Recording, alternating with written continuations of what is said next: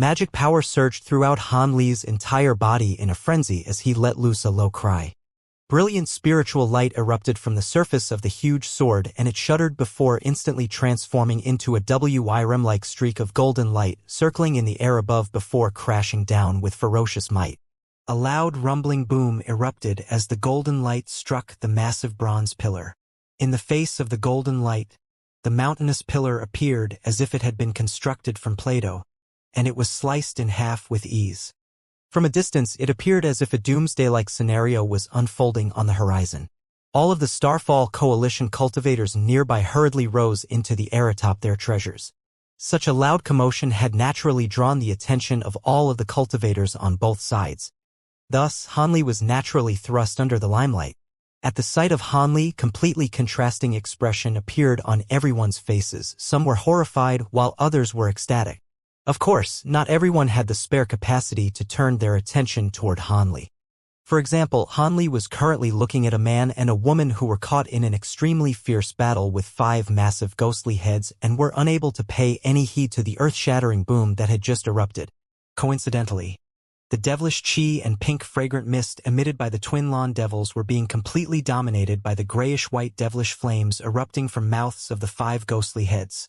So they had been forced firmly onto the back foot. Elder Zhao and Elder Ma were ecstatic upon seeing this, and they immediately cast their treasures toward the twin lawn devils to plunge them into an even more perilous situation. As for the dozen or so swarms of golden beetles released by Han Li, they were also dominating the battlefield. At Han Li's behest, the beetles only targeted Starfall Coalition cultivators below the nascent soul stage. They swept through the battlefield like golden clouds, and no matter what treasures were used to try and keep the beetles at bay, all of them were devoured into nothingness. Within a span of a few moments, several tens of cultivators had been completely devoured by the gold-devouring beetles. All of the Starfall Coalition cultivators nearby had been thrown into a complete panic, and all of them were desperately trying to get away from the swarms of beetles. The fact that Han Li had just destroyed the core of the Heavenly Windfire formation with a single sword strike further compounded their woes, and morale had dropped to an all-time low. Many of the Starfall Coalition cultivators were already fleeing from the battle. There were only a few at first, followed by a dozen or so, which quickly turned into hundreds of cultivators fleeing into the distance. Han Li didn't even need to attack any further, and the Starfall Coalition's defeat had already been sealed. The old woman and the elderly man with the long surname could see that the situation was in a drastic downward spiral, so they also immediately shook off their opponents and flew away as quickly as they could. The twin lawn devils clearly also knew that it would be unwise to stay any longer, and they suddenly summoned several powerful treasures before detonating them all once. In doing so, the 5 ghostly heads were temporarily forced back, thereby creating an avenue of escape for the 2 of them. Han Li's brows furrowed upon seeing this, and he immediately flapped his thunderstorm wings without any hesitation, disappearing in the blink of an eye. The twin lawn devils had only just escaped from the ghostly heads when a dull thunderclap erupted up ahead. Following, Han Li appeared out of thin air, directly cutting them off. The 2 devils' hearts immediately sank upon seeing Han Li's cold and expressionless. However, both of them were powerful Devil Dao cultivators in their own right, so they certainly weren't going to give up and allow themselves be killed. As such, they glanced at one another before raising their hands in unison, summoning several treasures of various different colors. At the same time, their bodies swayed and both of them unleashed devilish techniques to attack Han Li. A hint of killing intent surfaced in Han Li's eyes upon seeing this. Several days later, the entire scattered Star Seas was in a massive uproar. Not only did the final battle between the Star Palace and the Starfall Coalition commence far earlier than everyone had expected, the end result also had most people's jaws dropping to the ground. Not only had Wan Tianming of the Myriad Gates of Enlightenment perished during this battle, many high-grade Starfall Coalition cultivators had also been killed, as had the vast renowned Twin Lawn Devils. As such, Han Li's name became known to virtually everyone in the scattered Star Seas. Some people had even dug up some information about Han Li's past, particularly about how he had obtained the Heaven Void Cauldron from the Heaven Void Hall even prior to reaching the nascent soul stage, and how he had been hunted by the Starfall Coalition in the aftermath of that incident. Countless cultivators in the scattered star seas were amazed by those legendary tales, and there were no longer any nascent soul cultivators who dared to go after the Heavenvoid cauldron. In the next few months, the Star Palace deployed a large number of cultivators to recover their lost territory, while also hunting down the high-grade Starfall Coalition cultivators who had managed to escape. In the end, they reached the main base of the Starfall Coalition in one fell swoop.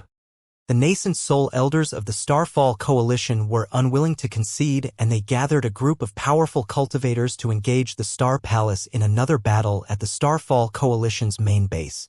On this occasion, the Starfall Coalition naturally crashed to an even heavier defeat without a late nascent soul cultivator among their ranks. They had deployed 3 mid-nascent soul cultivators at once to take care of Han Li, only for 2 of them to be slain by Han Li with ease. The final cultivator was able to escape with his nascent soul intact using some kind of secret technique, but his body had been sliced in half, and even if he could successfully possess a new vessel, he would most likely be unable to recover to his original cultivation base. Thus, in the short span of just half a year, the Star Palace had become the ruler of the scattered star seas again, and all of the other sects and powers pledged their allegiance to the Star Palace once again. Ling Yuling took this opportunity to extend an olive branch the low-grade Starfall Coalition cultivators who had managed to escape, but she showed no mercy to the very few nascent soul-stage Starfall Coalition elders that remained. As such, the Starfall Coalition began to crumble from the inside as all of the low-grade cultivators switched their allegiance to the Star Palace, while the remaining high-grade cultivators fled for their lives. In what seemed like the blink of an eye, the mighty Starfall Coalition had been wiped off the face of the scattered star seas. Half a year later, there was a man and a woman making their way through a long passageway within the belly of Heavenly Star City's sacred mountain. This passageway had been completely paved with pristine white jade, creating spotless mirror-like surfaces. The woman was an exquisite beauty, while the man's appearance was much more mundane.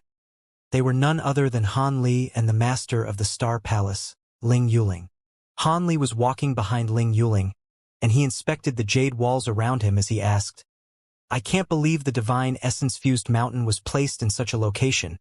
Is it really that fearsome?" "Fearsome is an understatement, Brother Han. Any cultivators below the nascent soul stage who accidentally approach this mountain would immediately suffer from spiritual power backlash, and they could easily perish as a result. Nascent soul cultivators can stay around the divine essence-fused light a little longer, but prolonged exposure to the mountain could still result in a regression in cultivation base," Ling Yuling explained with a smile. "I'm even more curious about this divine essence-fused mountain now. I wonder how this mountain was discovered in the first place." Han Li mused with a contemplative look in his eyes. "Father did actually mention this to me in the past. During one of his journeys to the outer seas, he witnessed this mountain erupting out from an underwater volcano. In order to transfer the mountain to this place, Father had to expend extensive efforts, and there were even several core formation cultivators whose cultivation bases had severely regressed during the process. After that, my parents attained initial mastery of the divine essence-fused light before attempting to refine this mountain bit by bit as if it were a treasure. However, this is an extremely time-consuming task, and even when they passed away, they had only refined a small portion of the mountain," Ling Yuling explained. If they had successfully refined this mountain, they most likely wouldn't have been bound to it as they were," Han Li chuckled. Ling Yuling merely smiled in response, yet gave no reply to this. After rounding a corner, her footsteps came to a halt. There was a massive green jade door up ahead further down the corridor, and there were countless shimmering restriction talismans of different colors plastered over the door. "This is where my parents once cultivated. These are the restrictions that they painstakingly set up in order to isolate the divine essence-fused mountain's 5 elemental power." As she spoke, Ling Yuling raised a hand, and a snowy white jade badge surfaced over her palm. She then waved the badge gently toward the gate, upon which a clump of white threads shot forth from the jade badge, sweeping away all of the restriction talismans on the jade door. The jade door abruptly began to tremor violently, following which a low buzzing sound rang out and the entire door began to move.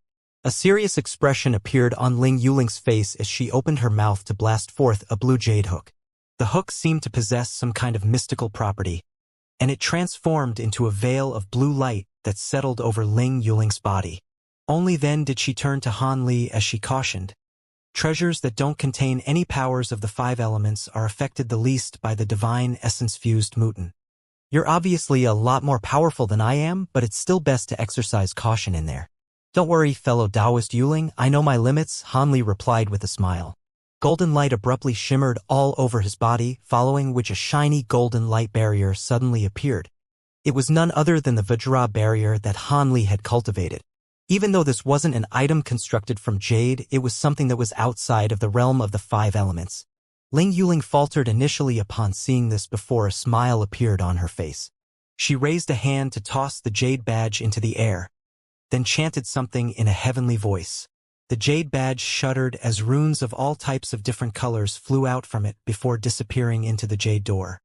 The ringing emanating from the jade door also came to an abrupt halt, following it opened outward, revealing a cavernous space and a vast expanse of white light. As soon as the jade door was opened, Han Li was struck by a bone-chilling sensation as the hairs on the back of his neck stood up on end. His heart jolted with shock as pure would attribute spiritual power surged through his meridians like frantically galloping wild horses. Thankfully, he was somewhat mentally prepared for this and activated his Azure Essence Sword art. Only then was he able to shrug off this asphyxiating spiritual pressure, and spiritual power within his body began to circulate in a normal manner again.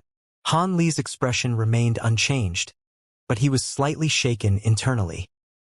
He had been struck by such a fearsome sensation after activating his Vajra barrier. If he had refrained from doing so, he would have been in a bit of trouble just then. Han Li was not surprised that mere exposure to this mountain could threaten a normal cultivator's life.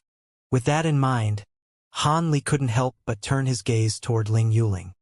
Even though she had that blue light barrier shielding her body, her blood had also churned violently in her veins just then, and her delicate cheeks had become faintly flushed, making her appear extremely alluring and seductive.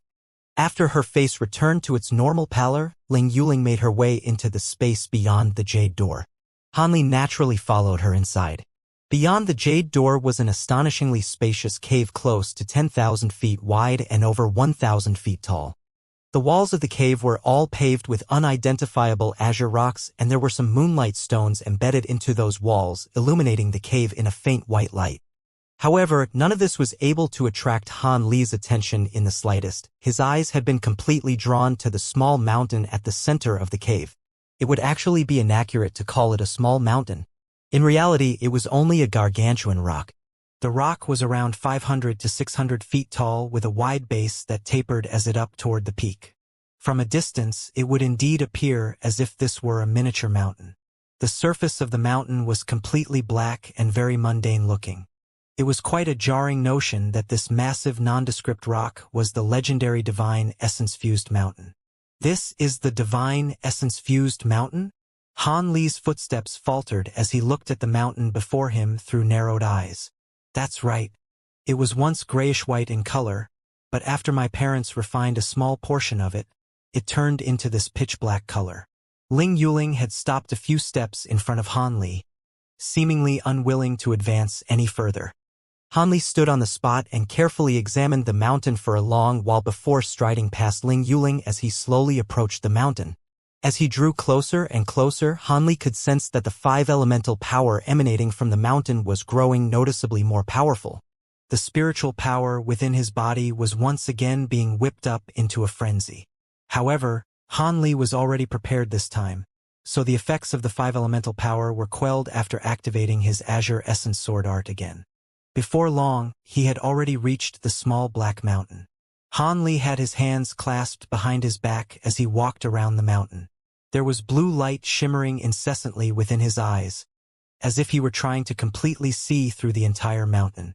However, his ever-reliable bright-sight spirit eyes disappointed him on this occasion. Even after injecting all of his magic power into his eyes, his vision was still unable to seep into the mountain in the slightest, let alone glean its internal structure. As for attempting to assess the mountain with his spiritual sense, that proved to be even more futile. Before his spiritual sense had even managed to approach the mountain, it was forcibly warped and kept out by the 5 elemental power. Han Li stood with a contemplative look on his face before suddenly stepping forward a few steps and stroking the mountain with his hand. He discovered that the mountain was as smooth and cool as jade, a texture that completely belied its appearance. A hint of surprise appeared on Han Li's face. You seem a little bemused, Brother Han. You're not suspecting this mountain to be fake, are you? Ling Yuling asked with a smile. Hee, regardless of whether it's real or not, this thing can certainly disrupt the spiritual power of the nascent soul cultivator. Even if it's not the so-called divine essence-fused mountain, it's most likely a treasure of the same caliber. What's the point in forging something like this? Han Li chuckled. I'm glad you think that, Brother Han. If you really do plan on cultivating the divine essence-fused light, then you'll have to think about what you want to do with this mountain. If you want to take this mountain with you, even with your extraordinary powers, you most likely won't be able to travel far with it. Back when my father had first discovered this mountain, he had to cultivate the first few layers of the divine essence-fused light first. Even then, he was only able to transfer it from the outer seas to the Star Palace with the assistance of many palace disciples, and the process took him over 10 years. I suggest you cultivate for a few years in our Star Palace first so you can at least master the first 2 layers of the divine essence-fused light. Then consider moving this mountain, Ling Yuling suggested. It sounds like what you're saying is that I won't be able to take this mountain unless I cultivate the divine essence-fused light first. Is it really that troublesome to transport? Han Li asked with a slightly skeptical expression. I'm not saying anything of that nature. You are definitely no less powerful than my father was at his prime, so perhaps you have some other type of secret technique that will allow you to take the mountain with you. Otherwise, you really will have to devise a course of action before you act, fellow Taoist Han. Ling Yuling replied with a smile. Han Li considered the situation for a moment before murmuring to himself, I'll give it a try first. After making up his mind, he made a hand seal before casting an azure incantation seal toward the pitch-black miniature mountain before him.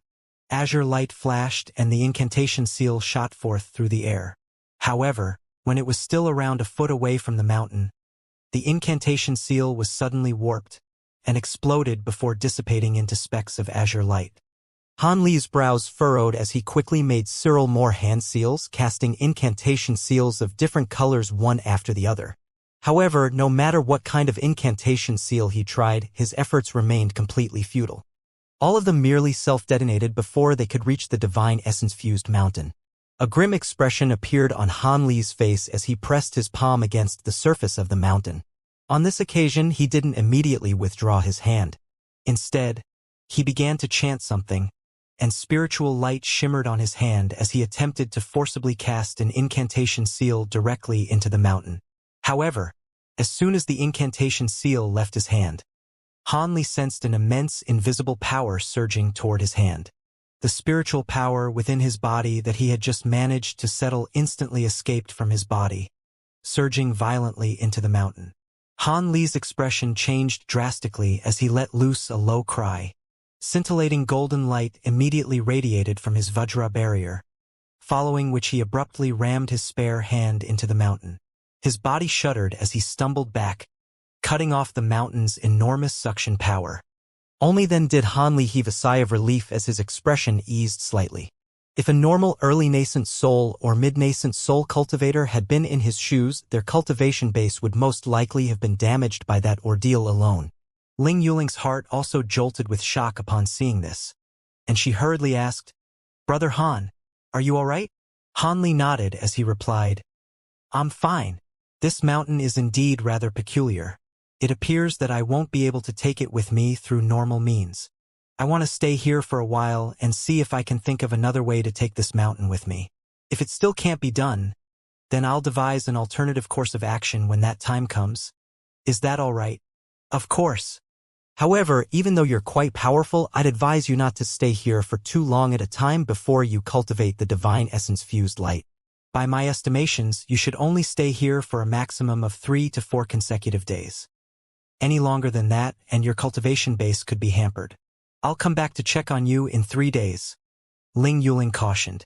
Han Li nodded in response, and Ling Yuling handed over her jade badge to him before departing after a respectful curtsy. After Ling Yuling had left the cave, Han Li immediately waved the jade badge in his hand toward the jade cave. As he injected his power into the badge, countless talismans flew forth from within, plastering themselves onto the jade door again. Following a burst of low ringing, the door closed itself once again. After doing all that, Han Li didn't immediately begin to examine the divine essence-fused mountain. Instead, he released his spiritual sense to carefully assess the cave around him. After verifying that there weren't any restrictions within the cave, he pulled out a stack of formation flags from his storage pouch in an unhurried manner before tossing them toward various corners of the cave. A dozen or so streaks of light immediately flew through the air before disappearing into the ground.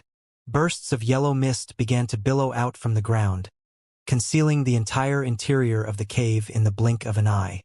Han Li was feeling quite reassured after that, and he focused his attention on the small mountain again. He had seen a mountainous treasure like this once in the past in the form of a powerful ancient treasure by the name of the Thousandfold Mountain. However, the Thousandfold Mountain merely resembled a mountain, but in essence it was still identical to a normal treasure. As such, it was nowhere near as troublesome as this mountain to tackle. In comparison, the divine essence-fused mountain was like a hedgehog, and no matter how he approached it, its figurative spikes seemed to be unavoidable. A ball of azure light suddenly flew out from within his sleeve before taking on the form of a small child. Hee, that little girl seems to be very keen for you to cultivate the divine essence-fused light. It was none other than a projection of the endless sky beast in its human form. I also get the feeling that this palace master Ling really wants me to cultivate the divine essence-fused light. If I recall correctly, the divine essence-fused light seems to be very difficult to cultivate, and even though it's been circulating throughout the scattered star seas for a long time, only the heavenly star sages have managed to achieve much success with it. If I want to cultivate the divine essence-fused light, I'll most likely have to borrow the power of this mountain. However, in that case, I'll most likely be bound to this mountain, just like the heavenly star sages were. Han Li analyzed in a calm manner. Oh, so you're saying that little girl is trying to plot against you? The small child asked. I wouldn't put it in such severe terms. However, according to her plan, I'll most likely be trapped in Heavenly Star City forever and be forced to join the Star Palace. Otherwise, do you really think the Heavenly Star Sages would be kind-hearted enough to give me those secret techniques in exchange for my assisting their daughter on 3 separate occasions? On top of that, even though they gave me many secret techniques that could help me progress to the deity transformation stage, it doesn't take much analysis to figure out that only the divine essence-fused light is a truly viable option. They're clearly setting up a trap for me here, Han Li chuckled coldly as he looked at the divine essence-fused mountain. Aren't these two afraid that you'd see through their ploy? The small child pursed his lips. As long as I'm intent on progressing to the deity transformation stage, I'll most likely have to take this route, even though I know it's a trap. Hence, the heavenly star sages aren't afraid that I'll see through their tricks, as I'll have no choice in the matter anyway. However, if I can somehow find a way to take this mountain away with me before I cultivate the divine essence-fused light, then I won't have any concerns. It appears that the heavenly star sages are quite confident in this divine essence-fused mountain.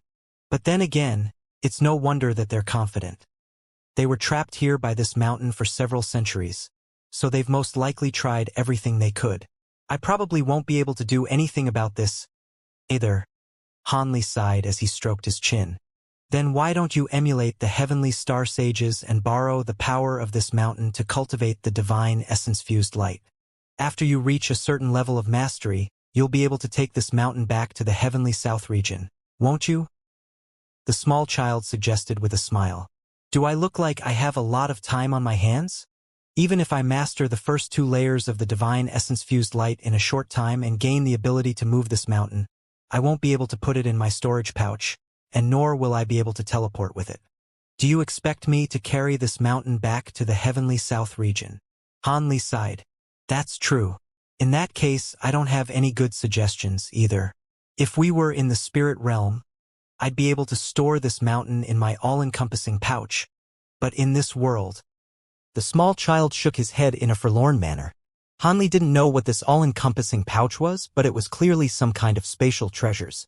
While he was surprised to learn that such a treasure existed, he knew that he wouldn't be able to rely on the endless sky beast to help him here. It appeared that he would have to think of a way himself.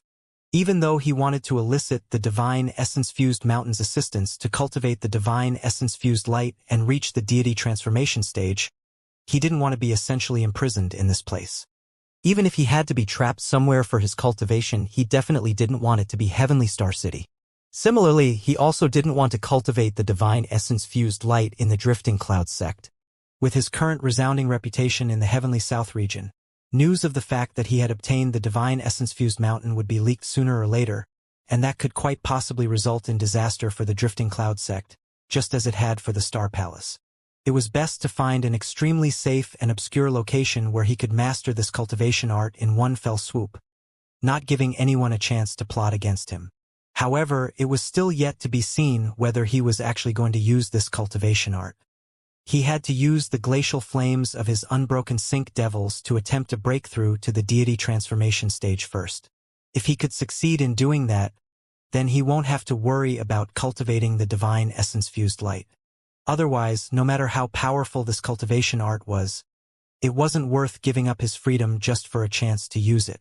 In any case, what he had to do now was to see if he could come up with a method to take this mountain with him. If he could resolve this matter, then he naturally wouldn't have to be troubled by these concerns. With that in mind, Han Li cast aside his train of thought and patted the storage pouch hanging from his waist. A dozen or so talismans immediately appeared in his hand, all of which were tossed toward the small mountain. On this occasion, the talismans were all able to plaster themselves to the mountain's surface, and nothing seemed to have been amiss. Han Li was ecstatic upon seeing this, and he hurriedly made a hand seal. A loud explosion erupted as all of the talismans were reduced to ashes amid flashes of spiritual light. Han Li's expression darkened, but he could only heave a faint sigh as he flipped his hand over to produce a stack of formation plates. The formation plates were thrown into the air, and balls of lights of different colors began to slowly revolve around the small mountain. At the same time, the sound of chanting rang out within the cave. The dozen or so balls of light revolved around the divine essence-fused mountain, gathering speed as they did so. All of a sudden, a burst of azure light erupted from the summit of the divine essence-fused mountain, flashing a few times before disappearing. Not long after that, 11 crisp tolls of a bell rang out from within the sacred palace at the summit of the sacred mountain. The tolls of the bell were like the cries of a dragon, rising straight up into the heavens, and was audible in every corner of the heavenly star city. Immediately thereafter, the Star Palace announced that the great cultivator, Han Li, was officially joining the Star Palace as a guest elder, and was going into seclusion on the sacred mountain for a century. All of the powers that heard this news expressed mixed emotions in response, but not many of them were all that surprised. After all, if it weren't for the fact that Han Li had personally slain that one Tianming, the Star Palace would have been the one that had ceased to exist, as opposed to the Starfall Coalition. The situation in the scattered star seas hadn't truly settled, so any power would be trying to recruit such a powerful great cultivator to their side with all their might. Seeing as Han Li was willing to go into battle against the Starfall Coalition for the sake of the Star Palace, he had to have a strong connection with the Star Palace, so it made sense that he was now becoming their guest elder. As such, all of the powers who were still plotting against the Star Palace immediately relinquished those unrealistic plans. In the blink of an eye, many sects and powers in the inner star seas had completely shut themselves off from the outside world. Aside from the Star Palace cultivators who were hunting down the remaining Starfall Coalition survivors, the scattered star seas had become a picture of peace and serenity. Ever since the rise of the Starfall Coalition, there had been several consecutive centuries of turmoil that had persisted in the scattered star seas.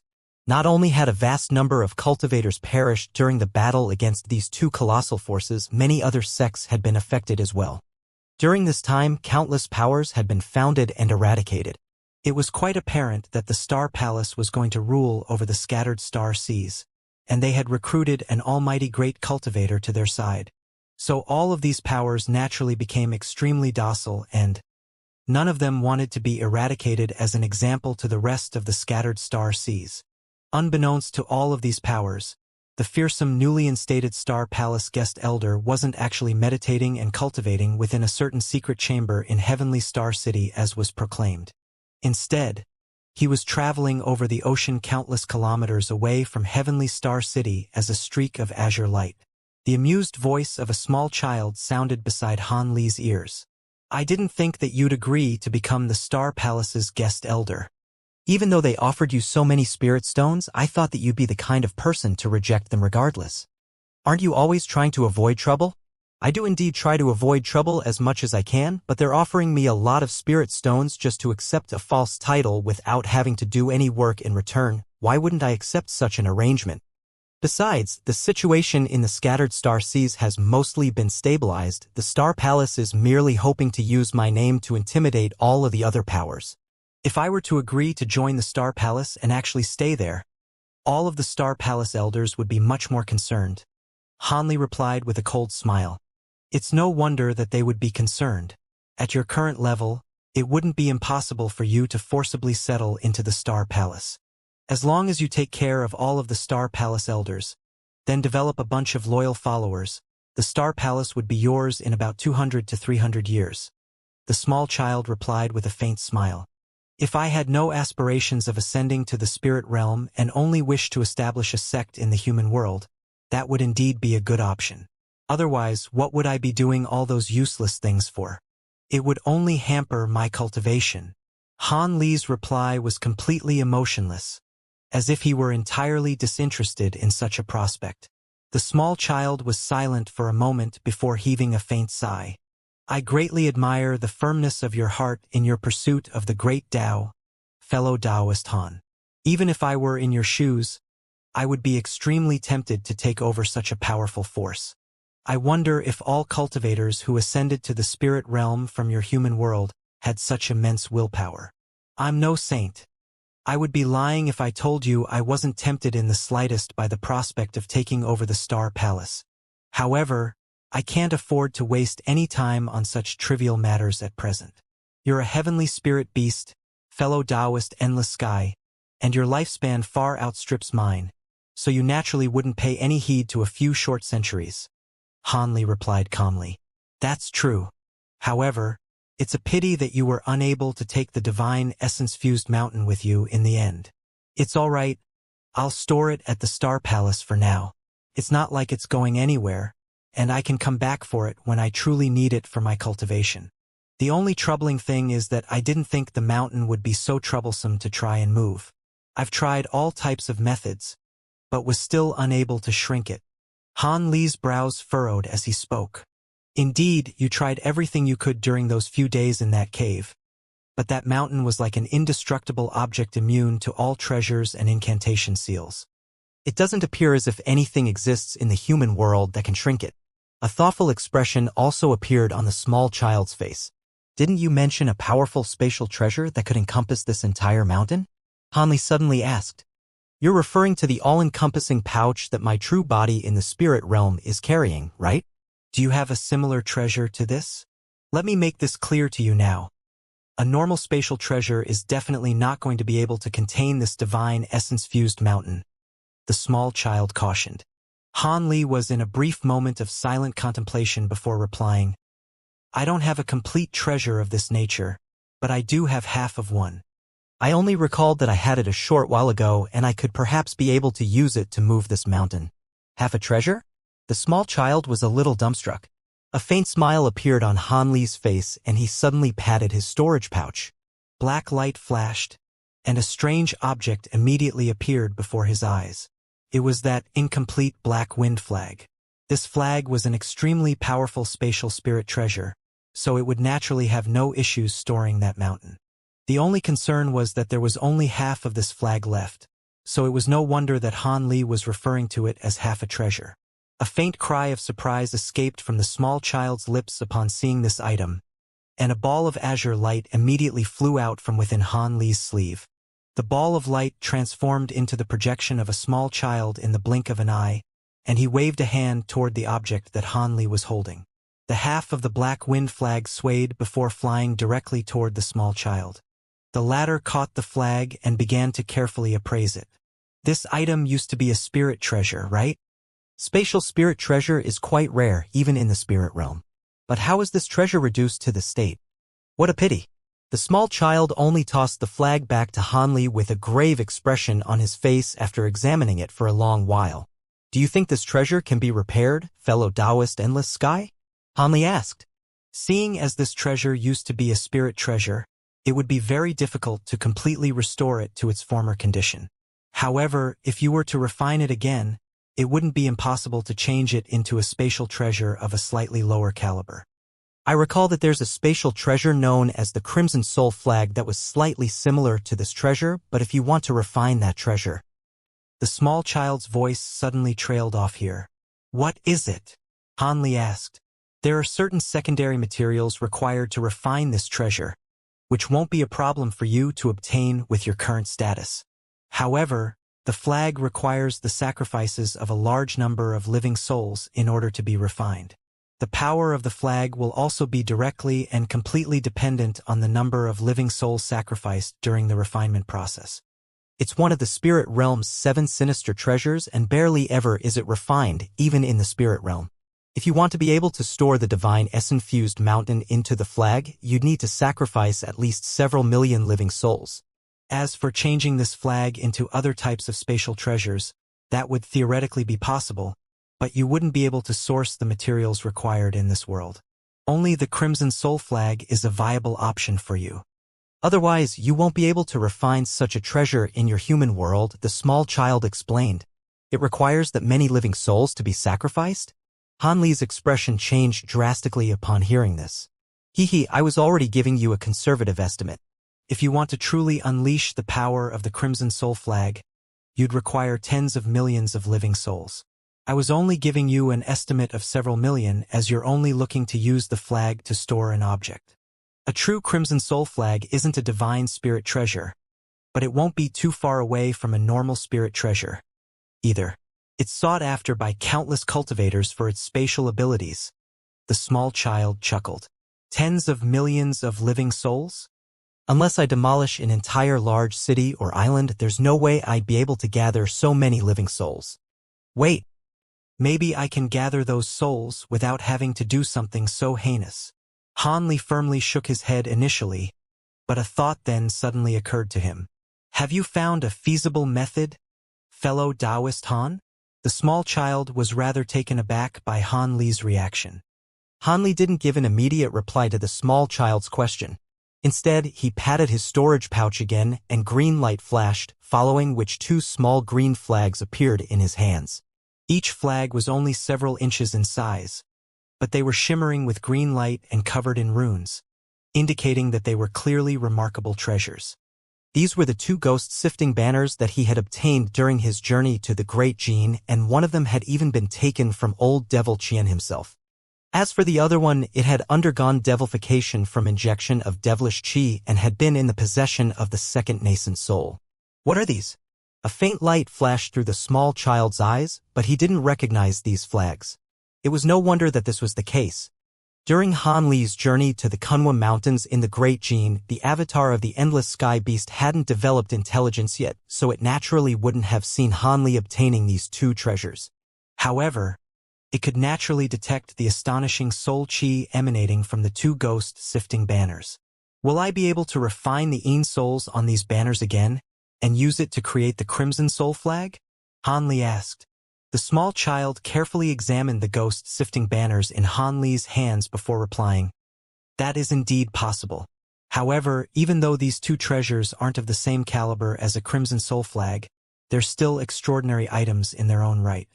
If you do that, they would be completely ruined. Furthermore, the souls contained within these banners are nowhere near enough to refine the Crimson Soul Flag.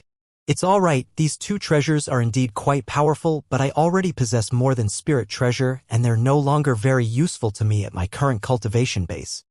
As for the lack of souls contained within these banners, if I had a dozen or so of these banners, that'd be enough, right?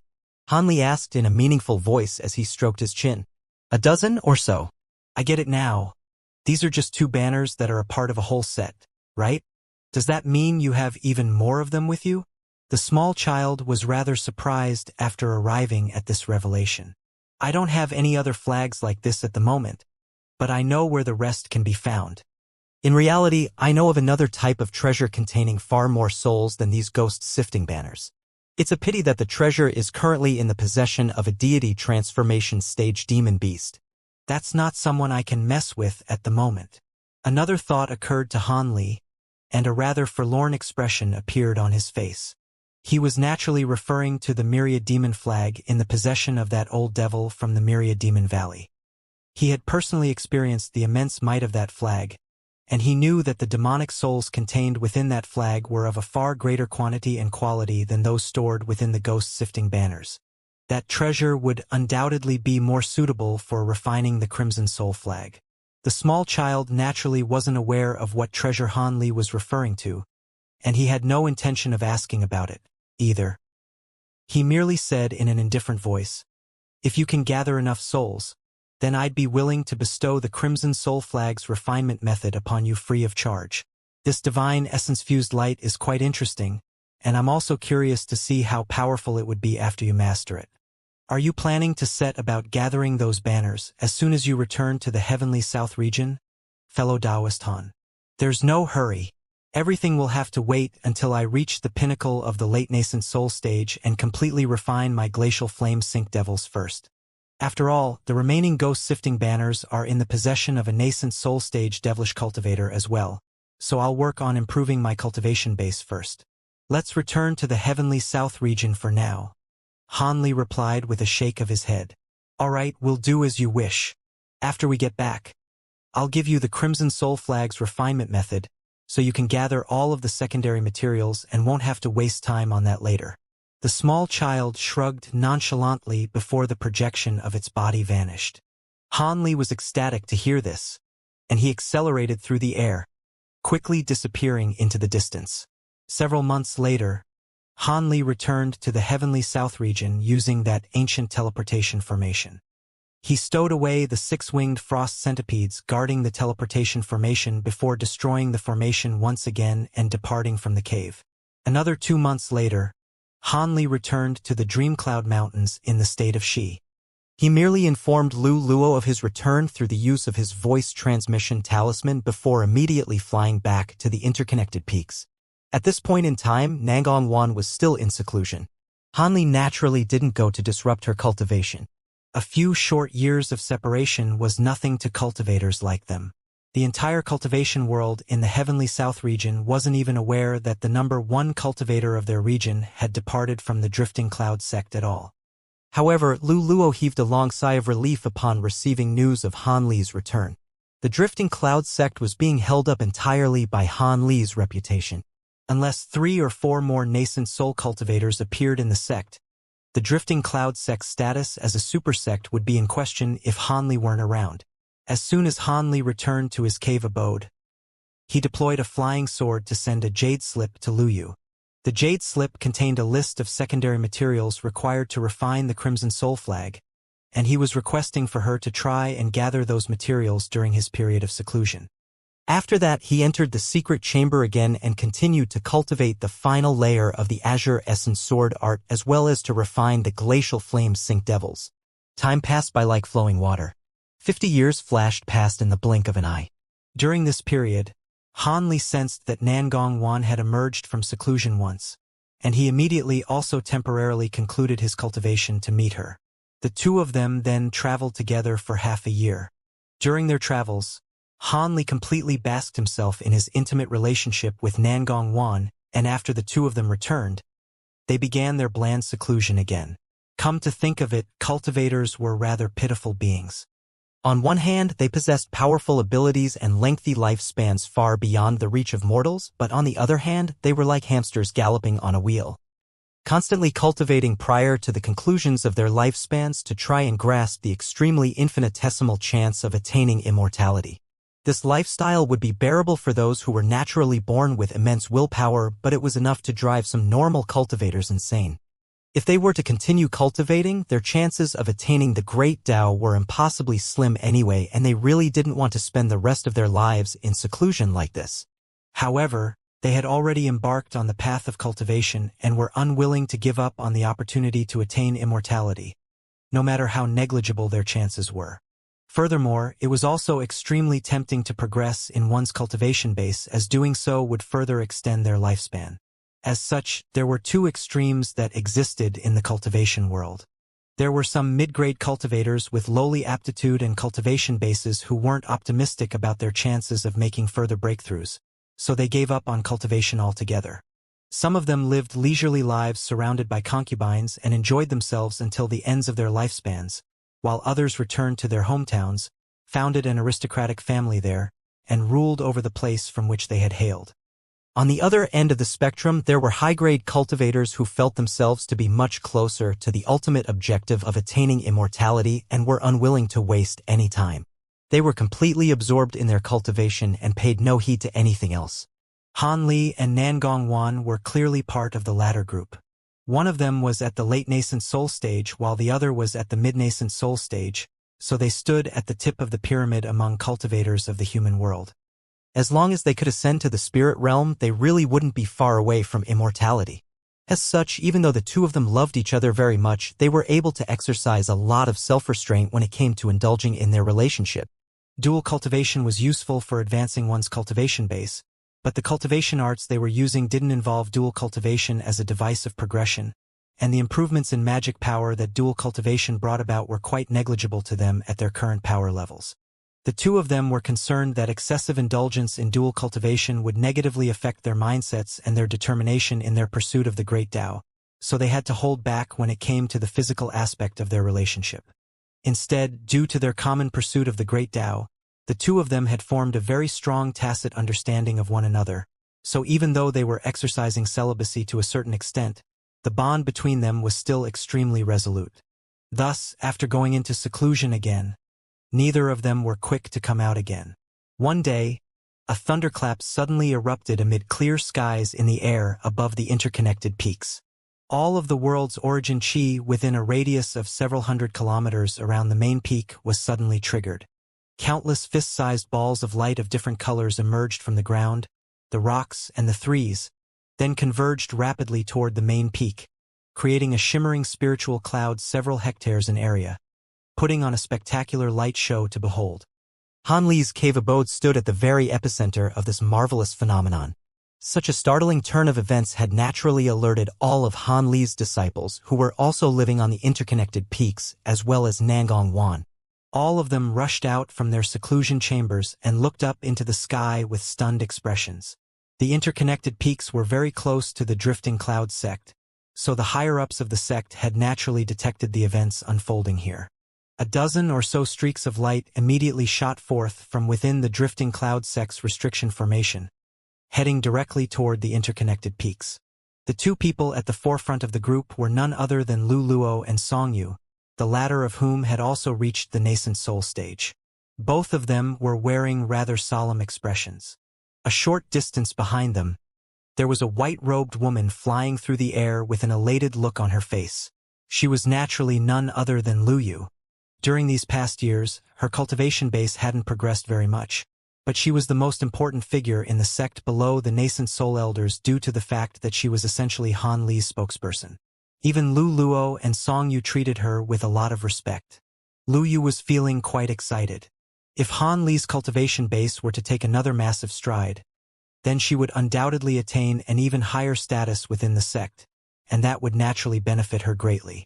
In reality, after tasting the pleasure that power and influence brought to her, it was impossible for her to calm her heart and return to cultivation. After all, even nascent soul cultivators had to be very respectful to her at present, and that was very pleasing to her. Besides, she was well aware of the limitations of her own aptitude. After attempting and failing several breakthroughs to the nascent soul stage, she had completely given up in that endeavor, and was entirely dedicating herself to assisting Lu Luo in running the drifting cloud sect. Even if she couldn't attain the Great Tao, she didn't want to reach the end of her lifespan without having done something with her life first. As such, she really had contributed quite significantly to the drifting cloud sect's rapid expansion. Lu Luo was very pleased with her dedication to bettering the sect, and had given her a lot more jurisdictive power when it came to matters in the sect. The group from the drifting cloud sect flew toward the interconnected peaks, but were kept out by a restriction. They looked up as the tumbling spiritual cloud in the sky revolved and transformed into a giant funnel, looking as if it were about to slowly descend upon the interconnected peaks, and they hurriedly sent a voice transmission talisman into the restriction. Moments later, the mist standing in their way surged before parting to open up a passageway, through which the group immediately entered without any hesitation. After emerging from the mist, they were immediately greeted by the sight of Mu Peeling. She was holding a yellow formation flag in her hand and was silently awaiting their arrival. Mu Peeling pays her respects to the elders of the Drifting Cloud sect. Big Sister Nangong has been waiting for a long time, please come with me. Mu Peeling stowed away the formation flag before pointing toward one of the interconnected peaks in a respectful manner. Lu Luo and his group naturally had no objections to this, and they immediately flew toward that mountain peak. There, they discovered Nangong Wan standing at the summit in a pristine white palatial dress, appearing as if she were a celestial maiden who had descended from the heavens. However, her intricate brows were slightly furrowed, and she merely nodded gently to acknowledge the arrival of Lu Luo and the others. Her attention was still entirely focused on the phenomenon taking place nearby, and there were hints of concern and anxiety shimmering within her eyes. Beside her stood a man and a woman who were none other than Tian Qiner and Shijian. Both of them had also reached the core formation stage several decades ago. Tian Qiner had taken an evergreen pill to ensure that she held onto the appearance of a young woman around 16 or 17 years of age. Even though so many years had passed, she still looked almost no different compared to when Han Li had first taken her under his wing. After paying their respects to Song Yu and Lu Luo, the two of them stood behind Nangong Wan again with respectful expressions on their faces. Elder Nangong, is Junior Marshal Brother Han attempting a breakthrough to the deity transformation stage? Lu Luo asked with a hint of excitement on his face. Aside from a breakthrough to the deity transformation stage, what other breakthrough attempt would create such a spectacle? It's just that the heavenly omen has already been around for a while, so the breakthrough doesn't seem to be progressing very smoothly.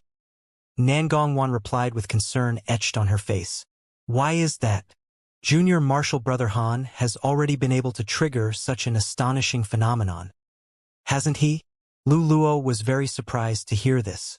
Nangong Wan seemed to have done quite a bit of research on deity transformation stage breakthroughs, and she offered her own analysis. The breakthrough will only succeed after the spiritual cloud in the sky is summoned onto the mountain peak, then merged with his body. However, the spiritual cloud is falling very reluctantly, which is a sign that he's still unable to sufficiently control the world's origin chi. As such, this breakthrough may not succeed. After hearing Nangong Wan's words, everyone turned their attention to the spiritual cloud in the sky again. Just as she had said, the shimmering spiritual cloud had attempted to descend toward the mountain peak several times, but was repelled by an invisible force on all of those occasions. As a result, they were unable to truly descend onto the mountain peak, and the process didn't indeed appear to be quite a reluctant and laborious one. Lu Luo's heart sank upon seeing this, and he didn't ask any more questions. All he did was continue to stare intently up into the sky with an unblinking gaze. Song Yu didn't say anything, but the concern shimmering in her eyes betrayed her calm facade. The other cultivators all had mixed emotions, but with their two nascent soul stage elders among them, none of them dared to make any comments. Right at this moment, the spiritual clouds descending from the sky suddenly began to tremor violently. A peculiar ringing sound rang out, following which the massive cloud immediately began to tumble and surge unsteadily. An earth-shattering boom then erupted, and a cloud exploded into spiritual light of different colors before completely vanishing. All of the balls of spiritual light that were flying toward the mountain peak also disappeared amid an audible sigh. All of a sudden, everything around the interconnected peaks returned to normal. A slightly wistful look appeared on Nangong Wan's face upon seeing this. At this moment, Song Yu suddenly broke her silence. Senior Marshal Brother Han clearly already has one foot in the door toward the deity transformation stage, and he only failed on the final hurdle. With Senior Marshal Brother Han's current lifespan and cultivation base, he'll be able to make many more attempts, and it's only a matter of time before he succeeds. Lu Luo also wore a rather forlorn expression on his face, but he nodded in agreement with Song Yu's words and said, "Indeed, Junior Marshal Brother is already able to summon such an astonishing phenomenon during his first breakthrough attempt. I'm sure it won't be an issue for him to progress to the deity transformation stage." Nangong Wan was silent for a moment before a wry smile appeared on her face, and she said, "What you're saying is indeed correct, but Han Li has always been extremely careful and precise in his cultivation. If he's attempting a breakthrough to the deity transformation stage now, then he must have made all of the preparations he possibly could. He must be unable to progress any further in his cultivation base before deciding to try and take this final step. In that case, unless he encounters some kind of opportunity, even if he attempts a few more breakthroughs, his efforts most likely won't amount to anything. Lu Luo and Song Yu were naturally aware of this as well, and they were only trying to offer words of consolation. After hearing Nangong Wan's frank admission, they didn't know what to say in response. Lu Yu was naturally also feeling quite disappointed. Just as she was about to say something, Han Li's voice suddenly rang out from within the main peak. Even from so far away, his voice was clearly audible to everyone, as if he were speaking right before them. Warner, seeing as Senior Marshal Brother Lu and Junior Marshal Sister Song have already arrived, why don't you invite them into my cave abode? I'm going to have to leave the Heavenly South region for some time after my failed breakthrough attempt, and I have some things to say to them before I go. Get Liu to come with them as well. Nangong Wan faltered slightly upon hearing this before she turned to Lu Luo and the others with a smile, and she said, Senior Marshal Brother Lu, Junior Marshal Sister Song. Let's go together. Lu Luo and Song Yu glanced at one another before flying toward the main peak together with Lu Yu in accompaniment. Tian Qiner and Shi Jian were quite disappointed that they hadn't been summoned, but they could only wait on the spot with all of the other core formation cultivators. Without the orders of Nangong Wan or the other elders, the group of core formation cultivators didn't dare to leave either. All of them began to discuss spiritedly among themselves after Song Yu and the others disappeared into the cave abode on the main peak. The few cultivators who were acquainted with Tian Qiner and Shi Jian approached the two of them and engaged them in conversation. Tian Qiner and Shi Jian had already reached the core formation stage, but due to Han Li's strict orders, they were cultivating in their respective cave abodes most of the time, and they were quite glad to have the opportunity to talk to someone. Several hours passed, yet Nangong Wan and the others still hadn't emerged from Han Li's cave abode. All of the cultivators waiting outside could only speculate about what matters they were discussing. 3 months later, a streak of azure light shot forth from within the Dream Cloud Mountains, disappearing into the distance in the blink of an eye. Only after several days did news spread from the Drifting Cloud sect that Grand Elder Han had departed from the sect to embark on a journey. The objective and time frame of his journey had intentionally been made quite ambiguous, so no one could ascertain exactly why he had left. This piece of news wasn't all that surprising to everyone. This was because news of his failed breakthrough to the deity transformation stage had already spread throughout the cultivation of the Heavenly South region, and virtually all of the sects had been made aware of this. This came as quite a relief to all of the sects that were wary toward Han Li. Even though Han Li was already the #1 cultivator in the Heavenly South region, if he were to progress to the deity transformation stage, his lifespan would be extended to over 2,000 years. That was simply far too long for all of the sects that harbored ambitions of stamping their mark on the Heavenly South region in the future. None of them wanted to be oppressed by Han Li for so long. Seeing as Han Li was unable to progress to the deity transformation stage, it only made sense that he was now embarking on a journey.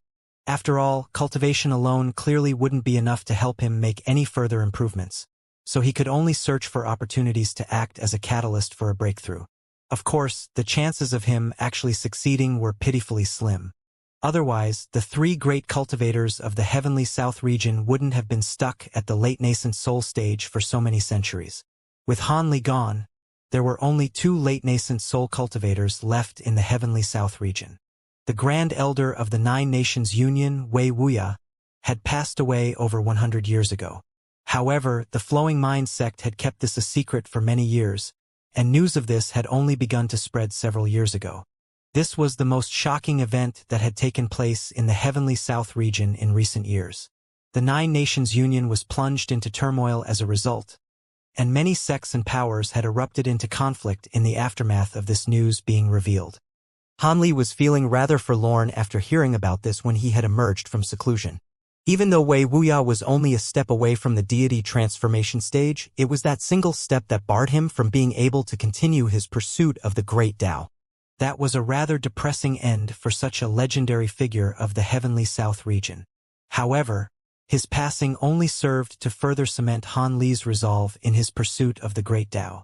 To him, everything was trivial if he couldn't attain immortality.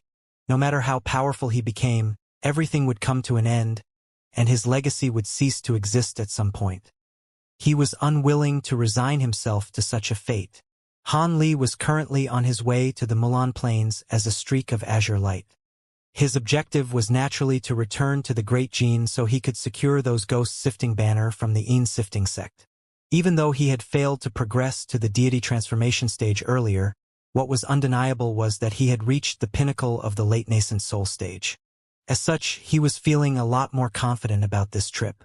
If he recalled correctly, following the death of old Devil Qian, the Yin-sifting sect should have had only late nascent soul cultivator left, and that was their sect master. As long as he didn't barge in like an idiot and try to fight the entire sect through brute force, it shouldn't be a difficult task for him to obtain the ghost-sifting banners.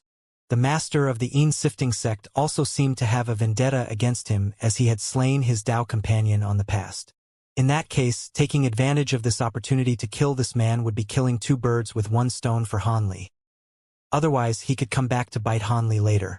Prior to progressing to the late nascent soul stage, it would have been difficult for Han Li to ensure self-preservation in the face of such a powerful foe, let alone attempt to kill him, so he naturally wasn't going to take the risk. However, he was far more powerful than he once was, and he had to obtain the ghost-sifting banners anyway, so he naturally wasn't going to allow this man to live any longer. Han Li couldn't ensure that he would constantly be at the Drifting Cloud sect. If this great cultivator were about to reach the conclusion of his lifespan, and was driven to launch a kamikaze attack against the Drifting Cloud sect to take revenge before he died, Nangong Wan and the others would be in severe peril. With that in mind, an intense wave of killing intent swept through Han Li's heart. He was naturally very disappointed that he had failed to make a breakthrough using the glacial flame sink devils, but he wasn't truly distraught as he still had the divine essence fused light as a backup plan. During this trip to the Great Gene, aside from taking the ghost-sifting banners, he also had two other things that he had to take care of. Otherwise, if he were to cultivate the divine essence-fused light, he would be confining himself to a certain place, and he wouldn't be able to take care of anything in person until he completely mastered the divine essence-fused light. As such, he had to take advantage of this period of freedom to take care of everything in advance. Among the things he had to do, finding the pure sun flame essence and using glacial essence to refine the returning sun water was absolutely imperative. As long as he could refine the returning sun water, his lifespan would increase by a quarter. No cultivator would be willing to give up on something like this that absolutely defied the natural order. To Han Li, who already stood at the pinnacle of all cultivators in the human world, the temptation of this returning sun water was even more immense. After using a soul search technique on Master Arctic Dragon's nascent soul in the North Night Palace, Han Li had discovered some leads about the pure sun flame essence. As such, everything was already in place, and he simply needed to set things into motion. As for the other thing he had to do, it was nowhere near as important in comparison, and he was only going to do it along the way. It would be good if he could succeed, but whether he succeeded or not didn't matter all that much. The second thing that he had to do was to travel to the Hidden Fortune Pavilion and ask them for the secret technique required to refine a spatial pocket. Back when he had participated in the grand auction in the Jin Empire, the shopkeeper of the Hidden Fortune Pavilion had told him that one could use a spatial rift to refine a spatial pocket. At the time, he had been very intrigued and wanted to refine a personal space of his own. After all, virtually all nascent soul cultivators had their own secret cave abodes aside from the cave they were living in that was out in the open. Some of them would even have several of those secret cave abodes, and they would often store their most valuable treasures in there in case some kind of mishap would befall them. Han Li had always been busy with his cultivation, so he didn't have the time to consider such things. The reason why Han Li had suddenly thought of this naturally wasn't because he wanted to create a secret cave abode to store his treasures in. Instead, he wanted to create a secure place for himself to cultivate the divine essence-fused light in. If he could refine his own spatial pocket and only leave an obscure teleportation formation in the outside world leading into the spatial pocket, as long as he could control the teleportation formation with the spatial pocket, even a deity transformation stage assailant wouldn't be able to do anything to him. Even if his enemies were to destroy the teleportation formation in the outside world in a fit of rage with his current powers, it would be simple for him to tear through space so he could emerge from the spatial pocket as opposed to being trapped in there. In contrast, Cultivators capable of tearing through space in the outside world wouldn't be able to find his spatial pocket unless they were aware of the precise spatial incision point. Han Li had learned about all this through arduous research. Of course, if that plan failed to eventuate, it wouldn't be impossible for Han Li to find another obscure location to cultivate in. However, that clearly wasn't as safe and secure as a spatial pocket would be. Having said that, the refinement method of the spatial pocket was known only to the Hidden Fortune Pavilion, so it would most likely be rather difficult for him to request it. But then again, if a great cultivator were to request anything from any power, regardless of how reluctant that power would be to provide it, they would most likely still do their best to satisfy that great cultivator's request. After all, no power would be willing to make a late nascent soul great cultivator their enemy if they could afford it. As for why the Hidden Fortune Pavilion had been able to keep this refinement method confidential to this day, that was most likely because the secret technique was more trouble than it was worth and simply couldn't attract the interest of all of the major sects. Otherwise, Han Li didn't believe that a mere Hidden Fortune Pavilion would be able to keep such an important secret technique confidential for so long. Of course, he would have to employ some strategies if he wanted to obtain this refinement method. With that in mind, a cold smile appeared on Han Li's face and he disappeared into the distance following a few flashes. Over half a year later, light rain was falling over a certain mountainside town in the state of Yu, which was tens of millions of kilometers away from the heavenly south region. On a blue stone street that was glistening with the falling rain, there were almost no pedestrians. The few pedestrians that were on the street were all hurriedly walking along with umbrellas over their heads, and none of them were eager to linger on the streets. A yellow-robed man holding a white oilcloth umbrella suddenly appeared on this street. However, this man was walking in a calm and unhurried manner, as if he were taking a casual stroll in the countryside. His umbrella was tilted forward slightly, and it just so happened to obscure most of his facial features. However, judging from the fair and supple hand that was holding the umbrella, the man appeared to be quite young, and was not a normal lowly citizen who had to engage in manual labor all day. Some of the passers-by couldn't help but take an extra glance at this man as they strode past him, but he remained unfazed and his footsteps were still unhurried. Just as he was passing by a nondescript alleyway, he suddenly changed directions and made his way into the alley. Even though this was a rather deep alleyway, it was quite apparent that the conclusion of this alley was a dead end with no way out.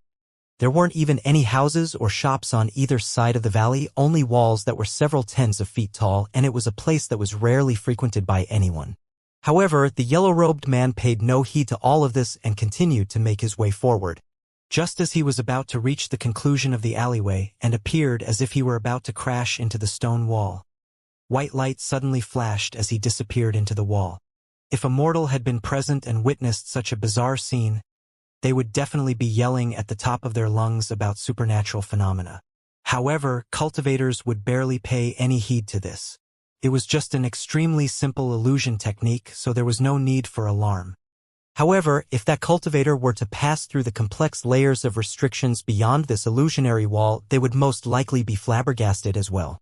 This was because there was a gargantuan jade gate over 1,000 feet tall behind those layers of restrictions. After passing through that colossal gate, a white jade staircase would be revealed, with every step hovering in mid-air, leading toward a huge green palace. White spiritual mist swirled around the palace, and there was a pair of rare spirit beasts circling in the air above the palace in a leisurely manner. There were also many types of peculiar flowers and plants growing on the ground nearby, embellishing this place with their beauty and making it appear as if it were an immortal paradise.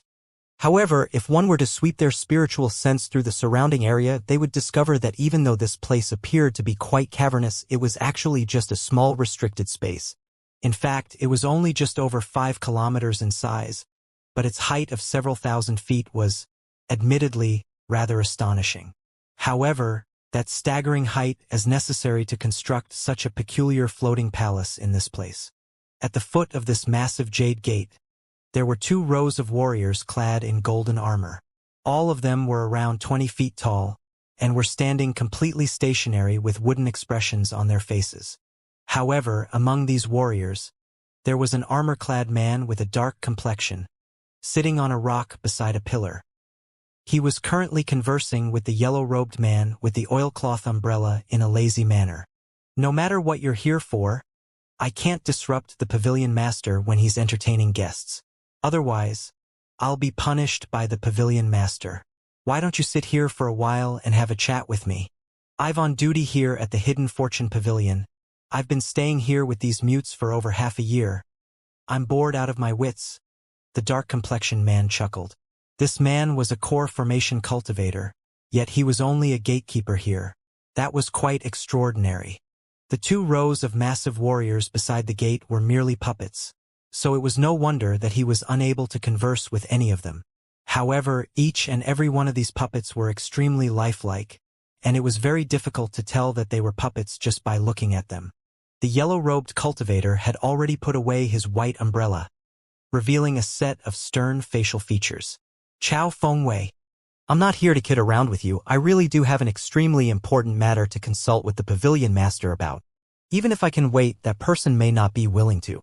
If we delay for too long and bring disaster to the pavilion, neither you nor I will be able to handle the repercussions. The yellow-robed man was becoming rather enraged. That person? Who are you referring to, Brother Zhang? The armored man asked with a bewildered expression. He's referring to me.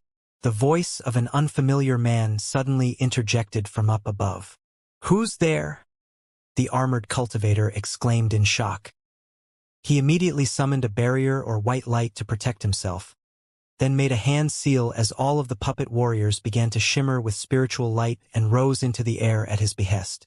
The yellow-robed man's face paled upon seeing this, and he hurriedly yelled, "Wait, Brother Chow, this is Senior Han. Don't you dare attack him." Senior Han. The armor-clad man had no idea who that was.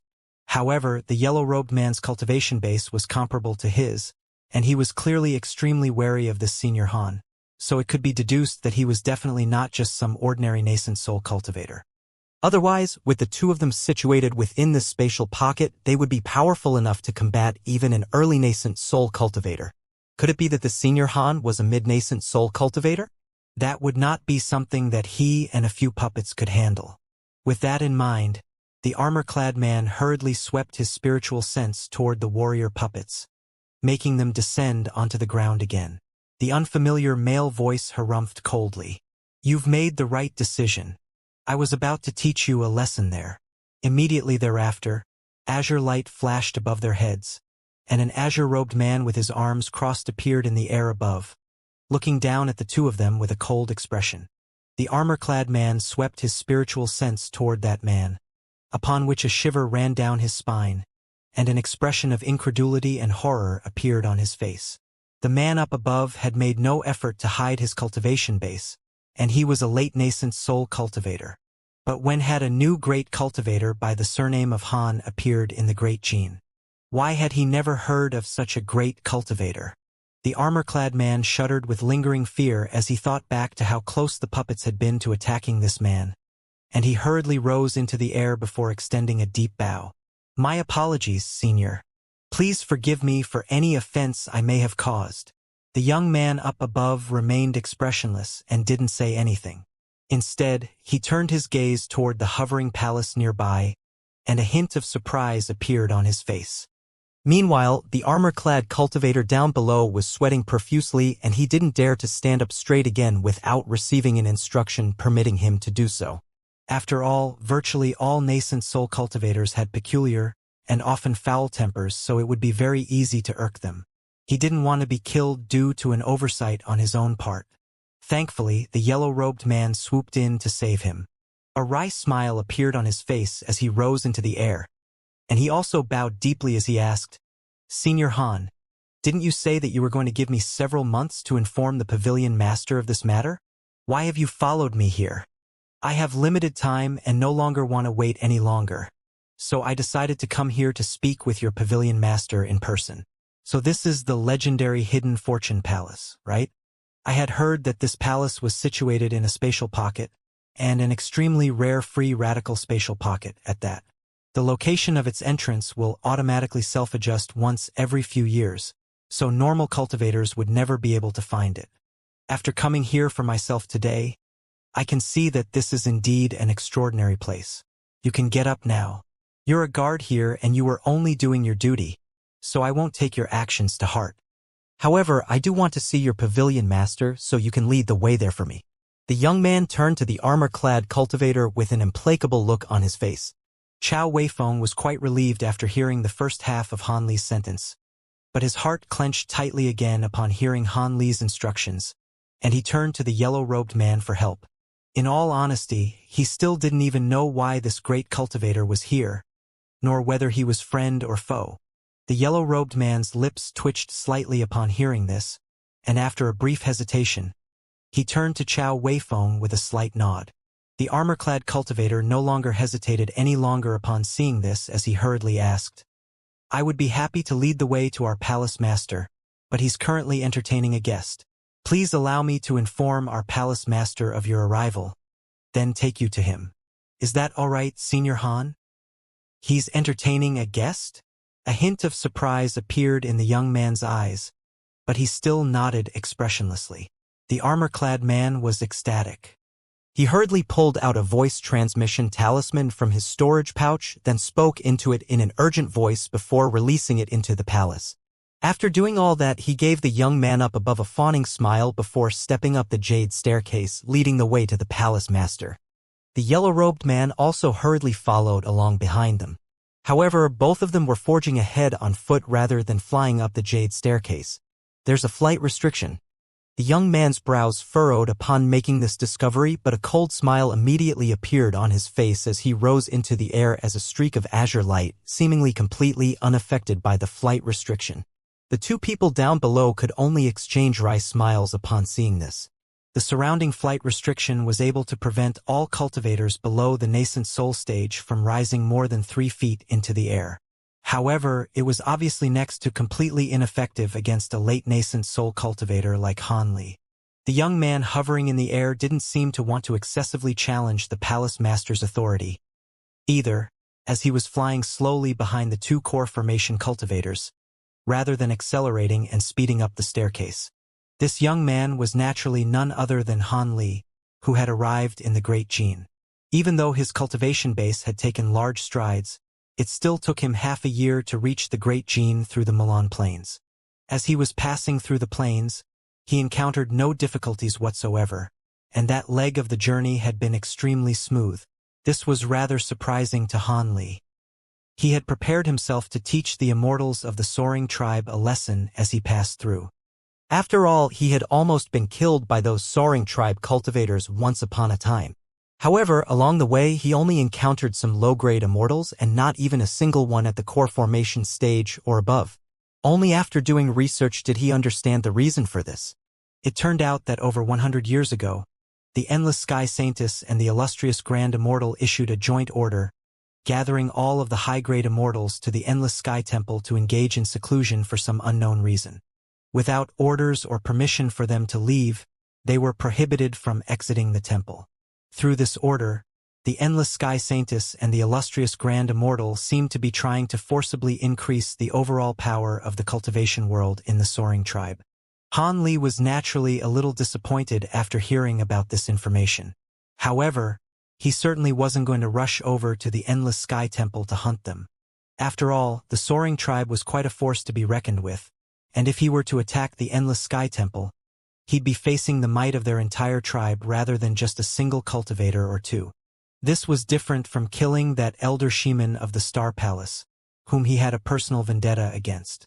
The power of the entire soaring tribe was something that he still had to be rather wary of. With that in mind, Han Li relinquished his plan to pick on the soaring tribe, leaving the Mulan's plains and continuing his travels toward the Great Gene. Obtaining the refinement method for the spatial pocket was simpler and less time-consuming than the other two things that he had to do, so he decided to take care of this matter first. He first visited a renowned market in a certain state within the Great Gene, then tracked down a branch of the Hidden Fortune Pavilion. He told the shopkeeper of the branch, who was the yellow-robed man, that he wanted to purchase the refinement method for the spatial pocket. If a normal nascent soul cultivator had stated such a request, the shopkeeper would have most definitely rejected him without a second thought. However, Han Li hadn't been hiding his cultivation base in the slightest, and the late core formation stage shopkeeper was petrified to be in the presence of a great cultivator. As such, he could only offer a respectful smile as well as a rather uneasy explanation. He had no right to even know the refinement method for a spatial pocket, let alone sell it. As such, he would have to ask the master of the Hidden Fortune Palace for a verdict. This was quite an important matter, so it would be inappropriate just to send out a voice transmission talisman. Thus, he had to pay a visit to the palace in person, and he was asking for Han Li to wait 2 to 3 months for his reply. Han Li felt this to be quite reasonable, so he agreed. However, he wasn't actually just going to sit around and wait for so long. Instead, he unleashed a secret technique to track the yellow-robed man to this place. As far as he was aware, even though the Hidden Fortune Pavilion was supposed to be just a chain of shops, they actually had connections with many of the renowned righteous sects as well as devil Dao sects. Furthermore, they also had a late nascent soul great cultivator as their guest grand elder. Very little was known about this guest grand elder, and he was an extremely mysterious character. However, none of that mattered to Han Li. As long as this guest grand elder wasn't the master of the Sifting Palace, even if he were an elder of the Heavenly Devil sect or the High Zenith sect, it wouldn't have anything to do with him. As such, even though he intended to secure this secret technique through intimidation, he wasn't going to really ask for it free of charge. Instead, he had already prepared a large quantity of spirit stones and rare materials in advance. As such, there really was no reason for them to risk offending a great cultivator just to maintain the confidentiality of a secret technique that was more trouble than it was worth. Upon reaching around the halfway mark on the staircase, the sound of a tolling bell suddenly rang out from the hovering palace, extending a welcome to the guest of the Hidden Fortune Palace. A dozen or so streaks of light then shot forth from within the palace, soon revealing themselves to be a group of cultivators. All of them hovered in the air on either side of the entrance to the palace, seemingly unaffected by the flight restriction in place. 2 people emerged from the center of the group, standing side by side as they looked down on Han Li and the others. Han Li's brows furrowed upon seeing this, but his expression quickly reverted back to the normal. He abruptly raised a foot and covered a distance of over 100 feet with a single step. Following a few more steps, he had abruptly appeared at the entrance of the palace, where he was directly facing the 2 people at the center of the group. The cultivators on either side naturally burst into a frenzy upon seeing this, and some of them had even laid their hands on their storage pouches with panicked expressions on their faces. Insolence! Fellow Taoist Han is a guest of ours. You can all go away now. One of the 2 men in the center, a rather portly old man, scolded the 2 rows of cultivators beside him sternly before turning to Han Li with a smile. Han Li inspected the old man with an indifferent expression as he asked, "Are you the lord of the Hidden Fortune Pavilion?" "Indeed. I am Kinku, and I'm the lord of the Hidden Fortune Pavilion. I was actually informed of the reason for your arrival earlier through a voice transmission talisman from shopkeeper Zhang. This is not a suitable place to talk. How about we have a chat in the palace?" The old man suggested in a respectful manner as he extended a hand toward the palace gates. He was wearing a different ring on each and every one of his 10 fingers, some of which were emanating piercing light, while others were completely dull and lackluster. It was a rather peculiar spectacle to behold. Han Li glanced at the rings on the old man's hand with a nod before turning to the monk beside Kinku, and he asked, "I have no objections. May I ask your name?" This monk was wearing a set of yellow monk robes, and his features were quite youthful, making him appear as if he were a 16 or 17-year-old young man.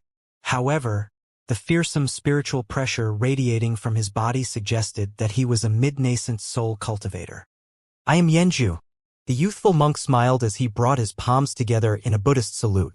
"Yanju," Han Li murmured to himself, but he was drawing a complete blank. However, that wasn't something to be alarmed about. After all, the high-grade cultivators of the 4 major Buddhist sects were all quite secretive to begin with, and Han Li wasn't from the Great Gene, so it was no surprise that he hadn't heard of this monk. However, a hint of befuddlement flashed through the eyes of the old man upon seeing the lack of reaction from Han Li. Even though he had disguised it quite well, Han Li was far too cautious to let that detail escape his notice. His expression remained unchanged, but he was quickly thinking about his situation. Could it be that this monk was supposed to be an extremely renowned cultivator? Otherwise, why would this Lord of the Hidden Fortune Pavilion have displayed such a reaction? In contrast, the youthful monk merely smiled and didn't say anything. At this moment, the two core formation cultivators had also finally reached the palace gates, and they hurriedly extended bows toward the old man. Can Ku issue a few instructions to the armor-clad core formation cultivator before sending him away, leaving only the yellow-robed man remaining behind. He then led everyone into the Hidden Fortune Pavilion, where everyone took a seat in what clearly wasn't the main hall of the building. Of course, the yellow-robed man and all of the other core formation cultivators could only stand. I heard that fellow Taoist Han has paid our palace a visit in order to purchase the secret technique for refining a spatial pocket. Is that correct? Can Ku cut straight to the point. That's right, that is indeed the purpose of my visit. Han Li replied in a straightforward manner. Seeing as you're asking for this secret technique, you must have discovered a spatial rift and wish to refine it into a spatial pocket, but you don't want anyone else to know of its location, right? Can Ku asked with a nonchalant smile. This pavilion lord was only at the mid-nascent soul stage, but this was his territory. As such, even though he was treating Han Li in a respectful manner, he showed no intention of allowing Han Li to dominate proceedings. You've hit the nail right on the head, Han Li replied indifferently as his eyes narrowed slightly. Ever since our pavilion first created spatial pockets, there have been other fellow Taoists like you who have tried to obtain the refinement method from us. Those fellow Taoists were all in a similar situation as you're currently in, Brother Han. They all discovered spatial rifts and wished to refine those spatial rifts into their person spatial pockets, but didn't want anyone else to be aware of the spatial pocket's location. Furthermore, there has been no lack of great cultivators among those who have come to me seeking the refinement method. Can Ku chuckled. Oh? Did you agree to their request, fellow Taoist? Han Li was truly curious after hearing that. No. Every single one of those fellow Taoists promised me that they wouldn't divulge the refinement method to anyone else. But if we were to give them the secret technique, it wouldn't be something that's unique to our Hidden Fortune Pavilion anymore. Can Ku replied in a frank manner. Han Li was silent for a moment before speculating in a meaningful voice. I trust that you must have some alternative solution that you can offer, right? Otherwise, it would be quite unwise to turn down great cultivators like this, even for an organization as powerful as the Hidden Fortune Pavilion. You are indeed correct, Brother Han. Our Hidden Fortune Pavilion would naturally prefer to avoid offending powerful cultivators if possible. As such, even though we can't hand over the refinement method, we have a substitute that can also satisfy those fellow Taoists' requests. Can Ku replied with a carefree expression. A substitute? Han Li was truly a little flabbergasted this time. Our pavilion has actually devised a set of formation tools a long time ago, and those tools can create a formation that can transform an area into a makeshift spatial pocket. I can't guarantee you that the result would be exactly identical to a true spatial pocket, but it's at least extremely similar, Can Ku announced confidently. However, Han Li's brows furrowed upon hearing this, and he shook his head as he asked, Is that so? Seeing as it's relying on the power of a restriction, a spatial pocket of this nature will surely have many flaws, right? There will naturally be some flaws, but those flaws won't be an issue for someone like you, Brother Han. Can Ku replied nonchalantly. You really have piqued my interest now, Brother Can. Would you be able to elaborate on that further? Han Li's expression had finally changed a little. There's not a whole lot of explaining to be done. Essentially, the former pavilion lord asked a few formation spell masters to create a spatial pocket formation based on the concept of a true spatial pocket. These formations were then virtually perfectly replicated in the form of formation tools that can be distributed. As long as the area isn't too large, the formation tools will suffice for creating a spatial pocket. As for flaws, there are only two. Seeing as formation tools are being used, the spirit stone expenditure will naturally be quite high. It would take over 10,000 spirit stones to maintain a spatial pocket of this nature per year. Of course, if the spatial pocket itself contains a spirit vein, then those costs can be slightly lowered. Aside from that, the makeshift spatial pocket set up using these spatial tools will only be able to maintain itself for a maximum of 2,000 to 3,000 years. After that, the formation tools will lose their efficacy and the entire spatial pocket would collapse. I'm sure that with your current wealth, the first condition can be easily met. As for the second flaw, as long as you're not planning to pass down this spatial pocket for many generations, the time limit should more than suffice for your needs. Even if we were to reach the deity transformation stage, our lifespans would only be extended to just over 2,000 years anyway. Kenku elaborated with a slightly smug expression on his face. Han Li began to stroke his chin with a contemplative look upon hearing this. How about it? Are you interested in our pavilion's formation tools? If so, we'll be sure to sell you a set at a discounted price. A confident smile appeared on Kenku's face, as if he were sure that Han Li would accept this arrangement. However, in the next instant, Kenku's smile abruptly stiffened. After contemplating for a long while, Han Li shook his head and said, I still want the refinement method for the spatial pocket. Not only did the yellow-robed core formation cultivator's expression change upon hearing this, even the monk named Yanzhu had turned to appraise Han Li with a hint of surprise in his eyes. Kenku's smile faded as he asked, seeing as you're so insistent, you must have your own considerations, but you should at least provide me with a plausible reason for your insistence, right, fellow Taoist Han? As he spoke, he was unconsciously tapping the jade armrest on his chair with his hand in a very rhythmic manner. Han Li could see what Kenku was doing, but he ignored it as he calmly replied, it's quite simple. The spatial rift that I discovered is already displaying signs of instability. I don't believe that a mere set of formation tools can prevent spatial collapse should it arise. As such, I'm determined to obtain the refinement method, Han Li said in an implacable voice. Kenku's brows furrowed upon hearing this. It was quite clear that Han Li's reply was completely unexpected to him, and a hesitant look appeared on his face for the first time. You can have the refinement method for the spatial pocket if you want it, but you'll have to spar with me first. Right at this moment, an elderly voice sounded from somewhere. Immediately thereafter, silver light flashed and a streak of light shot forth into the palace. The silver light then faded to reveal a monk in silver robes. Kenku and Yanzhu immediately rose to their feet and hurried extended respectful salutes toward the monk. Kenku's expression lit up with elation as he greeted, Master Yuanji, you came.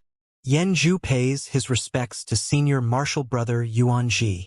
The two of them were treating the monk in an extremely respectful manner. In contrast, Han Li remained seated in his chair as he appraised this monk with a somewhat intrigued expression. This monk didn't appear to be as youthful as Yanzhu, but he only looked to be around 30 years of age, and had a set of graceful and refined facial features. It was quite difficult to link this man to that elderly voice that had rung out earlier. Unlike with Yanzhu, Yuanji was a name that Han Li had actually heard of. This monk seemed to be one of the 3 late nascent soul stage elders of the Lightning Sound sect, which was one of the 4 major Buddhist sects. In contrast with other Buddhist great cultivators, this man was extremely renowned throughout the Great Gene, and at the same time he was also one of the exceedingly rare Buddhist Vajra protectors. That was the extent of Han Li's knowledge of this man. Only after inspecting the silver-robed monk for a while did Han Li cup his fist in a salute. However, he remained seated his chair, and a hint of a smile appeared on his face as he said, Master Yuanji of the Lightning Sound sect. I didn't you'd be the guest elder of the Hidden Fortune Pavilion. Forgive me for my rudeness. A slightly cold light flashed through the silver-robed monk's eyes at the sight of Han Li's lackadaisical display, and he asked coldly, Which sect are you from, fellow Taoist Han? I don't recall ever hearing about you. It's no surprise that you don't recognize me, Master Yuanji. This is also the first time I've seen you. Han Li chuckled lazily. At this moment, Yanzhu suddenly chuckled and said something quite unexpected. Senior martial brother Yuanji, this may be your first time seeing Benefactor Han, but it's definitely not the first time you've heard of him. Han Li's expression changed slightly as he turned toward Yanzhu. Kenku also faltered upon hearing this before a contemplative look appeared on his face. Oh? What do you mean by that, junior martial brother Yanzhu? The silver-robed monk was also a little taken aback. Senior martial brother, have you forgotten about the devilish tribulation of the Kunwu Mountains and the demon beast rampage at the North Night Palace over 200 years ago? If I'm not mistaken, fellow Taoist Han had participated in both of those prominent events, and he certainly wasn't just an inconsequential bystander, either. Yanzhu replied calmly. The silver-robed monk's heart jolted with shock upon hearing this as he turned to appraise Han Li again. Kunwu Mountains? North Night Palace? Could it be that this man is the fugitive wanted by the Sifting sect and the North Night Palace? It's been so many years, I'm surprised there are still people who remember me. So? Are you planning to capture me and hand me over to those two powers? Han Li's expression remained quite calm, as if he were completely unfazed by the prospect of having to battle these cultivators. Kenku's heart jolted upon hearing Han Li's blunt admission, and his smile became rather forced. Haha, of course not, Brother Han.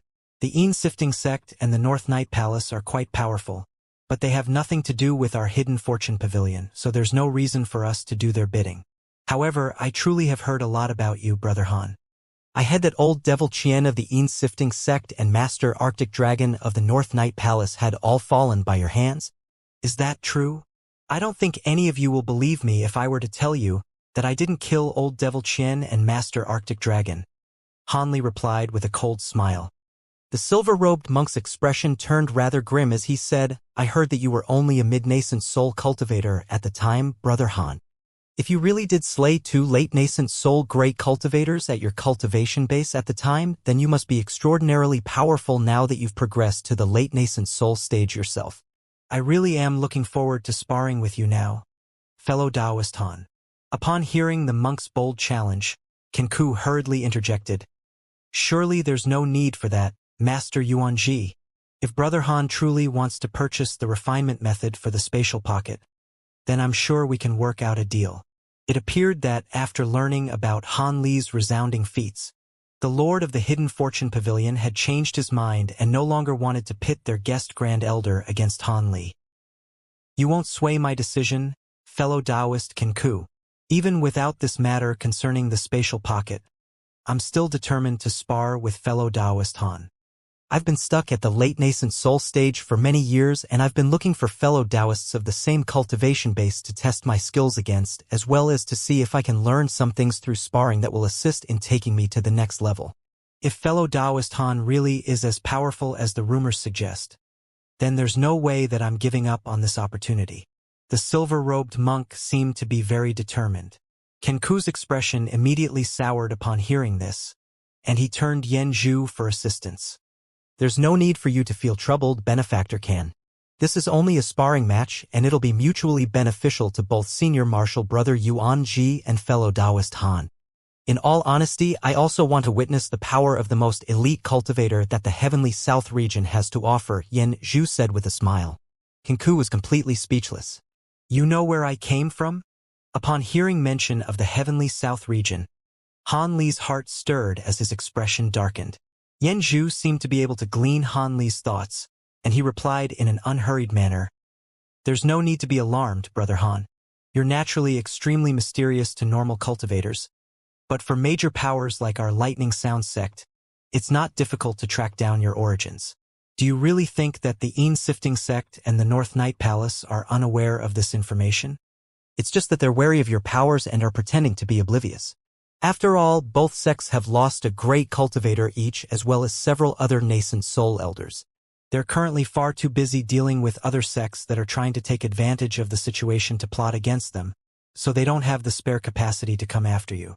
Otherwise, you wouldn't have been able to live such a leisurely life in the Heavenly South region these past years, fellow Taoist Han. Han Li's expression eased slightly upon hearing this, and he said, That's true. I don't know about other sects, but the Sifting sect is most likely aware of my origins. However, I have no interest in sparring with a cultivator of the same cultivation base unless I stand to gain from it. Fellow Taoist Kenku, I'm only willing to accept this challenge if you promise me that you'll hand over the refinement method should I defeat Master Yuan Ji. The silver-robed man faltered upon hearing this before turning to Kenku. Kenku's expression became rather indecisive, but he made up his mind after a short while. A smile appeared on his face as he said, seeing his fellow Taoist Han is this confident, it wouldn't be right for me to turn you down. If you can defeat Master Yuan Ji in a sparring match, then I have no qualms offering up the refinement method for the spatial pocket. Han Li chuckled as he rose to his feet, and immediately said, That's all I needed to hear, fellow Taoist Kenku. Please enlighten me, Master Yuan Ji. In all honesty, I'm actually very curious about Buddhist secret techniques as well. I hope you won't disappoint me, Master Yuan Ji. His words sent a stir running through all of the core formation cultivators present. They were also clearly very much looking forward to the upcoming sparring match. Meanwhile, Yen Zhu stood off to the side in silence with a profound smile on his face. A cold smile appeared on the silver-robed monk's face, and a hint of ferocity had appeared on his refined features. The Hidden Fortune Palace won't be big enough to house a sparring match between the two of you. How about we take this outside, fellow Taoists? I'm sure the flight restriction won't be an issue to either of you, Kenku suggested. I have no objections. The silver-robed monk nodded in response. We'll do as you say, Pavilion Lord Can. Hanli also accepted this arrangement in a nonchalant manner. Thus, all of them immediately made their way out of the palace. Everyone else remained standing on the spot, while Han Li and the silver-robed monk rose into the air. Han Li did so as a streak of azure light, while a white lotus flower appeared beneath the monk's feet, slowly carrying him into the air. Moments later, the two of them appeared in the sky high above the Hidden Fortune Palace, facing one another with a distance of several hundred feet between them. The silver-robed monk stared at Han Li for a while before suddenly uttering a Buddhist prayer, upon which a layer of faint golden light appeared over his face. Han Li's lackadaisical expression faded upon seeing this, and his brows furrowed as he suddenly asked, I had heard that Master Yuanji was a Buddhist Vajra protector. Could it be that you've cultivated the legendary bright jade arts? The silver-robed monk faltered slightly upon hearing Han Li identify his cultivation art, but a proud expression quickly appeared on his face as he replied, Oh? I didn't think that you would be so knowledgeable about our Buddhist cultivation arts, fellow Taoist Han. Indeed, I am cultivating the bright jade arts. Please enlighten me, fellow Taoist Han. He joined his palms together and began to utter a series of Buddhist chants, following which silver runes surfaced over his silver robes. At the same time, all of the skin on his body began to take on a faint golden hue, making him appear as if he were a golden Buddha that had descended upon this world. Han Li's expression remained unchanged, but his heart jolted slightly upon seeing this. The signs displayed by the monk clearly indicated that he already mastered the fourth layer of the bright jade arts. This meant that his body was already as hard as the average treasure, so he would most likely be able to combat a normal flying sword with his bare hands alone. However, if that was the extent of his powers, then he was naturally no match for Han Li. Han Li wasted no further time with words as he swept his sleeve through the air. A crisp ringing sound immediately rang out as several tens of golden flying swords shot forth from his sleeve, transforming into streaks of light that were around a foot in length each as they circled around his body. Immediately thereafter, Han Li made a hand seal and cast an incantation seal into the air. All of the sword around him shuddered as they began to radiate brilliant golden light, multiplying by sevenfold in an instant to create several hundred identical streaks of light. All of a sudden, the entire sky had been illuminated by golden light, creating a dazzling and formidable golden wave. Kenku and all of the other spectating core formation cultivators' expressions changed in unison upon seeing this. They could sense that just the golden swords that Han Li had summoned alone would be enough to vanquish an average nascent soul cultivator. In contrast, the silver-robed monk's expression remained completely unchanged upon seeing this. He merely raised his hands, and red and green spiritual light shimmered in his hands at the same time, transforming into a crimson Buddhist staff that was several feet in length, as well as a string of shimmering green Buddhist beads. Right at this moment, Han Li made another hand seal, and the several hundred streaks of golden light swept toward the silver-robed monk as a golden wave at Han Li's behest. In response, the monk let loose a loud cry as he abruptly raised a hand. The crimson staff that he was holding immediately transformed into a crimson WIRM that pounced toward the wave of golden light. At the same time, he also raised the string of green Buddhist beast, which transformed into a green barrier of light that shielded his body within. After doing all that, the monk cast his eyes downward and began to make a series of hand seals, appearing as if he were about to unleash some kind of extremely powerful ability. Meanwhile, the crimson WIRM shot forth through the air and plunged headfirst into the golden light manifested from Han Li's azure bamboo cloud's warm swords. The WIRM was struck by over 100 swords at once, but it wasn't immediately torn into shreds as Han Li expected. Instead, it was baring its fangs and swinging its claws through the air, launching a ferocious counterattack against the golden swords around it. "Myriad your flame coral," Hanli murmured to himself upon seeing this, and a hint of surprise appeared in his eyes. After adding auric essence to all of his flying swords, they possessed immense destructive power.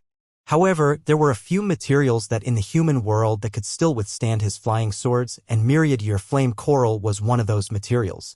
However, this material was even rarer than auric essence, yet this monk had somehow been able to source it and add it to his Buddhist staff.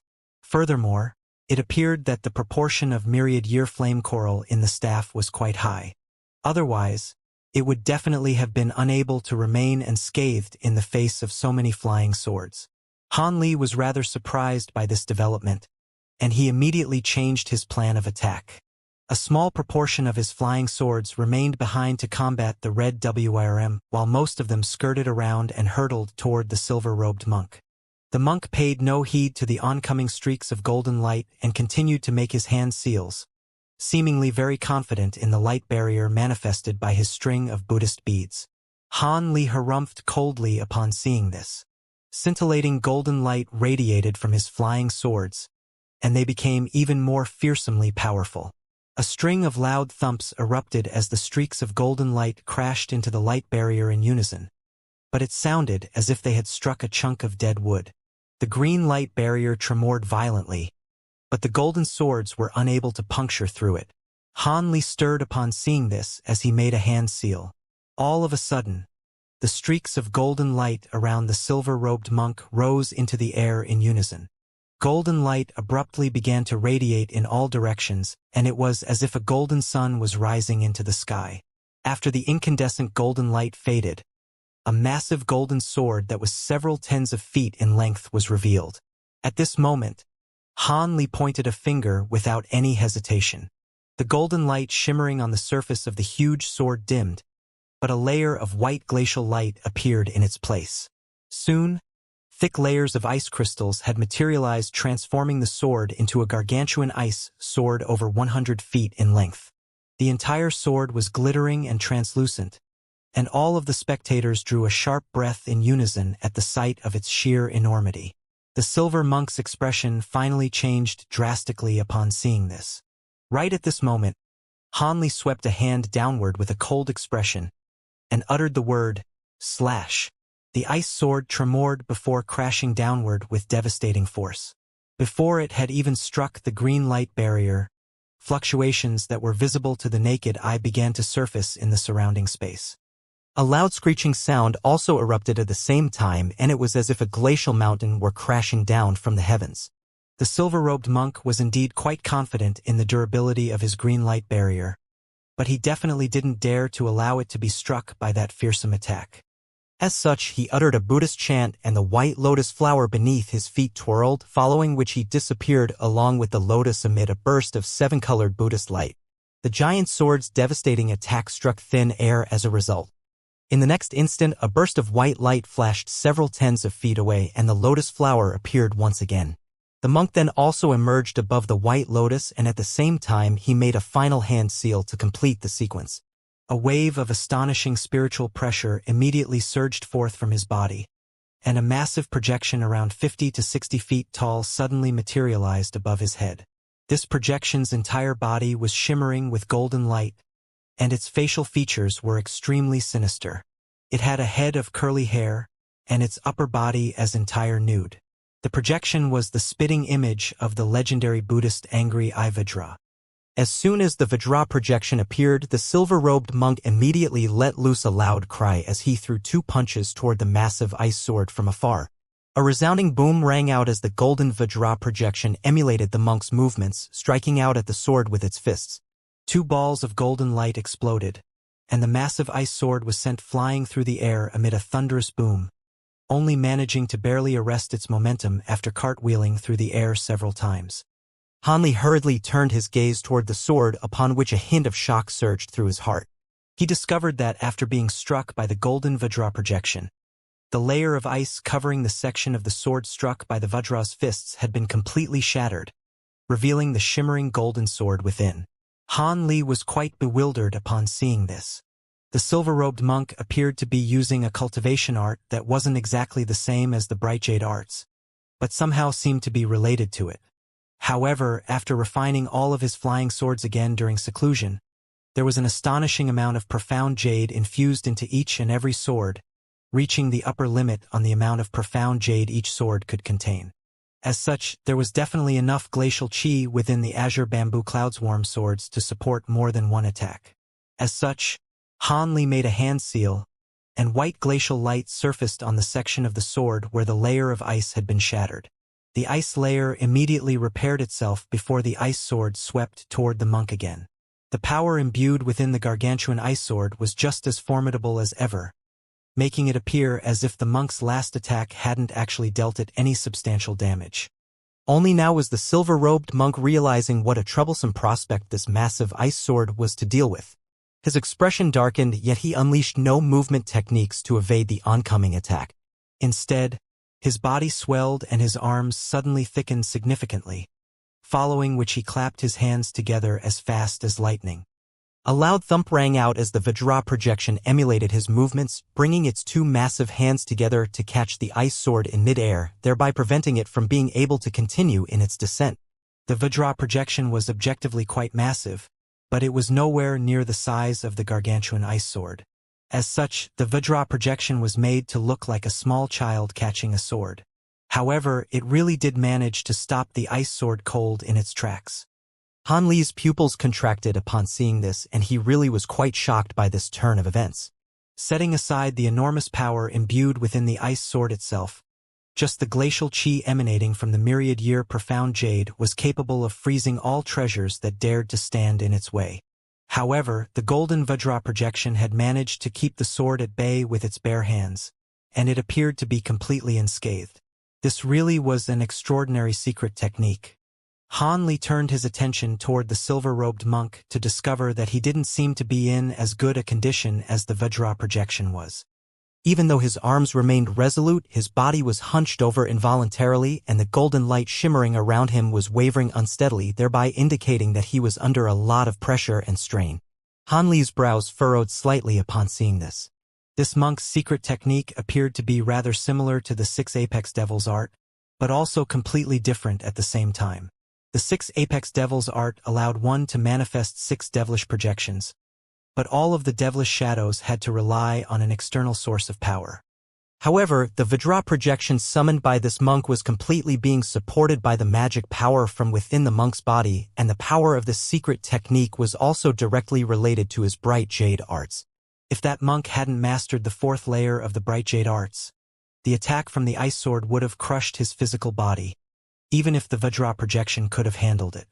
Han Li was quite amazed by this monk's resourcefulness, but this was certainly not the extent of the azure bamboo cloudswarm sword's powers. He made a hand seal once again as he activated another ability of the flying swords. An explosive thunderclap erupted as arcs of golden light, each as thick as a human arm, abruptly surfaced over the ice sword. The arcs of lightning manifested themselves into countless golden lightning pythons which swept directly toward the Vajra projection. Ha! The silver-robed monk's heart jolted with shock. He clearly hadn't anticipated that Han Li's flying swords would possess so many abilities, and he had no time to think as he abruptly opened his mouth. Even though nothing was blasted out of the monk's mouth, the bursts of golden light erupted from the Vajra projection's mouth as it imitated his movement. Spiritual light flashed, and the lightning pythons were all kept at bay by the vast expanse of golden light. Almost at the exact same moment, the silver-robed monk let loose another loud cry as he brought his hands together with even greater force. A massive crack immediately appeared on the ice sword between the Vajra projection's hands. Piercing golden light erupted from the projection's hands, and the crack instantly expanded as shards of ice detached themselves from the sword. The silver monk was planning to use the Vajra projection's immense power to completely snap the ice sword in half. However, he had clearly chosen the wrong strategy to proceed with. Han Li chuckled coldly as he switched to another hand seal, and the ice sword suddenly shuddered violently amid a loud ringing sound. The sword then disintegrated into golden threads as it dispersed from between the Vajra projection's massive hands. The Vajra projection attempted to grab the threads with its hands, but the golden threads were far too agile as they avoided its foundering hands with ease. The monk faltered slightly upon seeing this before exclaiming, "So you're a cultivator proficient in sword arts, fellow Taoist Han." Han Li summoned his flying swords back to him with a calm smile as he replied, "I wouldn't dare to proclaim myself to be a sword cultivator with my half-assed skills. Having said that, the secret techniques you unleashed have truly broadened my horizons. Master Yuanji, may I inquire about the origins of this secret technique?" This wasn't a true battle of life and death, so there was no need for him to exert too much pressure on his opponent. "This is just a small trick to be used in conjunction with the bright jade arts. It's not worthy of a mention," the silver-robed monk replied with an ambiguous chuckle, clearly unwilling to divulge his secrets. Han Li merely smiled in response. "Your Buddhist arts are indeed quite powerful. If I continue using normal techniques, it'll be a long time before we arrive at a decisive result in our sparring match. I'm going to be using a few powerful treasures next. Do be careful, Master Yuanji," Han Li cautioned in a calm voice. After delivering that warning, Han Li flicked his 10 fingers toward the monk in quick succession, and 10 thin red threads shot forth before disappearing mid-flight. His sleeve then rustled as a ball of 3-colored flames tumbled out from within, transforming into a 3-colored feather fan that Han Li caught in his hand. He injected his spiritual power into the fan in a wild frenzy before gently sweeping it through the air. The cry of a phoenix rang out as a 3-colored fire raven that was several feet in size rushed directly toward the monk. He then opened his mouth to blast forth a white bead, which swelled drastically to reach around a foot in size in the blink of an eye. Bursts of purple glacial flames were shimmering over the surface of the bead. Han Li merely swept a sleeve through the bead, and a sea of purple flames appeared before him. Massive waves of fire several tens of feet tall were instantly swept up, creating an extremely formidable sight to behold. The silver-robed monk adopted an extremely solemn expression at the sight of Han Li's fearsome assault. He immediately flipped his hand over to produce a shimmering silver vial. However, before he had a chance to do anything with this vial, red light suddenly flashed in the air before the Vajra projection. 10 thin fiery threads had emerged before striking the projection in unison. A string of loud metallic clangs rang out as the two clashed, but the fiery threads were completely unable to pierce into the Vajra projection's body in the slightest. The monk completely ignored the fiery threads, turning his attention to the oncoming 3-colored fire raven instead with a grave look on his face. Even though this was the first time he had seen the tri-flame fan, the astonishing spiritual power emanating from the 3-colored fire raven struck him with a sense of immense pressure. The monk couldn't have anticipated this would happen. Although the 10 fiery threads didn't penetrate the golden projection, red light flashed, turning themselves into bulky fire chains. Like a bolt of lightning, they instantly coiled around the projection and firmly trapped them. When the monk saw this, he was stunned for a moment, then raising his hand and flicking in the air without any delay. A white swordlight shot out from its tip and directly struck at the fiery chains. A beautiful ring sounded as red and white light clashed together. The swordlight only left a pea-sized crack on the dense chains. The silver-robed monk grew sullen at the sight. When he saw the tricolored fire raven and the purple flame wave race forward, the monk stomped on the white lotus below him, letting out a thunderous dragon's roar and solemnly parting his arms outward. The huge golden projection seemed to sense the monk's anxiousness and radiated blinding golden light from its body. Its already gigantic size swelled, and it grew until it was over 25 meters tall, pulling on the fire chains until it was nearly brought to the point of destruction. The monk's heart sank by what he saw next. The fire chains grew alongside projection and didn't suffer the slightest strain. The monk formed an incantation gesture and the golden projection abruptly shrunk in size, yet the fire chains followed the transformation, remaining tightly wound around it. In the following moment, the silver-robed monk's expression massively changed as well. When he saw the 3-colored flame raven arrive near it as it remained defenseless, he tossed the jade bottle into the air. The silver bottle spun once in the air before directly charging at the flame raven with its mouth pointed at it.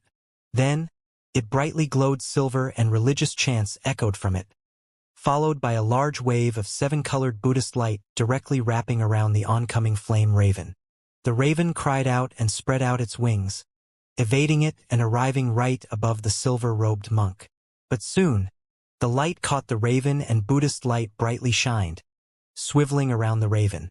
With the raven wrapped tightly, it drew it back into the bottle. It seemed the light was the raven's natural enemy.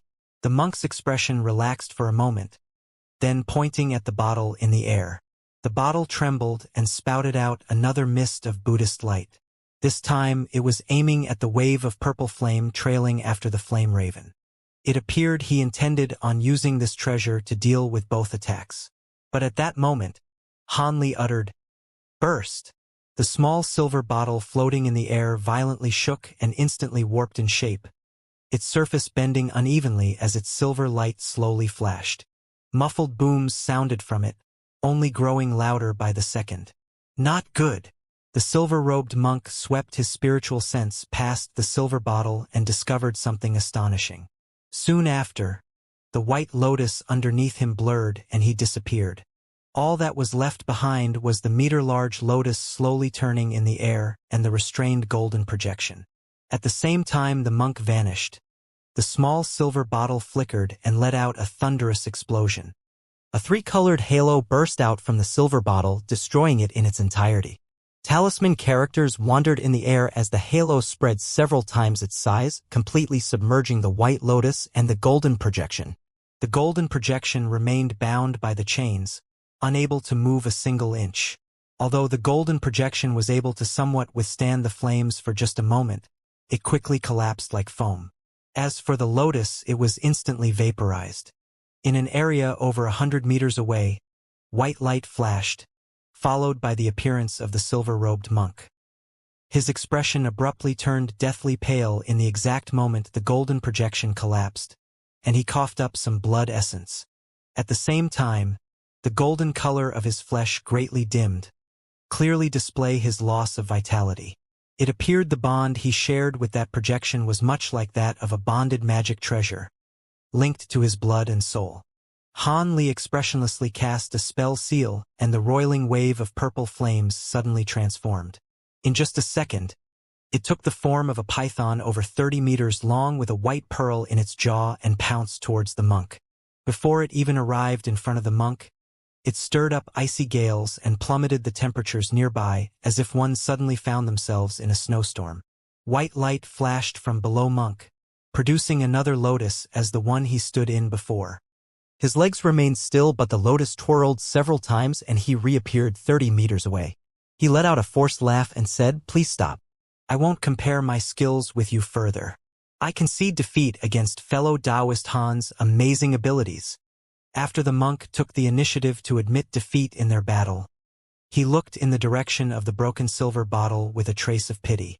The bottle was a top-grade Buddhist treasure that he acquired with much difficulty. He felt deeply depressed that it was destroyed in a spar and was unwilling to continue the fight. Although both parties hadn't displayed their full powers, Han Li's abilities were superior, and the monk suffered a few injuries as well. When Han Li heard this, his gaze flickered and he waved his hand in the distance. The python of purple flame suddenly froze and burned up into purple smoke. As for the white pearl remained floating in the air, Han Li commanded it to return to him along with the fire chains. The two treasures flickered and vanished after entering Han Li's body. Han Li saluted the monk and calmly said, "You went easy on me," before dropping to the ground. Those at the gate looked upon Han Li with reverence. Although the two were both grand cultivators, Han Li was able to easily defeat Buddhist monk Yuanji. It was likely Kenku would share a similar result. The young man, Monk Yanzhu, met Han Li's eyes and couldn't help but wear an odd expression. His previous calm was gone. Although the silver-robed monk was no match for Han Li, the hidden fortunate pavilion master smiled openly and took the initiative to be friendly. "Your fight truly opened my horizons. I hope to one day reach your heights. Since you've won, I will be discreet about this. I'll send someone to retrieve the miniature space refinement technique." "Sorry for the trouble, Pavilion Lord," Han Li replied with a faint smile. Kenku repeatedly replied, "Of course," and immediately took out a command token and handed it to a core formation behind him. He carefully gave his orders. The cultivator immediately received the token with both hands and hastily departed below. Apart from the hidden fortunate hall, there were several other towering pavilions in the air. They were all built grandly. Previously, some people were leaving and entering them, But due to the recent battle between Han Li and the silver-robed monk, no one else appeared from them. Carrying the command token, the core formation cultivator disappeared into one of the building below. At that moment, the silver-robed monk took a calming breath and descended to the ground.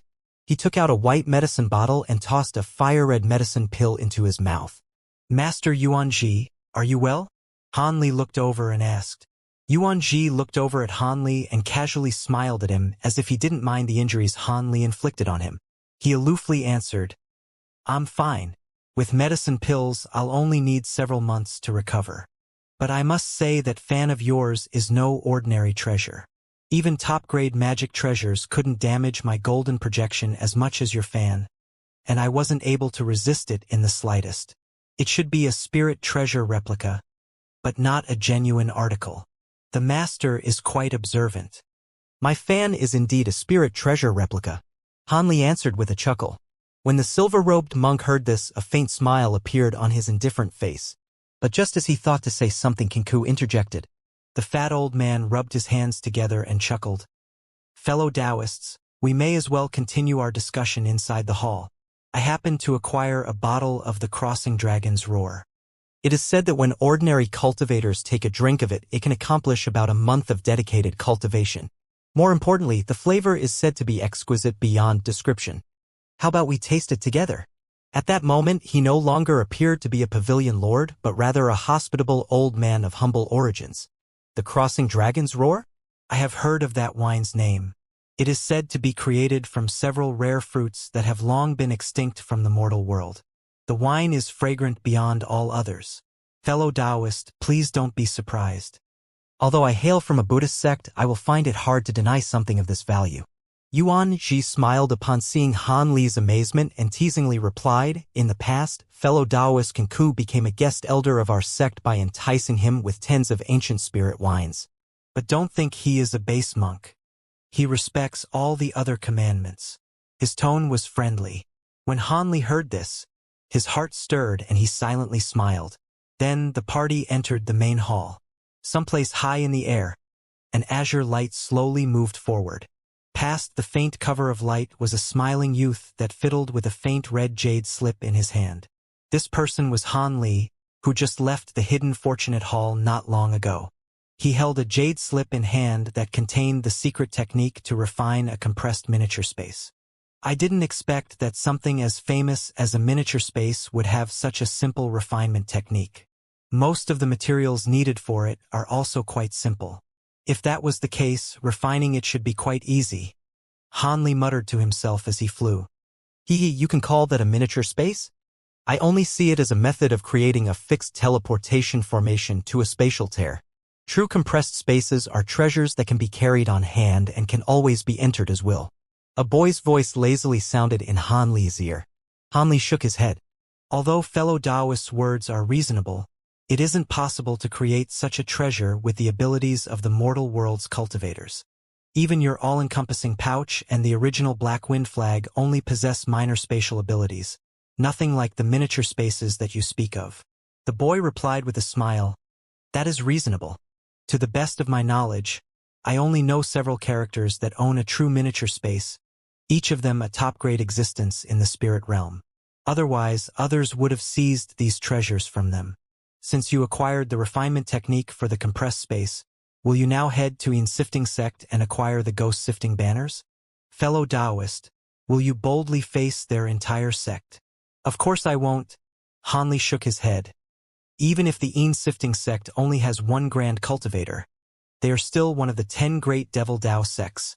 Who could know what fearsome restrictions they've placed inside their sect, or what other killing measures they have in place? The Sifting sect has an ancient legacy. I don't plan on risking my life over this. Then you mean? The boy's curiosity was piqued. It's quite simple. To take out evil, I must first take out their king. After I deal with the Sifting sect master, I'll finish off the rest of the nascent soul elders of the sect. Furthermore, we're made inquiries about them before. Over these past few years, there are many devil Tao sects that have been eyeing their position in the 10 great sections. This Sifting sect master has also been leaving the sect often. We'll only need to wait for an opportunity to kill him outside of the Fangmong Mountains. Without a grand cultivator standing guard, The restrictions at the Sifting sect will be particularly powerful, but that isn't anything that I'll have to worry about too much. However, before I take action, I'd best start on other objectives. After all, I'll have to finish the matter quickly after I start. If a deity transformation cultivator finds out to discover me and decides to interfere, it will be greatly troublesome. Han Li's voice turned sullen. The boy smiled. That is so. The grand cultivators of the mortal realm can't take actions as they wish. If you intended on destroying such a large sect, I fear one of those fellows won't be able to sit still. This time Han Li didn't reply. He simply wore a cold smile. After he withdrew the jade slip from his hand, his speed increased several times and he disappeared from the nearby skies in the blink of an eye. Many years passed. A massacre was occurring in a nameless mountain range bordering the Feng province and Han County. It consisted of 6 black-robed cultivators commanding over 1,000 armored refined corpses to surround and kill several tens of differently dressed cultivators. The armored corpses weren't weak, and with the addition of the black-robed cultivators commanding them, their corpse chi soared. In only the time it took to finish a meal, the corpses easily devoured the party of cultivators apart from the most powerful core formation cultivators of the group. These survivors felt that they would soon face their deaths as well. But at that moment, a shrieking whistle sounded from the distant sky, the sound seemingly capable of spreading through all of the 9 heavens. When the cultivators in this battle heard this, they felt their ears ache until they only heard loud ringing. When the black-robed cultivators heard this, their expressions massively changed. As for the cultivators that were surrounded, joy beamed from faces. Spiritual light flashed from the distant, followed by the faint sounds of thunder. An emerald-green acre-large cloud streaked over to them. At its incredible speed, it traveled over 300 meters in the blink of an eye to where the cultivators were fighting. At that moment, a cold voice sounded from the air. Following a black flash, a vague silhouette strangely warped into view. I was wondering who thought to personally bring a force to attack my sect. It turned out to be the Blood-Bone sect's fellow Taoist Bai. Soon after, this person waved his sleeves in a dance, sweeping flashes of silver light to cut the oncoming green cloud. Old Devil Fong! A cry of surprise was shouted from the devilish cloud, and it immediately changed direction to flee. Humph! Since you've arrived at the border of the sect, there's no need for you to leave.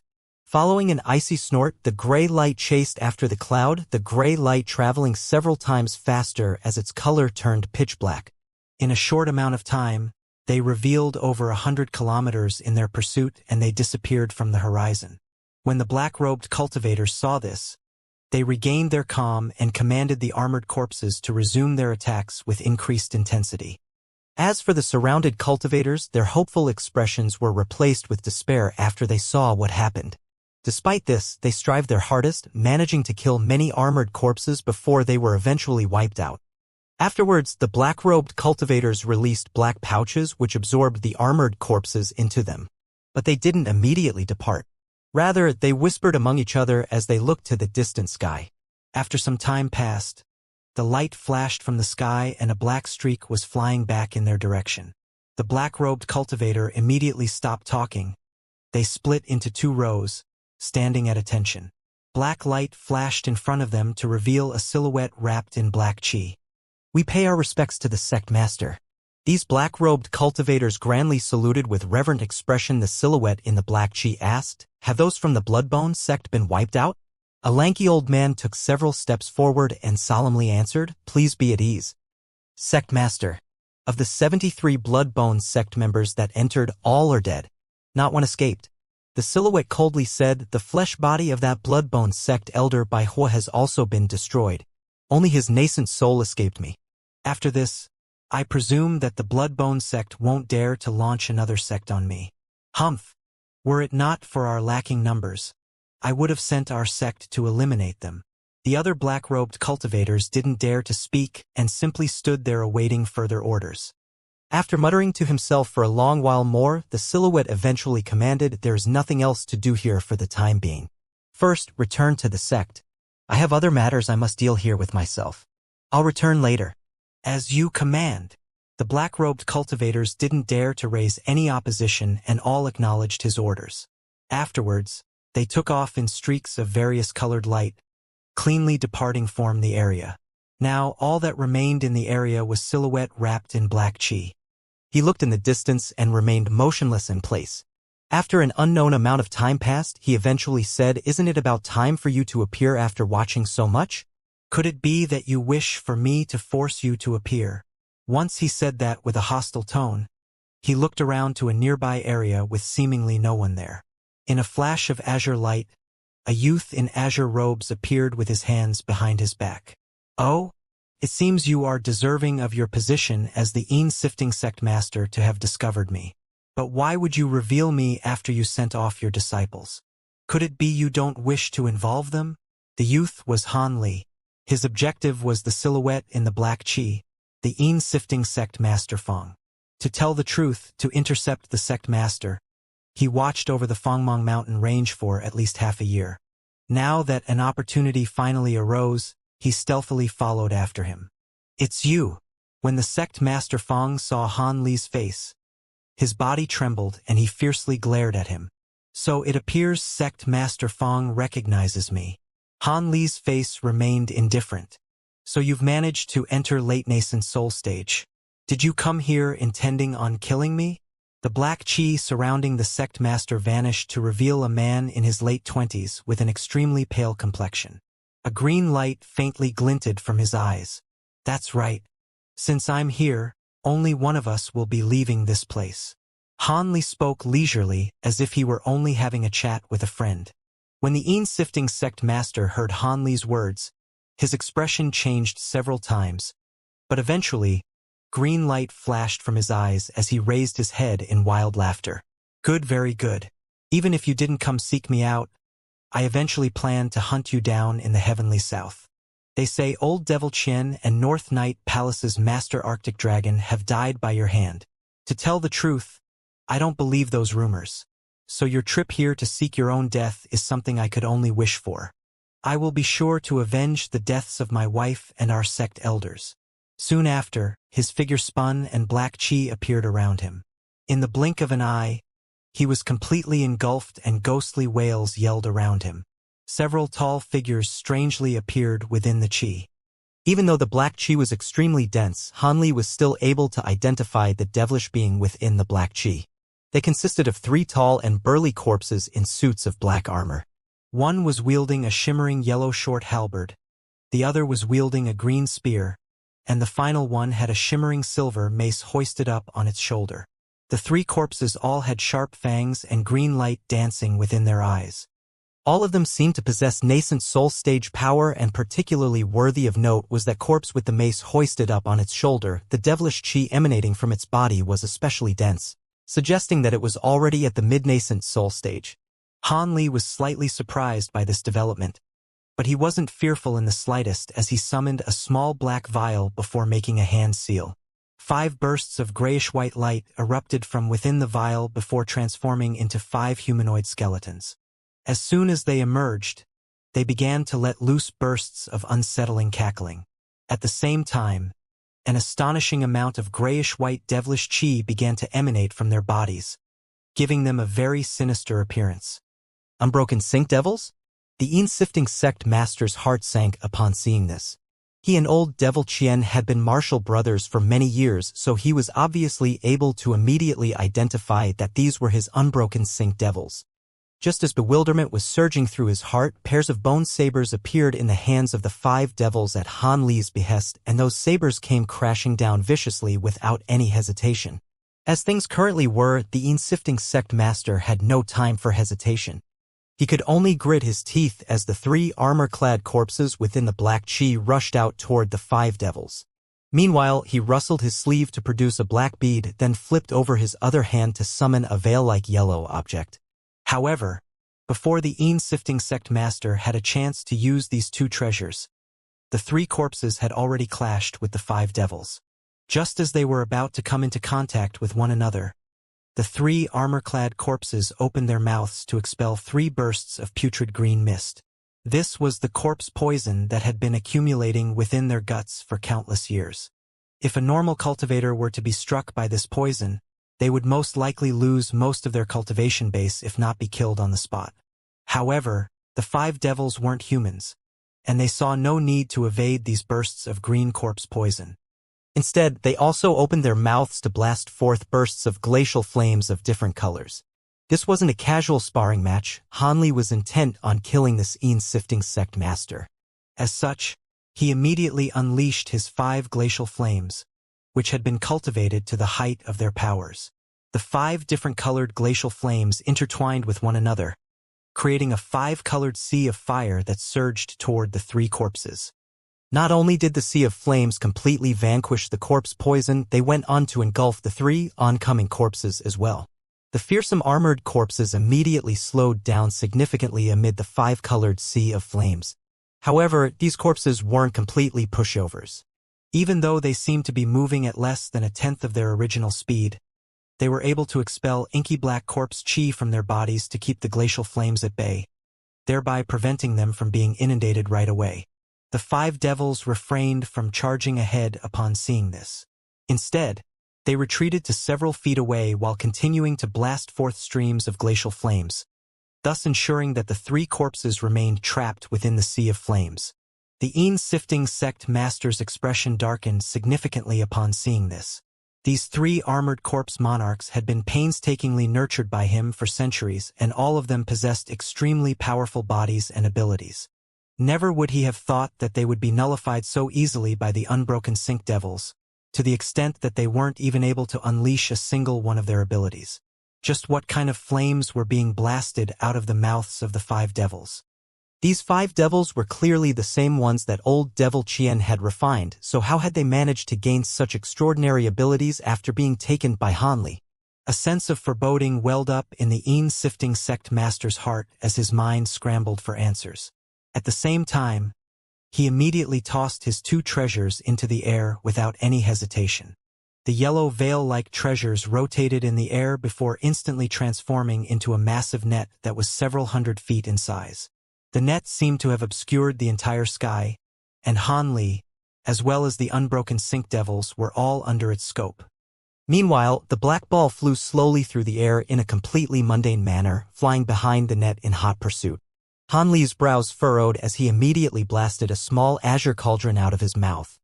He laid a hand onto the cauldron and a plume of azure threads shot forth from within amid a flash of spiritual light, creating a vast expanse of azure light that kept the massive net at bay, preventing it from descending any further. At the same time, the Triflame fan and the 8-spirit ruler appeared in his hands, and he waved the latter gently through the air. A silver lotus flower immediately appeared beneath the black ball, and before the latter even had a chance to reveal its powers, it was completely immobilized on the spot, unable to advance even an inch further. Hanli didn't know what that ball was, but a shiver ran down his spine for some reason when he saw it flying toward him. As such, he immediately unleashed his 8-spirit ruler to trap that ball, and only then did he heave an internal sigh of relief. The sifting sect master hurriedly tried to use his spiritual sense to withdraw the black ball upon seeing this, but it seemed to have been frozen in midair and completely failed to react. The old devil was struck by the urge to cuss out loud. This ball was no ordinary treasure, and he had intended to catch Hanli by surprise with it in order to bring him down in one fell swoop. However, he didn't think that Hanli's instincts would be so sharp. Not only was he not allowing the ball to approach him, he had also completely immobilized it. As such, the old devil's plan had completely fallen through. Right at this moment, Hanli also sprang into action. A loud thunderclap rang out as a pair of azure and white wings appeared on his back. He gently flapped those wings before disappearing soundlessly on the spot with his Triflame fan held tightly in his grasp. The sifting sect master's heart jolted upon seeing this. He hurriedly made a hand seal to summon the black chi around him back to his body, creating a suit of inky black armor in the blink of an eye. He then let loose a low roar as resounding booms erupted all over his body. Countless arcs of blue lightning surfaced over his armor, making it appear as if countless shimmering blue snakes were roaming over his suit of armor, creating an extremely formidable sight to behold. Right at this moment, spatial fluctuations appeared behind him, following which a humanoid figure appeared, seemingly out of thin air. The sifting sect master didn't turn around, but he seemed to have anticipated this in advance as he abruptly made a hand seal. A burst of black light immediately shot forth from his back, appeared above the humanoid figure's head in a flash before crashing down with ferocious might. It was an inky black flying sword that was around a foot in length. A loud clang erupted as the humanoid figure raised both of its hands. 2 silver long swords were held within his grasp, and he used them to swat the flying sword away. Only then did the sifting sect master turn around with a cold smile on his face. However, his smile immediately stiffened at the sight of the humanoid figure behind him. Even though the humanoid figure was completely identical in appearance to Hanli, there wasn't even a single trace of vitality in its body. It was like an inanimate object. Just he was about to assess this, Hanli, with his spiritual sense, an arc of azure light flashed in the air overhead and the true Hanli emerged. He then immediately swept his tri-flame fan downward without any hesitation, sending a pillar of 3 colored flames hurtling down below. Even though this was the first time the sifting sect master had seen this fan, the terrifying fire attribute spiritual power imbued within it alerted him to the fact that it was not to be taken lightly. He bent his knees and his legs were like coiled springs, launching him backward in retreat at an astonishing speed.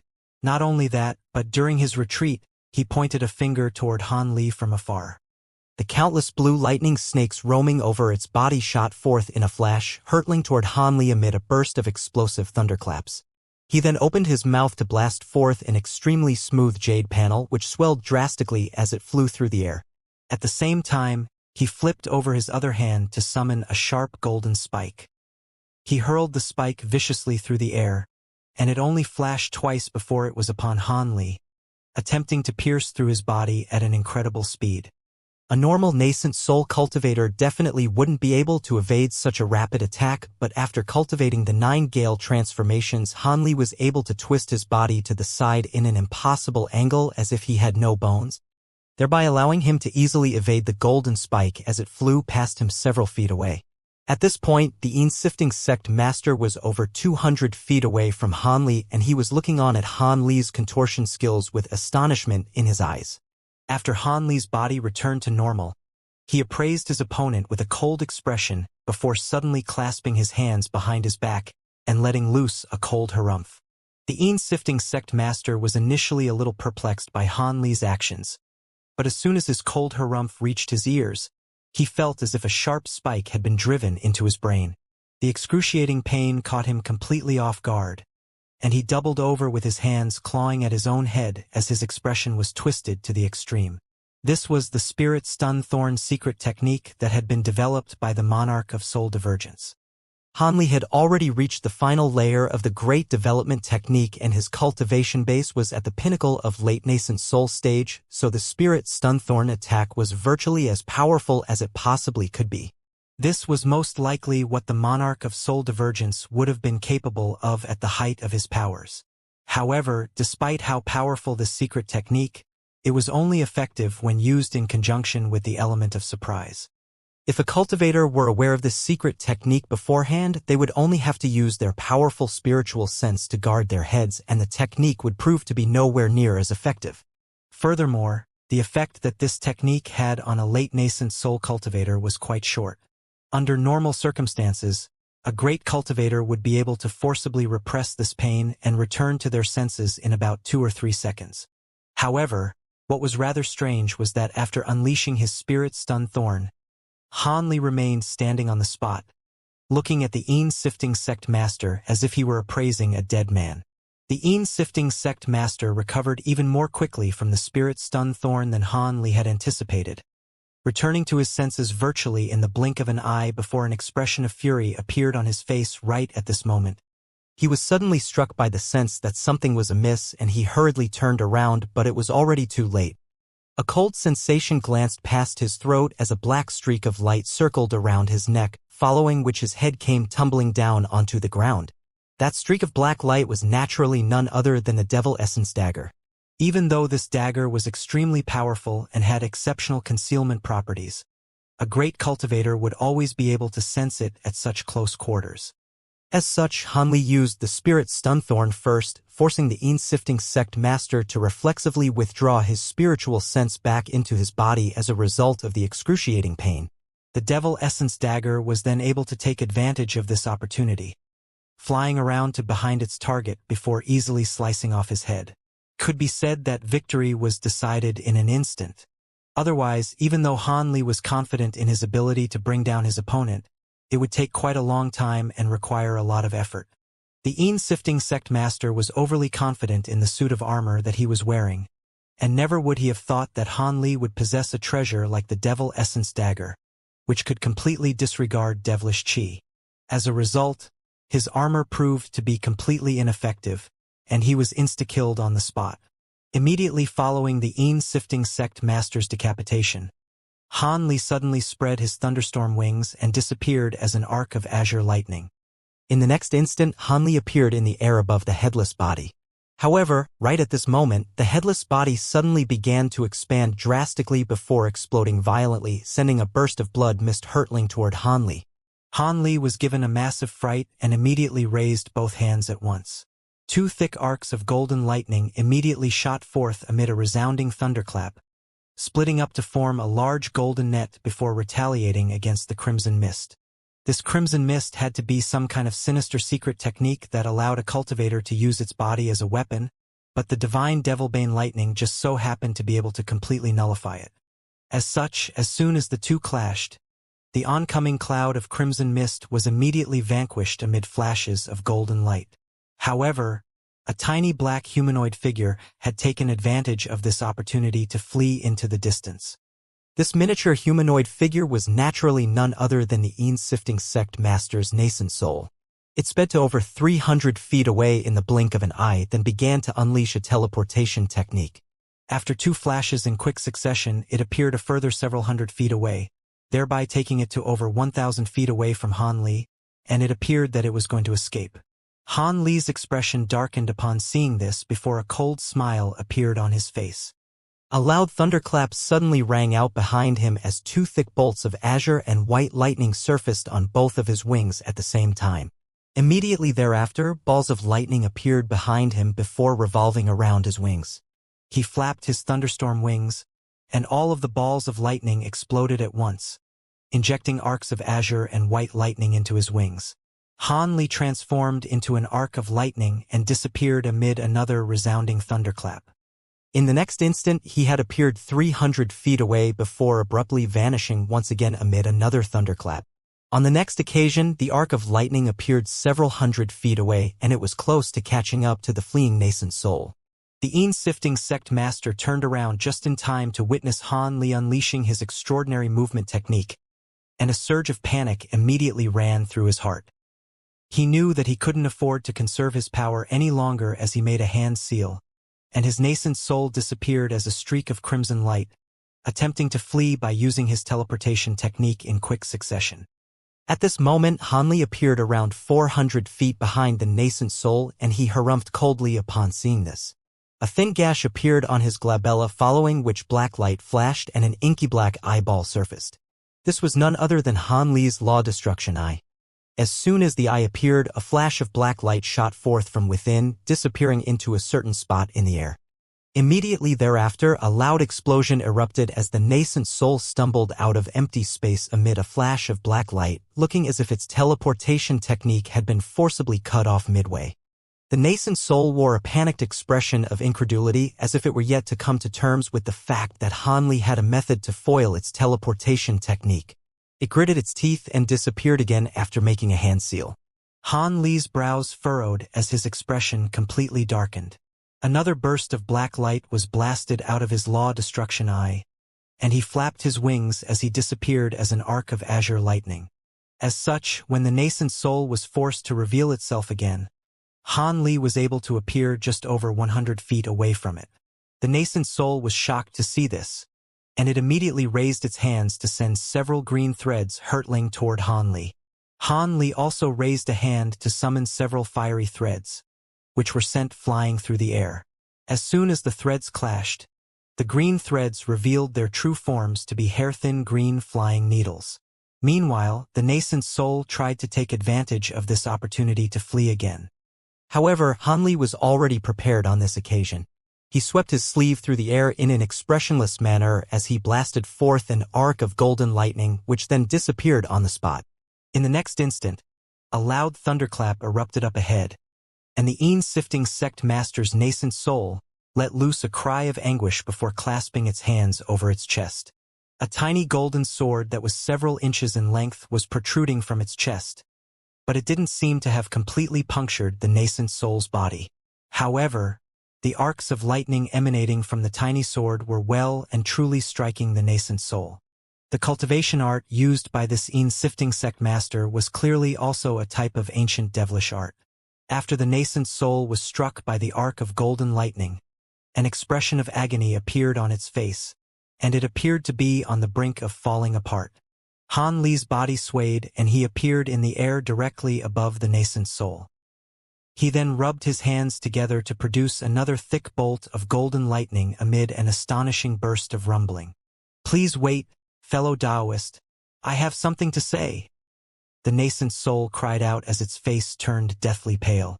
"I have no interest in hearing what you have to say." Han Li harumphed coldly as he raised a hand, following which the golden arc of lightning transformed into a massive golden python before crashing down from above. The sifting sect master was absolutely horrified. However, even though its nascent soul had suffered severe wounds, it naturally wasn't going to give up without a fight.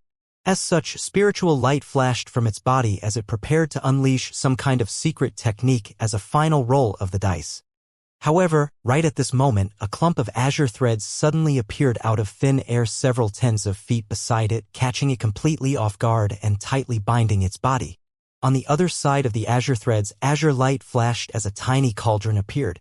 It was none other than the Heaven Void Cauldron. As soon as the sifting sect master was bound by these azure threads, the magic power within its body congealed, and its heart immediately sank. The massive golden lightning python was unavoidable, and as the nascent soul looked on from down below, its horrified face paled even further. Just as it closed its eyes to await its inevitable death, a loud explosion suddenly erupted behind it, while the nascent soul itself remained unscathed.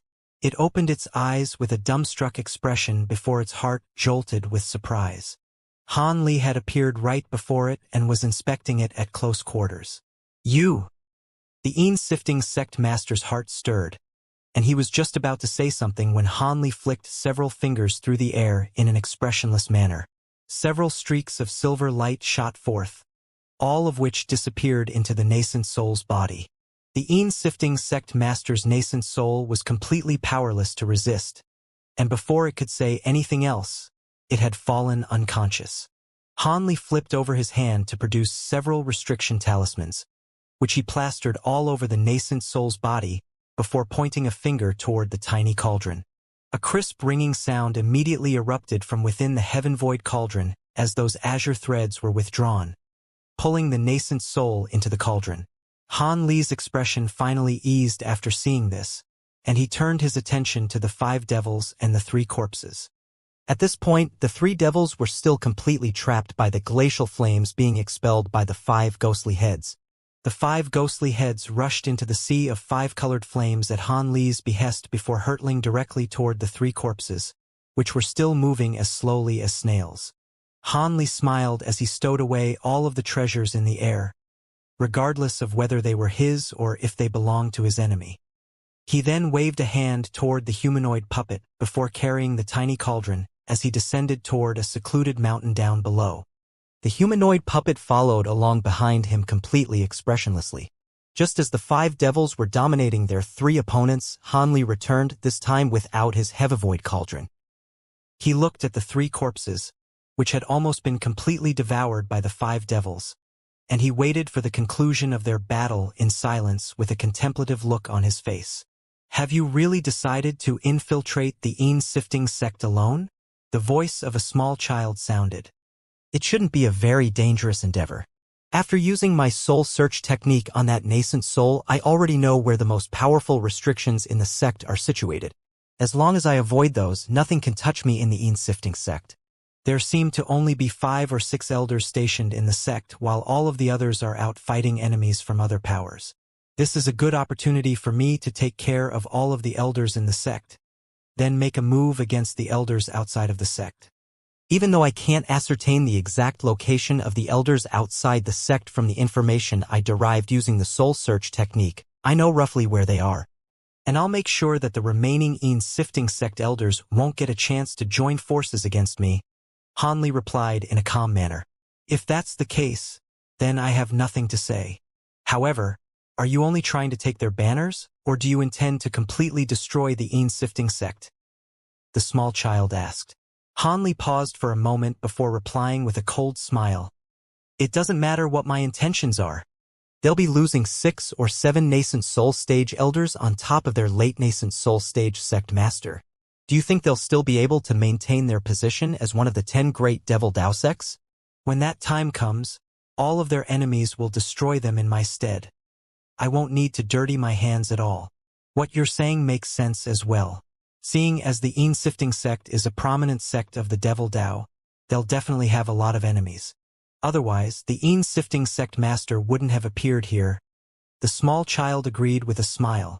A faint smile also appeared on Hanli's face as he flipped over a hand to produce a black ball. He then fell silent as he began to scrutinize the ball. However, only a short while had passed before he abruptly patted his storage pouch to summon a wooden box. He blew toward the box and the lid flew off of its own accord. The contents of the box comprised of a crimson ball upon which was plastered several restriction talismans. This was none other than the treasure that Hanli had taken from the gray-robed monk by the name of Mo from the profound jade cave of the North Night Palace. Hanli placed the black ball into the wooden box as well before carefully inspecting it. At first glance, the black ball was completely dull and lusterless, giving off a nondescript and mundane air. However, upon closer inspection, one would be able to discover that there were profound grayish-white runes visible on its surface. At the same time, Hanli was able to use his spiritual sense to peer deeper into the ball, where he discovered that there were miniature clouds of inky black mist situated within. All of these clouds were tumbling and surging erratically, and they seemed to be imbued with extremely fearsome and pure devilish qi. Only after a long while did Hanli withdraw his gaze from the black ball before turning his attention to the crimson ball again. After a brief assessment, he discovered that there was also extremely astonishing fire attribute spiritual power lurking within. He stroked his chin as a contemplative look appeared on his face. I didn't think that someone would have been capable of refining thunder bombs in the human world, even in ancient times. I wonder if the ancient cultivators figured out the refinement method for themselves or if someone from the spirit realm bestowed the method upon them. If it's the former, then so be it, but if the latter is true, then that person most likely harbored some sinister intentions. The small child sighed. Hanli was a little surprised to hear this. Thunder bombs? They're from the spirit realm? But after using my soul search technique, it seems like that man was under the impression that they're known as immortal vanquishing beads. They seem to be extremely powerful, and even a deity transformation cultivator wouldn't be able to survive unscathed if they were to be struck by this bead. The shape is a little different from what I'm familiar to, but these are definitely thunder bombs. It's just that the two that you have are very crude, which suggests that they were probably rejects from the spirit realm. However, they're certainly worthy of the title of immortal vanquishing bead here in the human world. The small child replied. These are treasures used by cultivators in the spirit realm? Hanli asked with furrowed brows. Of course cultivators can use these things, but they were initially refined for mortals to use. They only spread to cultivator circles after that. This is one of the few powerful treasures that can be used by mortals in the spirit realm even without any magic power. However, due to their immense power and the complex process required to refine them, very rarely will cultivators refine such items. There are also very few people who are aware of the refinement method. At the very least, that knowledge is beyond me, the small child explained. Even mortals can use it? Then why would spirit realm cultivators refine these things? Hanli was rather perplexed. It's hard to elaborate on the underlying reasons, but you'll be able to figure it out for yourself once you ascend to the spirit realm. The small child gave a rather ambiguous reply. Hanli wanted to pose further questions, but this was a matter regarding the spirit realm, so it naturally didn't have anything to do with him at the moment. As such, he closed the wooden box to stow the two balls away and set aside this topic of conversation for now. It was naturally a good thing that he had obtained a pair of such powerful treasures. Perhaps he'd have the opportunity to use them in the future. At this moment, the ghostly heads manifested from the unbroken sink devils had crushed the 3 corpses to the ground in the distance. Even with mid-nascent soul stage power, the 3 corpses were powerless to resist given that their speed had been significantly hampered. As such, the 5 devils chomped down on their bodies, absorbing the pure corpse chi in their bodies with reckless abandon. Han Li knew that these 3 corpses would be completely devoured soon, so he began to consider how he was going to infiltrate the sifting sect. With his current abilities, as long as he could gather knowledge on the restrictions spread all over the sifting sect, he'd be able to infiltrate it with ease. Half a year later, the entire Great Gene was in an uproar. Within the short span of half a year, 7 or 8 nascent soul cultivators from the sifting sect, including the sect master, disappeared in quick succession. All of their soul lamps, which were located in a secret area within the sect, had also completely snuffed out, thereby indicating that they were clearly dead. What was even more bizarre was that more of those cultivators had perished within the sifting sect than outside of it. It was as if an invisible enemy had infiltrated the sect and was specifically targeting their most powerful cultivators. Ever since the first elder was killed, the higher-ups of the sifting sect had conducted an exhaustive search within the sect and also activated all of the restrictions. However, all of their efforts yielded no fruits as more and more elders were killed one after another. All of the higher-ups of the sifting sect were horrified, and in the end, the elders had to live together in groups and never separate from one another.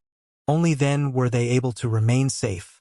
However, all of the sifting sect elders who were out running errands then began to die in quick succession. All of the remaining nascent soul cultivators in the sifting sect were absolutely petrified, and at a complete loss for what to do. In the short span of just half a year, the sifting sect had lost almost half of their nascent soul stage elders.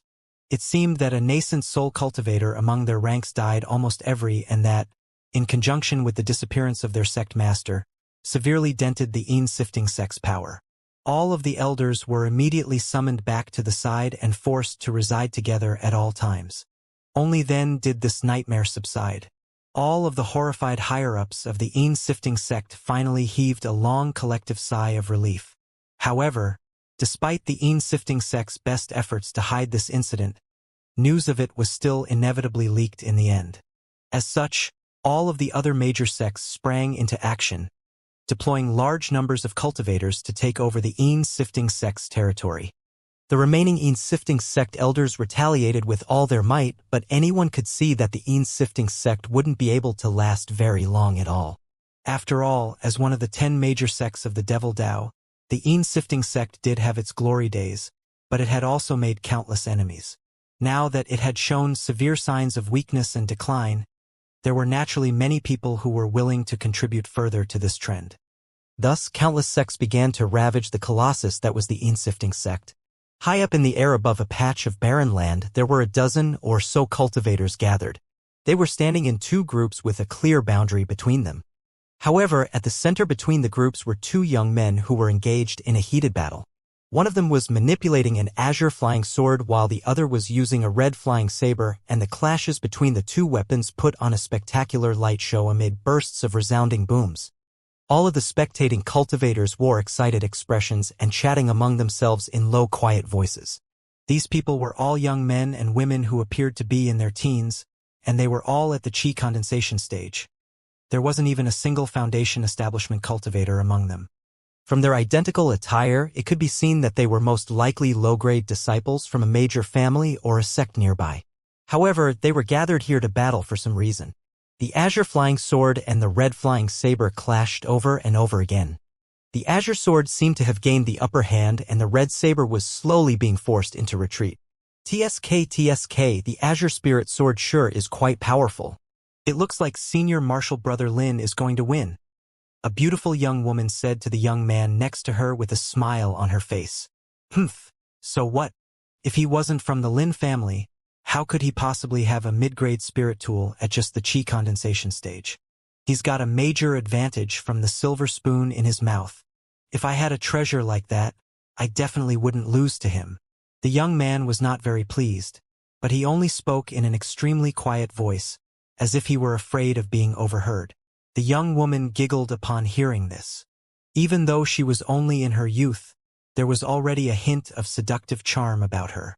Before she had a chance to say anything else, the young man cast his gaze toward the distance in an errant manner before suddenly letting loose a cry of surprise. "What is it?" the young woman asked in a surprised voice before also turning her attention that direction, upon which an astonished look appeared on her face. There in the distance, a peculiar humanoid figure could be seen. The humanoid figure clearly had the appearance of a human male, but he had a massive pair of wings on his back. There were azure and white lightning flashing incessantly over the wings, but they were completely silent, thereby allowing him to avoid detection from all of the low-grade cultivators down below. If it weren't for the fact that the young man just so happened to have glanced toward that direction, the two of them would have been completely oblivious as well. The man had his hands clasped behind his back and continued onward without even sparing a glance at the low-grade cultivators down below. He seemed to be looking at something in the distance, but there appeared to be nothing in the sky aside from a few white clouds. What was that? Could that be a high-grade demon beast? The young woman was from a family of cultivators, so she had seen some relevant tomes and was aware of the existence of metamorphosis stage demon beasts. No way. Our state of Hua is a little secluded. But there's no way that a high-grade demonic cultivator would dare to show themselves in such a blatant manner in broad daylight. It must be a senior with some kind of flight ability. Even though the young man was completely flabbergasted, he was able to make the correct judgment call in a short time. Strangely enough, even though the winged man in the sky was situated very far away from them, he seemed to have heard their conversation, and suddenly turned around to look at them. Their eyes met, and the heart rates of the pair of young cultivators accelerated drastically. It wasn't that the man's features were extremely terrifying or anything like that. In fact, his appearance was quite ordinary, to the extent that it was downright forgettable. However, what had struck fear into their hearts was that the man had a vertical inky black third eye on his glabella.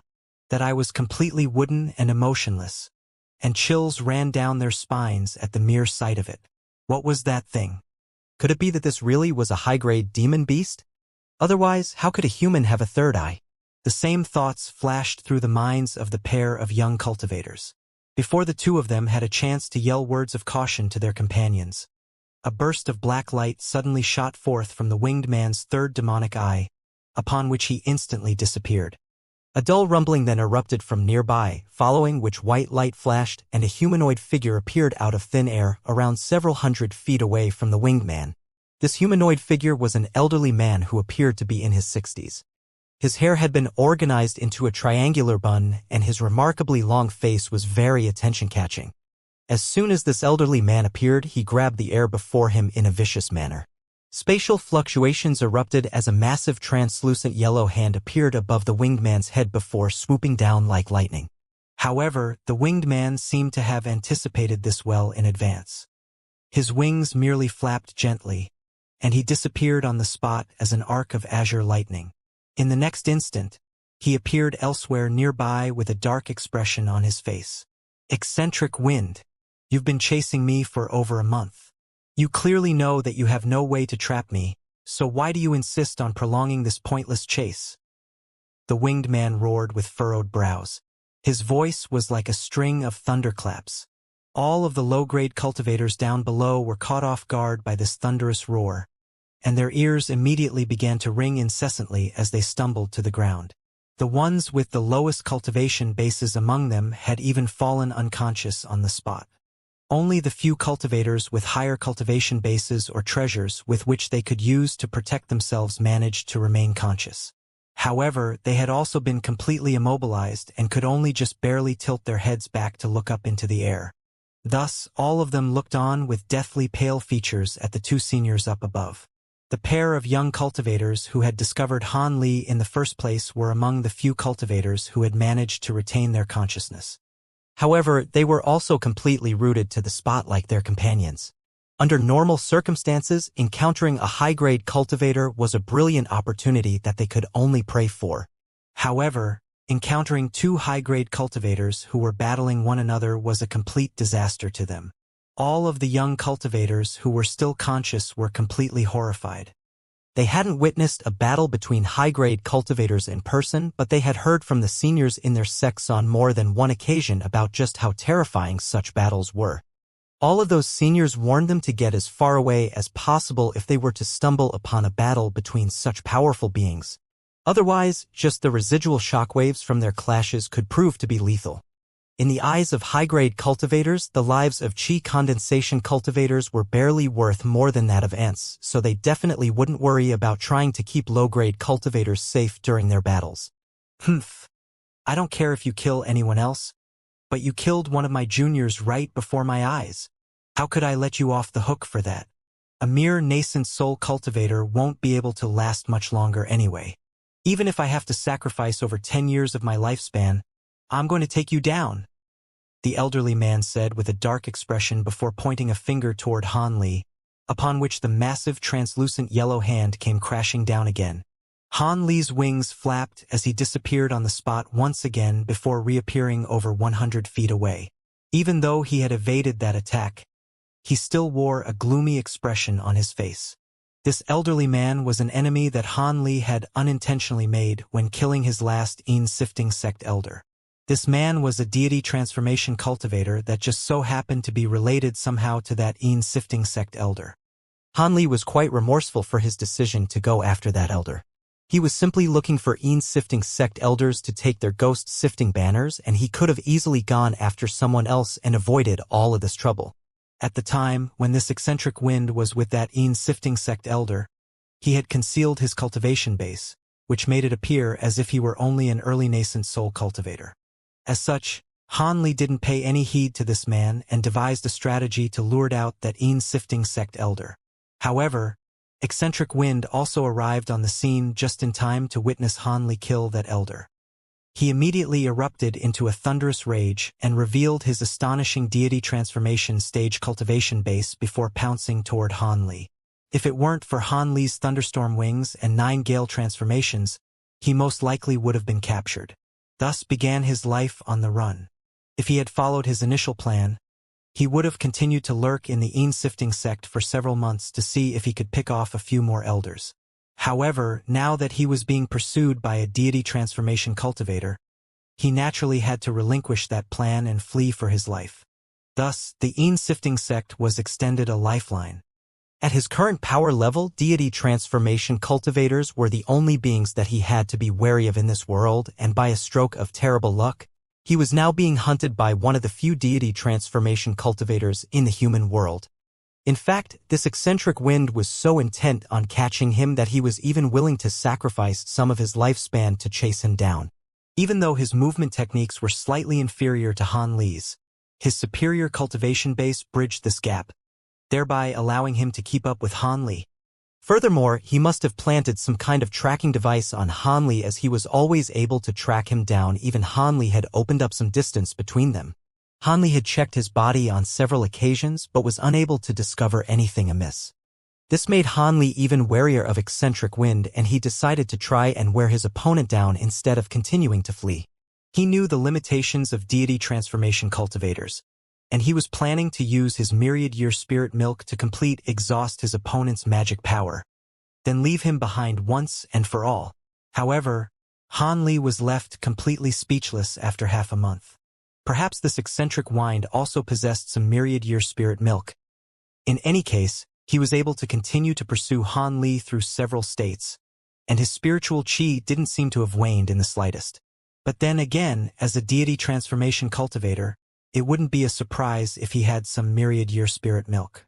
As a result, Han Li really was almost captured by his pursuer on several occasions, and only managed to escape through the use of some of his treasures.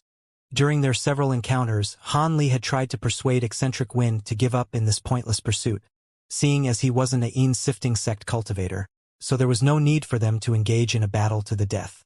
However, this Eccentric Wind seemed to have grown very frustrated and humiliated by the fact that he had been unable to capture Han Li even after so long. As such, he brushed aside all of Han Li's attempts at persuasion and instead tried to persuade Han Li to surrender, in which case he would be granted a quick and painless death. Han Li naturally rolled his eyes and paid no heed to those threats.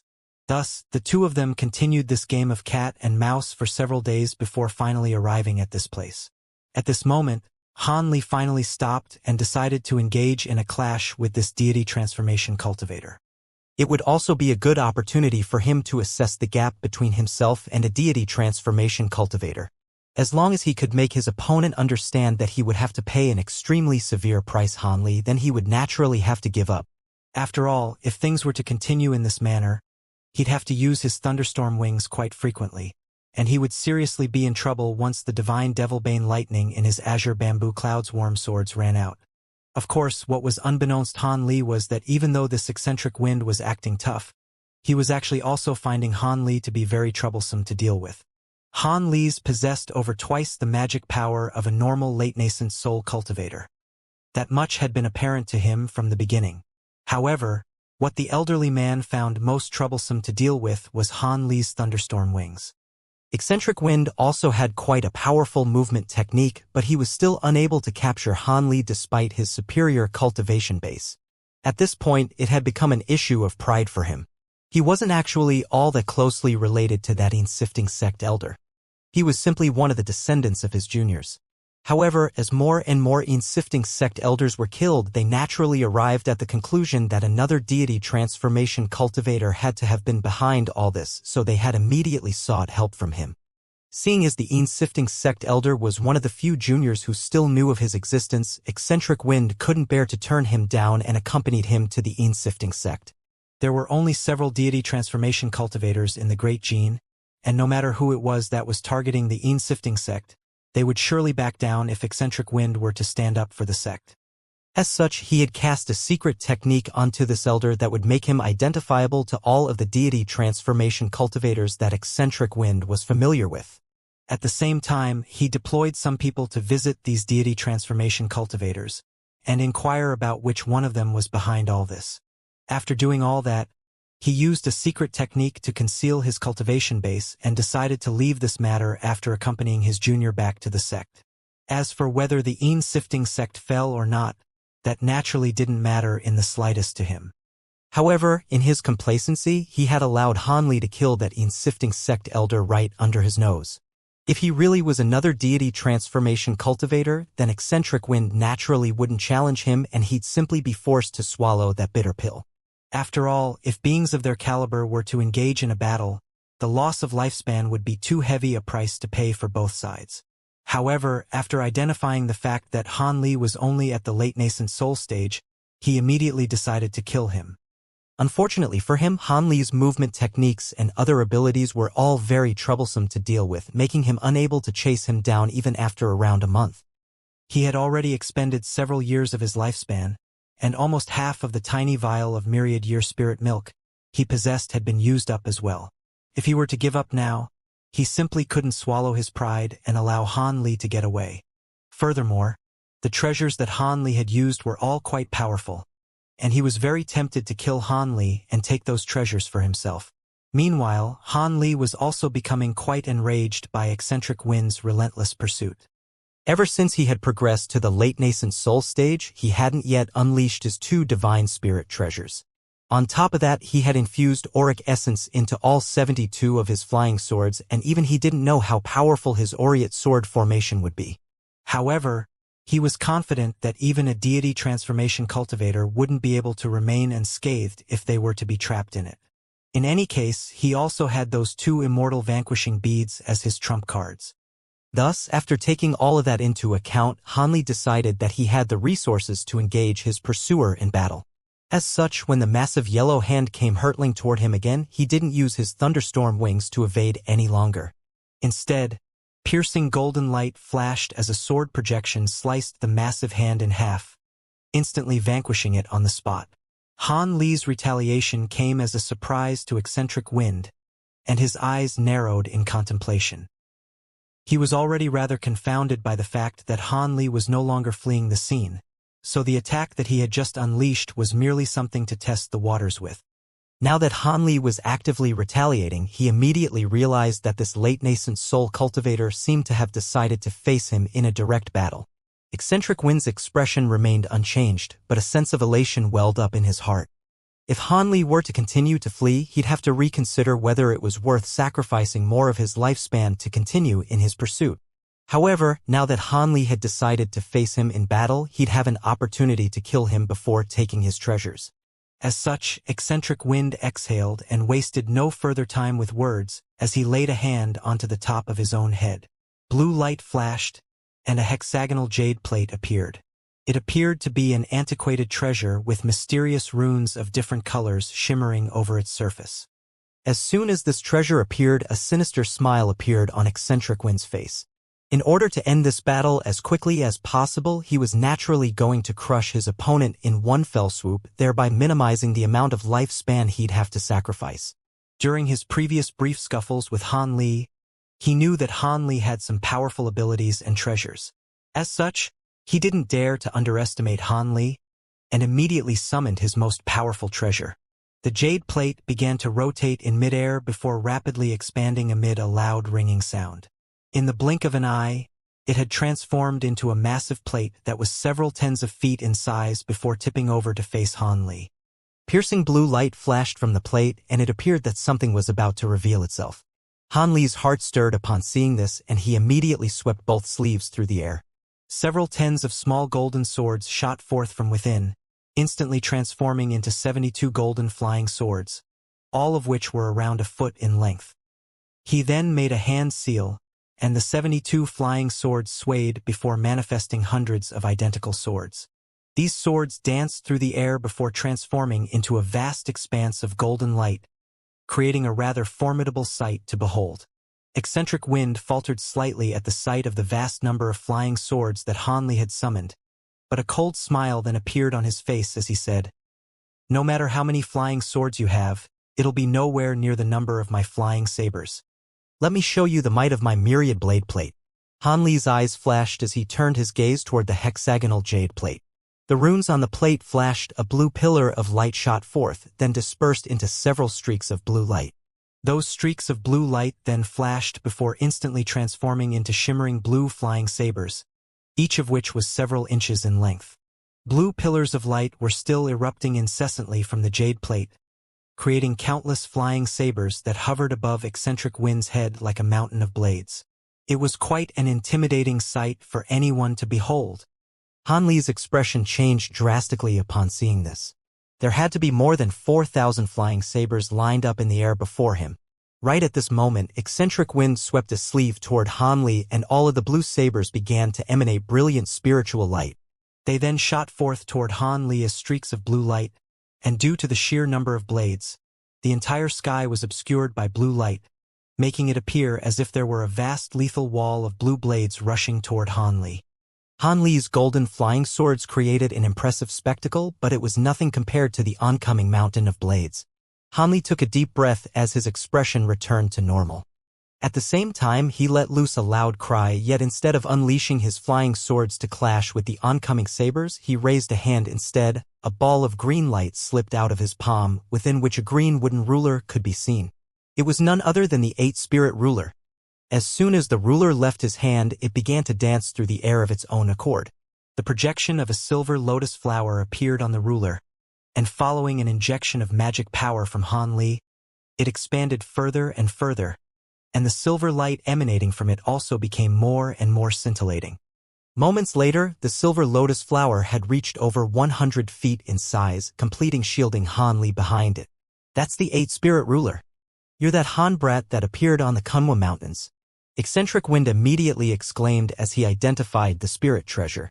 At the same time, the mountain of blue blades faltered in midair and didn't immediately come crashing down toward the massive lotus flower. "You recognize me?" Han Li asked with furrowed brows. "I don't, but fellow Taoist Xiang once mentioned you to me. I heard that you're very familiar with devilish concubine Ling Long of the spirit realm." Eccentric Wind's eyes flashed with a contemplative light as he spoke. "I wouldn't say that, but I am indeed acquainted with her.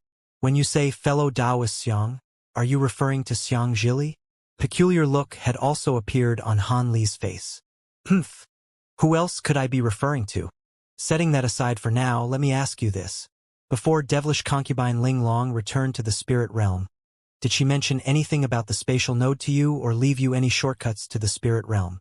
Eccentric Wind asked with his gaze focused intently on Han Li. Why are you asking that? Didn't fellow Taoist Ling Long already offer guidance in this area to Master Xiong of the Myriad Demon Valley? Seeing as you're familiar with Brother Xiong, there's no way you wouldn't be aware of this. Han Li's heart jolted with surprise, but his expression remained calm and collected. Eccentric Wind didn't believe Han Li in the slightest as he said in a cold voice, There's no need for you to try and play dumb. I did a lot of research on what happened at the time, and that devilish concubine Ling Long was clearly very close with you. There's no way that she wouldn't have left you with a shortcut to the spirit realm. Hand over what she gave you, and I can let bygones be bygones. Humph. Setting aside whether I actually do have what you're looking for, do you really think a mere myriad blade plate can bring me down? Han Li retorted in a bullish manner. He wasn't a 3-year-old kid, he wouldn't be that easy to fool. If he were to admit to this, then even he could survive this ordeal. The other deity transformation cultivators of the human world would definitely try to track him down, and he'd be in a world of trouble then. A vicious light appeared in Eccentric Wind's eyes upon hearing this. He immediately made a hand seal, seemingly as if he were going to activate the mountain of blue blades again. Han Li's heart tightened as he also injected more power into the massive lotus flower around him. A fierce battle appeared to be imminent. However, right at this moment, a gentle voice suddenly sounded in the ears of Eccentric Wind and Han Li at the same time. Brother Feng, fellow Taoist Han, please wait. Han Li faltered slightly upon hearing this familiar voice, following which a peculiar look appeared on his face. Eccentric Wind also stopped what he was doing as a hint of surprise surfaced in his eyes. He then suddenly turned toward a certain direction and harumphed coldly. Humph. You sure got here just in the nick of time, old bastard Xiong. Hee. I just so happened to be in a nearby state, and I found my way here after receiving your message, but I didn't think that the person you're hunting down is fellow Taoist Han. I must say, I'm not sure who I should side with in this situation. The owner of the voice chuckled. A flash of yellow light then appeared in the distant sky, following which a streak of yellow shot forth toward them like lightning, reaching them in just a few flashes. The light receded to reveal an elderly man with a set of wizened features. His eyes were quite small, and he wore a faint smile on his face. This man was none other than Xianxia, whom Han Li had met on several occasions in the past. Senior Martial Brother Xiong. Han Li immediately cupped his fist in salute. I was the Yellow Maple Valley of the Heavenly South region for several years, so it's indeed not incorrect for you to be referring to me as Senior Martial Brother. However, you sure are full of surprises, Junior Martial Brother Han. I didn't think that mere chi condensation cultivator from back then would have cultivated to such staggering heights. It looks like even I can be susceptible to misjudging character from time to time. I wanted to have a good chat with you when we last met at the Kunwu Mountains, but the unexpected troubles that befell us at the time prevented me from being able to do so, Xianxia said to Han Li with a benevolent expression. I also didn't think that I would meet you again, Senior Martial Brother Xiong, Han Li replied with a wry smile. Fellow Taoist Feng, can you do me a favor and spare Junior Martial Brother Han? After all, he merely killed a descendant of one of your juniors. It's not worth engaging Junior Martial Brother Han in a battle to the death over such a trifling matter. Your myriad blade plate is indeed a spirit treasure replica, but it's still no match for a true divine spirit treasure. Eccentric Wind mediated with a smile. Humph. He's just a nascent soul cultivator. Even with a divine spirit treasure in his possession, he wouldn't be capable of unleashing its full power. How is he going to be a match for me? Eccentric Wind chuckled coldly in a disdainful manner. Indeed, with just a single spirit treasure, Junior Martial Brother Han would naturally be no match for Brother Feng. But what if he possesses 2 divine spirit treasures and several spirit treasure replicas? Xianxia asked. Eccentric Wind's expression finally changed upon hearing this. Han Li's expression also changed upon hearing this. How did Xianxia know that he owned more than one divine spirit treasure? However, he quickly realized the underlying reason behind this. This information had to have been leaked by the North Night Palace. Many years ago, Master Arctic Dragon had already guessed that he possessed the Heaven Void Cauldron, and he had to have discussed this matter with other cultivators from the palace. Otherwise, Xianxia could have obtained this information from the scattered star seas. His location had always been a mystery, so it wouldn't be a surprise if he'd made a trip to the scattered star seas. Several possibilities appeared in Han Li's mind while a wary expression surfaced on his face. Xianxia seemed to have identified Han Li's unease, and he consoled, "There's no need for you to be concerned, Junior Marshal Brother Han. Divine spirit treasures are extremely sought after for normal cultivators, but deity transformation cultivators like us already stand at the pinnacle of the human world. These spirit treasures may indeed be quite powerful, but they'll only be the icing on the cake for us, so they're not treasures that we must obtain. Besides, all of us have lived for so long in this human world, we all naturally have one or two spirit treasures in our possession. However, using such spirit treasures requires a vast expenditure of magic power, and we wouldn't unleash them unless we were in mortal danger. Otherwise, if we stir up the world's origin chi, we'll be doing a lot of harm to ourselves." "I see. Looks like I was overthinking things." Han Li's expression eased slightly upon hearing this. Xianxia's words were quite reasonable, but Han Li naturally wasn't going to completely believe him. After all, no one would reject a spirit treasure if they had the chance to obtain one. He could clearly see the greed in eccentric Wind's eyes when he was looking at the 8th spirit ruler. However, it sounded like Xianxia was going to side with him in this situation. Perhaps he was wary of Han Li's abilities, or simply wanted to appease Han Li for some other motive. Han Li's mind was quickly scrambling to figure out a reason behind this. "Humph, what are you trying to say, Brother Xiang? Why do you insist on siding with this Han brat? He may have 2 spirit treasures, but I can surely take him down if I'm willing to sacrifice over 10 years of my lifespan." Eccentric Wind harumphed. "You're greatly underestimating Junior Marshal Brother Han, Brother Feng. Even if you fight with everything you have, you may not be able to kill Junior Marshal Brother Han. However, what's guaranteed is that you'll have to sacrifice at least several decades or even more than a century of your lifespan. Are you really willing to make such a huge sacrifice over a trivial matter like this?" Xianxia shook his head with a serious expression. "Over a century of my lifespan? Do you hold this brat in such high regard?" Eccentric Wind's heart jolted with shock as he appraised Han Li in an incredulous manner. "Junior Marshal Brother Han, you were the one who killed that Shen brat, Arctic Dragon, and the Een-sifting sect master who recently disappeared, right?" Xianxia asked with a faint smile on his face. "Indeed, they were all slain by me," Han Li replied in a calm manner. Eccentric Wind's brows furrowed upon hearing this. "Junior Marshal Brother Han, you've already witnessed the power of a deity transformation cultivator in the Kunwu Mountains. Using that as a reference, if you were to engage in a battle with Brother Feng now, what do you think will be the outcome?"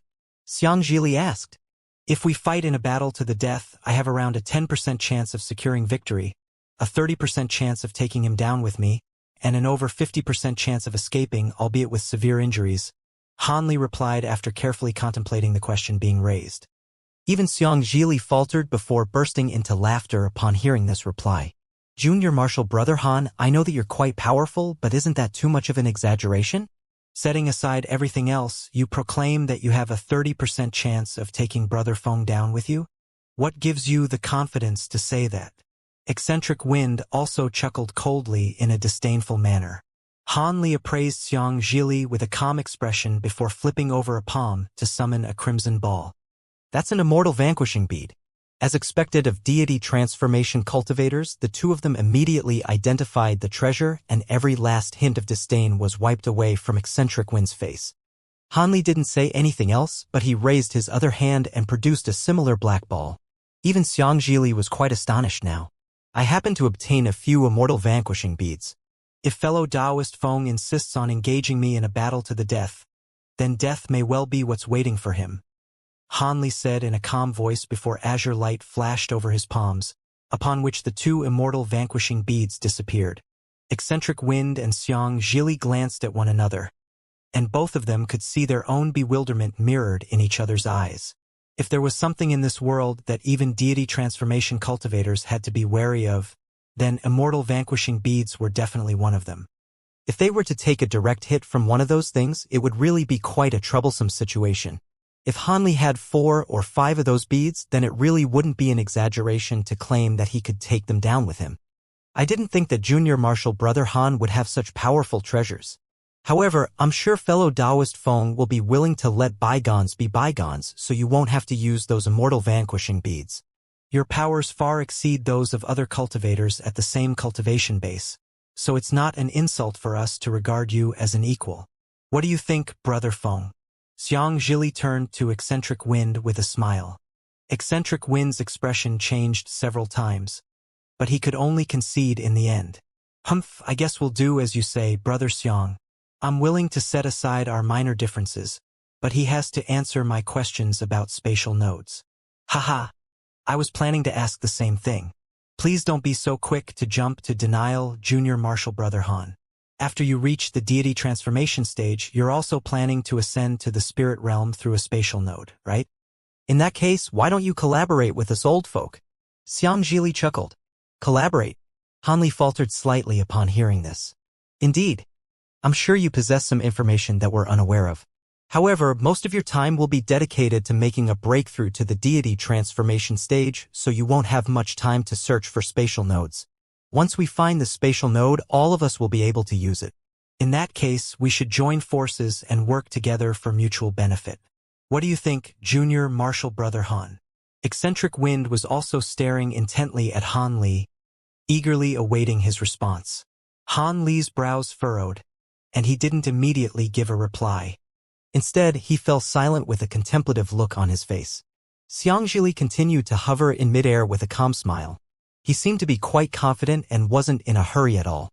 After mulling the notion over for a long while, Han Li finally asked, "Will you and fellow Taoist Feng be the only ones involved in the collaboration, senior martial brother Xiang? Aside from the two of us, fellow Taoist Hu of the Heavenly Devil sect will also be involved." Initially, fellow Taoist Bai from the High Zenith sect was also interested, but he has other important matters to attend to, so he won't be able to join us. As such, the three of us will be the only ones participating in this collaboration. Don't look down on us old folk, junior martial brother Han. Aside from old Devil Che of the Myriad Demon Valley, we are the only deity transformation cultivators in the Great Gene. Xianxia explained with a smile. Are there only so few deity transformation cultivators?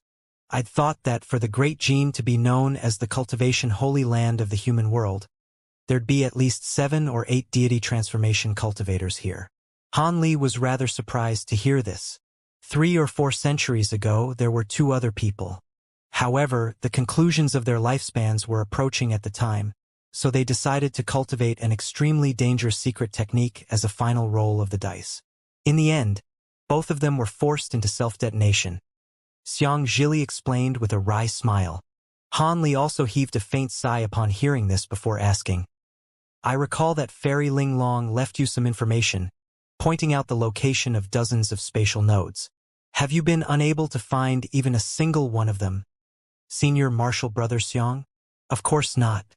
Even though most of the spatial nodes have indeed ceased to exist or are nowhere to be found, we still managed to find 3 spatial nodes. However, 2 of them are completely inaccessible due to extremely fierce spatial storms at their openings. Entry would spell certain death for us. The final spatial node can be entered, but it's already extremely unstable and could collapse at any moment. As such, we didn't dare to take the risk. We heard from old Devil Che that he found a spatial node near the North Night Palace, but the North Night Palace master caught wind of his intentions and detonated the Heaven Void Hall of the North Night Palace, destroying the spatial node in the process. Old Devil Che almost coughed up blood. Such was his fury. It was Eccentric Wind who replied on this occasion. Even though he was speaking in a rather forlorn manner, it was quite clear that he was taking pleasure in old Devil Che's misfortune. "I see. I was wondering why so many high-grade demon beasts attacked the North Night Palace all those years ago. Isn't the North Night Palace master afraid that old Devil Che will seek revenge and slaughter her entire palace?" Han Li was rather perplexed again. He wouldn't dare to do that. You have to realize that the human world is, as the name suggests, a world dominated by our human race. Almost at all points in history, The number of human deity transformation cultivators have far exceeded that of demonic cultivators at the same cultivation base. The old devil has managed to survive to this point as all of the human deity transformation cultivators find it too troublesome to hunt him down. However, he wouldn't dare to do anything out of line either. That's why we've allowed him to found and expand the myriad demon valley for so long. Even so, he was forced to make an agreement with the deity transformation cultivators of the past, stating that his true body wouldn't be allowed to leave the valley for no good reason, and that he was strictly prohibited from the widespread slaughter of humans.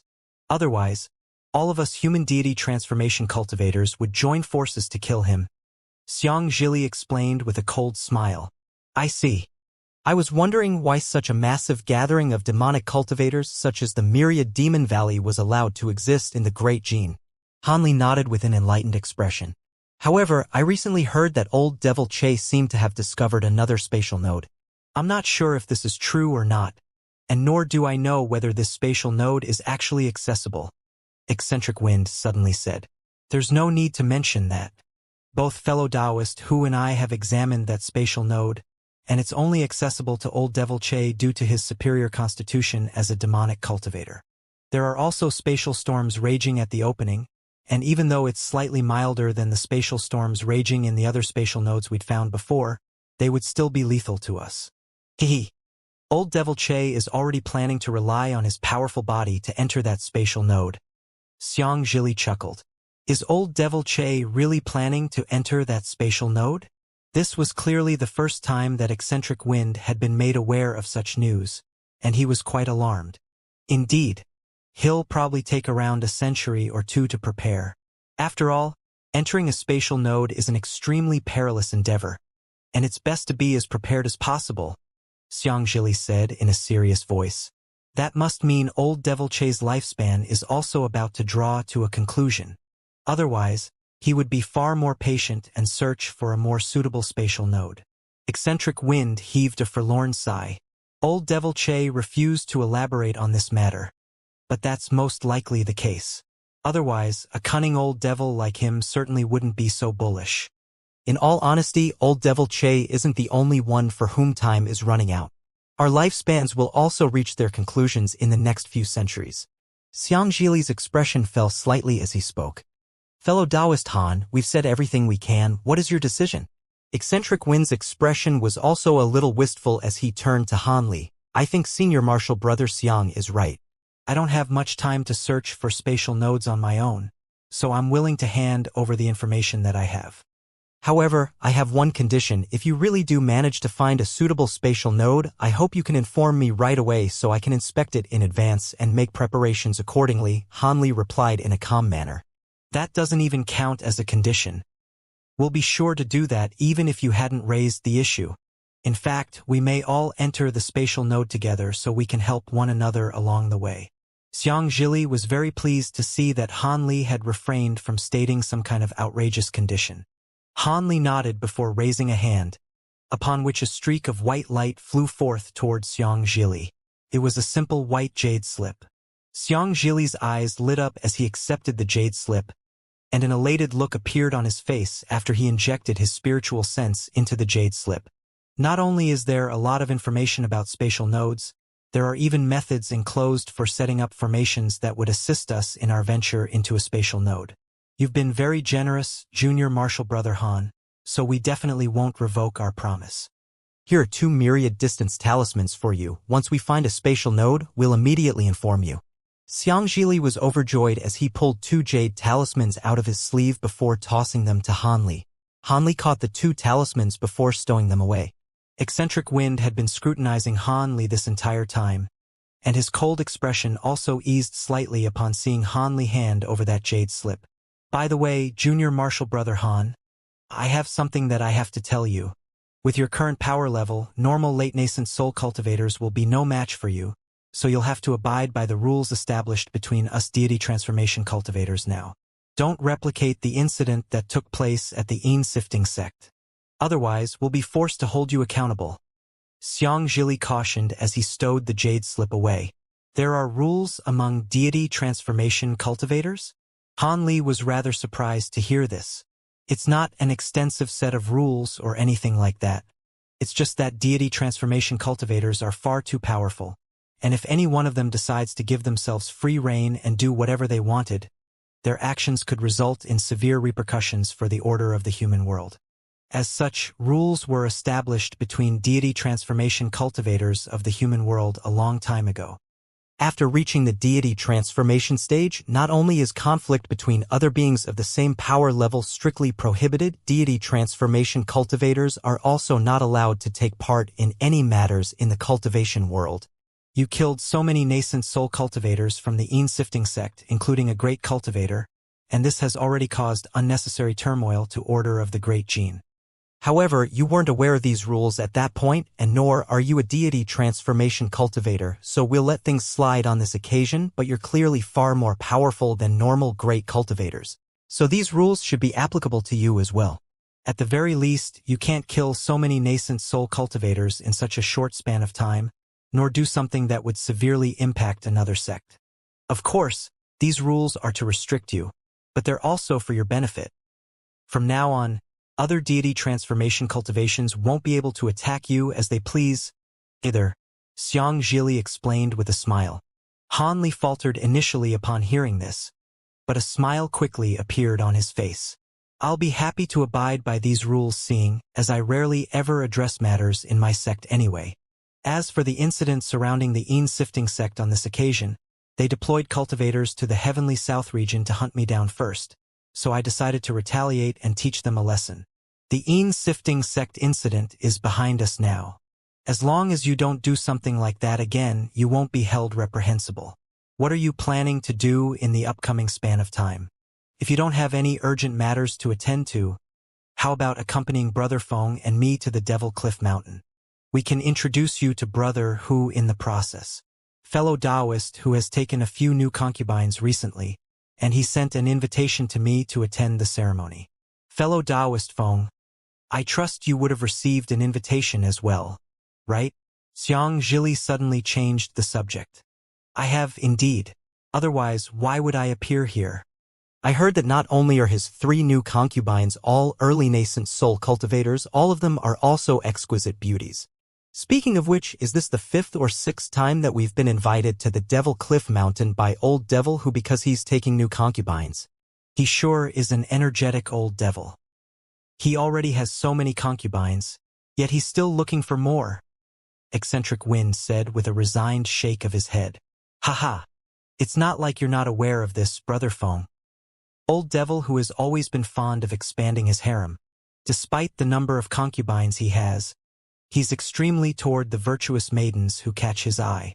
He'll refrain from taking their virginities without consent, and he'll always hold a grand ceremony for them in order to officially establish their new identities as his concubines. He doesn't have an official Tao companion, either, so these concubines basically share the role of his Tao companion. Xianxia chuckled. Humph. I couldn't care less whether he continues to expand his harem or not. It's just that every time we're invited to one of these blasted ceremonies, we have to prepare congratulatory presents, but if I don't go, he might take offense to my absence. On top of that, he has extremely high standards and won't accept normal treasures, so I have to offer something of substantial value each time. Eccentric Wind said in a gloomy manner. We're only inclined to attend because we seek the spirit medicines growing on his Devil Cliff Mountain. If we're all saints with no desires like fellow Taoist Bai, then we wouldn't be forced to attend these ceremonies. Xianxia gave a nonchalant smile, seemingly unbothered by this minor inconvenience. The two of you are referring to the fellow Taoist in the Heavenly Devil sect, right? I haven't received an invitation, so wouldn't it be rather inappropriate for me to barge into such an important ceremony? Besides, I haven't prepared a suitable present in advance either. Han Li was rather hesitant. There's no need to trouble yourself with such trivial matters, Junior Marshal Brother Han. I'm sure Old Devil who won't say anything if I bring a guest to his Devil Cliff Mountain. Besides, you've already presented a fantastic present in the form of the information in the Jade Slip, and I'm sure Old Devil who will be very thankful. If you really want to offer additional presents, then just give him an ancient treasure or two. You're not all that familiar with Old Devil who anyway, so it would instead be rather strange if you were to offer something of significant value. Besides, making this trip to the Devil Cliff Mountain will be an opportunity for you, Junior Marshal Brother Han. The demonic heavenly origin pill that's unique to the Devil Cliff Mountain is quite useful when attempting a breakthrough to the deity transformation stage. This pill can only be refined using the spirit medicines growing on the Devil Cliff Mountain, so you won't be able to find it elsewhere. If you can take this opportunity to exchange for a pill or two, it'll be much easier for you to sense the world's origin chi when attempting a breakthrough, Xianxia said in a meaningful manner. The demonic heavenly origin pill? Is that the demonic origin pill that's been missing since ancient times? Hanli was quite startled upon hearing the name of this pill. Xianxia was rather taken aback by the fact that Hanli was aware of this pill, but he still smiled and said, "Indeed, that's the one. I didn't think that you'd also know of this pill, Junior Marshal Brother Han. In that case, I won't need to elaborate on it any further. Would you be willing to make the trip with us now?" Han Li's expression became rather hesitant and indecisive. The misty lunar mountain ranges are situated in the northwestern region of the Great Jin, extending for hundreds of thousands of kilometers along a border between two states. There were countless steep mountains within those mountains ranges, the tallest of which was extended for hundreds of thousands of feet into the air. The top half of that mountain was perpetually enshrouded under a layer of snow all year round, while a massive plot of flat land had been cleared out on the mountain's summit, upon which was constructed a series of huge palaces. There were countless buildings on this plot of land, all of which were extremely beautiful and intricate and had been refined from rare types of wood or jade. The entire summit of the mountain was protected by some kind of restriction, such that even though there was a snowstorm perpetually raging outside, the climate within the formation was always warm and pleasant. There were countless types of exotic flora here, and beautiful women in palatial dresses of all colors were playing around between the palaces and building, letting loose peals of tinkling laughter from time to time that could completely entrance the listener. This place was like paradise. This was none other than the Devil Cliff Mountain, and the buildings on the summit of the mountain collectively formed the vastly renowned Devil Palace. The master of the Devil Palace was none other than one of the few remaining deity transformation cultivators in the Great Jin, the Grand Elder of the Heavenly Devil Sect, Wuxia. He was a legendary figure who'd forged a resounding reputation for himself as far back as 1,000 years ago and single-handedly made the Heavenly Devil Sect the #1 Devil Dao sect of the Great Jin. He was currently situated within the largest palace on the mountain summit, preparing a banquet to entertain a group of esteemed guests. There weren't that many guests present at the banquet, only around 7 or 8, but they were seated in 2 rows. At the center of the palace stood several tens of lithe and graceful women in palatial dresses, performing a captivating dance. On the main seat of the palace sat an elderly man with a wooden crown and a set of rather sickly features. He was leaned back in his seat with his eyes closed in a carefree manner. There were both male and female guests sitting on either side of the palace, and all of them wore smiles on their faces. Moments later, the women in palatial dresses finally concluded their dance, then extended a respectful bow toward the elderly man perched on the main seat before exiting the hall. Senior Hu, this group of servants seemed to be even more beautiful than last time. Looks like fellow Taoist you and the others have been working quite hard. A blue-robed scholar sitting on the left suddenly said with a smile. Hee. I have no other hobbies in life aside from my love for women. Perhaps I'll be able to take a step further in my cultivation base when I overcome this hurdle. Marshal Nephew you and the others should dedicate more of their time and effort into cultivation. If one of them can reach the deity transformation stage, then I won't have to worry about the Heavenly Devil Sect being eradicated when I pass away someday, Wuxia said in an indifferent voice. There's no way that would happen, Senior Hu. There are many fellow Taoists from the Heavenly Devil Sect who are only a step away from the deity transformation stage, and it's only a matter of time before they ascend to such heights. With the Heavenly Devil Sect's resounding reputation, no one would dare to offend it, the blue-robed scholar said with a fawning smile. Is that so? I heard that the Sifting sect is no longer one of the 10 great Devil Dao sections. This sect was once the #1 Devil Dao sect for thousands of years, and their reputation was certainly no less prominent than that of my Devil Palace today. To think that they would also fall to such a pitiful state. Even if they can avoid complete eradication, they would still be reduced to nothing more than a second-rate sect. Wuxia chuckled coldly in response. The blue-robed scholar and the other cultivators glanced at one another, wondering what Wuxia was trying to say. None of them were able to decipher the meaning behind his words, so they all refrained from offering any replies. I heard that not only were 7 or 8 nascent soul-stage elders of the Yin-sifting sect killed during this incident, even fellow Taoist Fong has perished. However, the Yin-sifting sect has no idea who the culprit could be. That's quite strange when you think about it. Could it be that the Yin-sifting sect has drawn the ire of a deity transformation stage senior? A brocade-robed man suddenly changed the subject in a seamless transition. Wuxia chuckled and said, "Hee. Most of you have probably come here due to the Yin-sifting sect incident, right? You can all rest assured. Even though I don't know who the perpetrator is, it's definitely not one of us deity transformation cultivators from within the Great Gene. Otherwise, how could I be completely kept in the dark? It may be a certain powerful being from outside the Great Gene. However, if that being continues its killing spree, we won't stand by and watch any longer." A dangerous light flashed through Wuxia's eyes before quickly disappearing. All of the other cultivators present were all very relieved to hear this. Thus, none of them mentioned this topic any further and began to discuss some interesting recent news in the cultivation world instead. By the way, Senior Hu, the last time you expanded your harem was 200 years ago. Which female cultivators have caught your eye this time? A green-robed woman who appeared to be in her 30s asked with a smile. She was also quite a beautiful woman herself. All of the other cultivators were also quite intrigued to hear the answer to this question. After all, even though this grand elder of the Heavenly Devil sect was an avid lover of women, there weren't actually all that many female cultivators who were official concubines of his in the Devil Palace. I didn't think that I would expand my harem any further, either. All 3 women are exceptional specimens with breathtaking beauty and brilliant cultivation bases to match.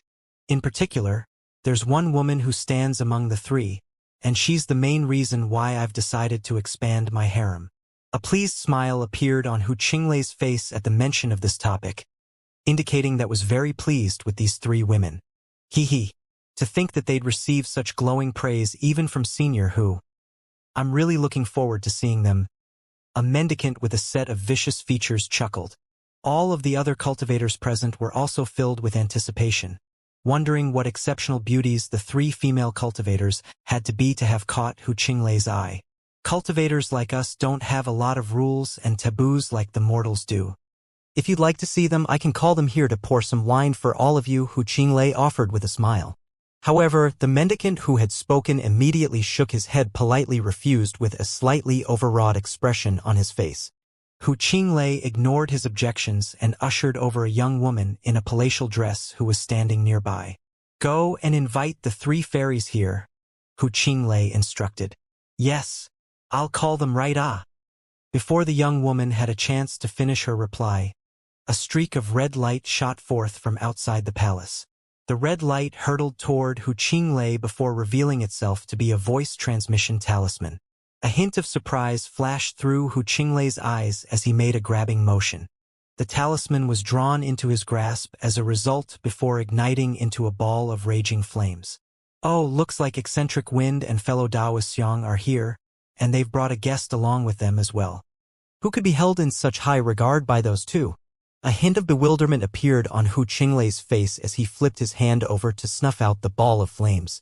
Could it be Senior Feng from Paradise Island or Senior Xiang from the West Spirit Mountain? The blue-robed scholar suggested. Everyone else's expressions changed upon hearing this. Who else could it be aside from those 2? However, it sounds as if they've also brought along someone whom I'm unfamiliar with. I really am getting rather curious now. Seeing as they've already reached the palace, it looks like I'll have to come out and greet them." Wuxia chuckled. "All of us should also go and greet the 2 seniors," the brocade-robed man said as he hurriedly rose to his feet. Everyone else followed his example. Wuxia merely nodded in response before standing up and slowly making his way out of the palace, followed closely by all of the other cultivators.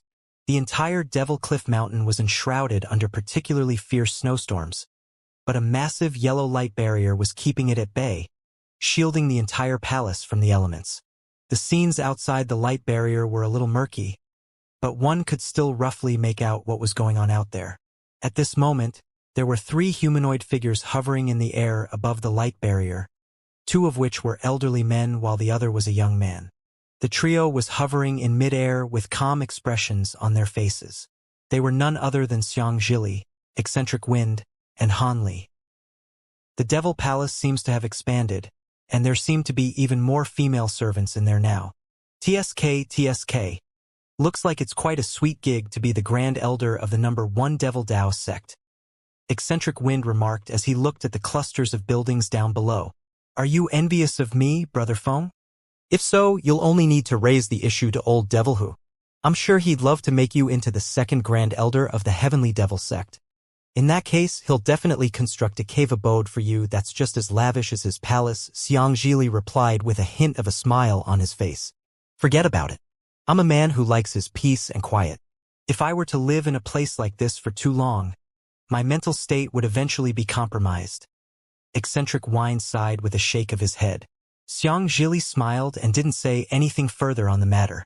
Right at this moment, a group of cultivators emerged from the main palace down below before flying up to meet them. Even though Han Li rarely spoke on the way here, he had been quite alert and attentive this entire time, and he quickly identified the elderly man with the wooden crown as a deity transformation cultivator. He then cast his eyes toward the other cultivators, and a faint cry of surprise escaped his mouth. Is there an acquaintance of yours here, Junior Martial Brother Han? Xianxia turned to him with a rather surprised expression.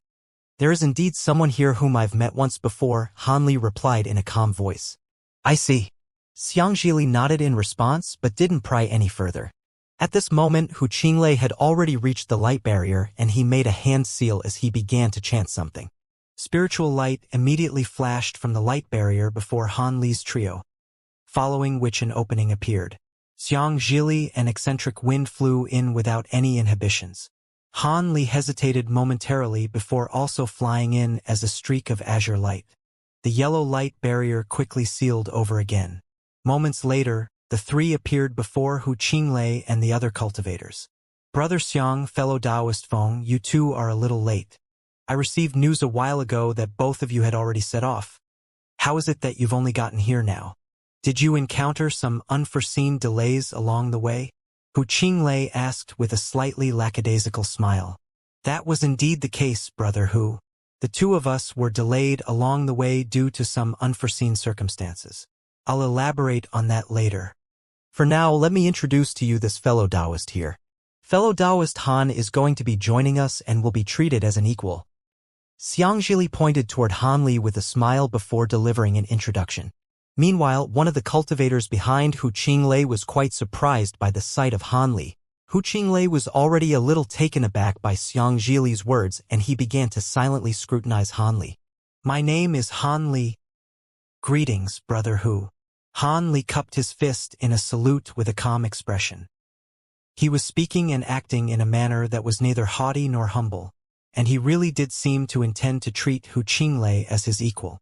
All of the other cultivators' eyes widened at the sight of Han Li's bold display. Humph! Have you two gone old and senile? He's just a late nascent soul cultivator. What right does he have to be treated as an equal by us? Hu Qinglei's expression immediately darkened. Hee, I have my reason, Brother Hu. Xianxia chuckled before transmitting his voice to Hu Qinglei in a conversation that was silent to everyone else. Hu Qinglei's expression was quite skeptical initially, but his eyes soon lit up with surprise and excitement, following which he began to nod emphatically.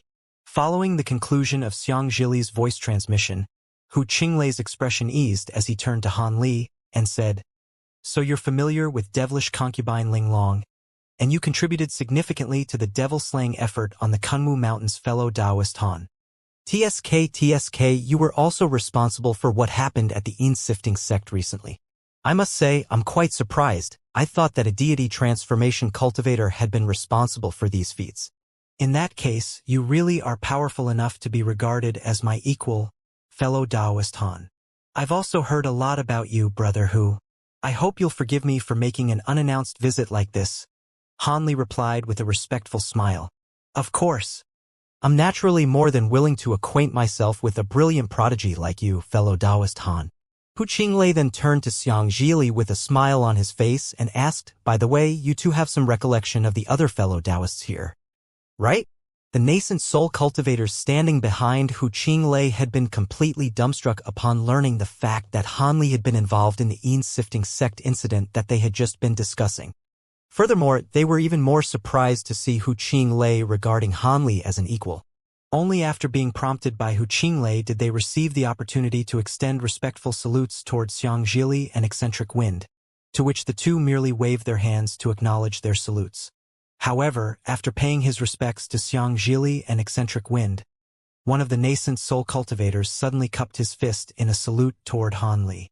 An envious look appeared on his face as he said, "Congratulations, Brother Han. It's been a long time since we last met and you've already progressed to the late nascent soul stage." This was a young man in a set of green robes. He was none other than Old Man Bitter Bamboo, whom Han Li's humanoid puppet had once fought against. He was still at the pinnacle of the mid-nascent soul stage after all this time, so it appeared that his cultivation path would conclude here. Han Li didn't have a great impression of this Old Man Bitter Bamboo, but he still smiled as he replied, "I didn't think that I would meet you here, either, fellow Taoist Bitter Bamboo. I only managed to progress to the late nascent soul stage through sheer luck." Old Man Bitter Bamboo gave a slightly awkward cough upon hearing this, and he was just about to say something else when Hu Qinglei impatiently interjected, "All right, this is not the place to talk. If you don't mind, you can all come to my palace for a chat, fellow Taoists."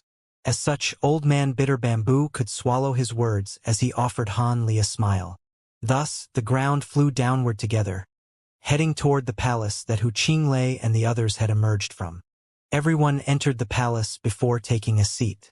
Hu Qinglei was seated right next to Hu Qinglei along with Xianxia's trio, clearly setting him apart from all of the other guests present. It was no surprise that Xianxia and Eccentric Wind were offered seats next to Hu Qinglei as they were deity transformation cultivators as well.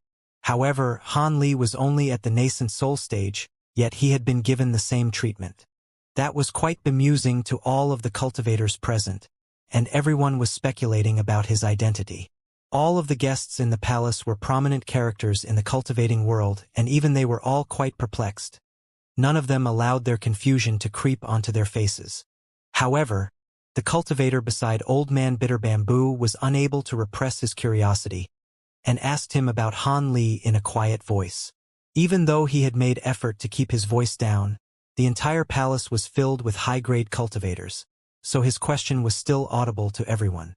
Old Man Bitter Bamboo had only met Han Li once, so he was unable to provide much information, much to the dismay of all of the cultivators eavesdropping on their conversation. Meanwhile, Han Li remained seated calmly in his chair with a calm expression, looking as if he were completely oblivious to the fact that everyone was dying to know who he was. Hu Qinglei was chatting with Xianxia and Eccentric Wind, as well as all some other nascent soul cultivators, and it appeared that none of the three deity transformation cultivators were going to introduce Han Li. As such, no one dared to ask them about Han Li either, so they could only continue to deny their curiosity. After a short while, the blue-robed scholar turned to Han Li with a meaningful expression before suddenly rising to his feet.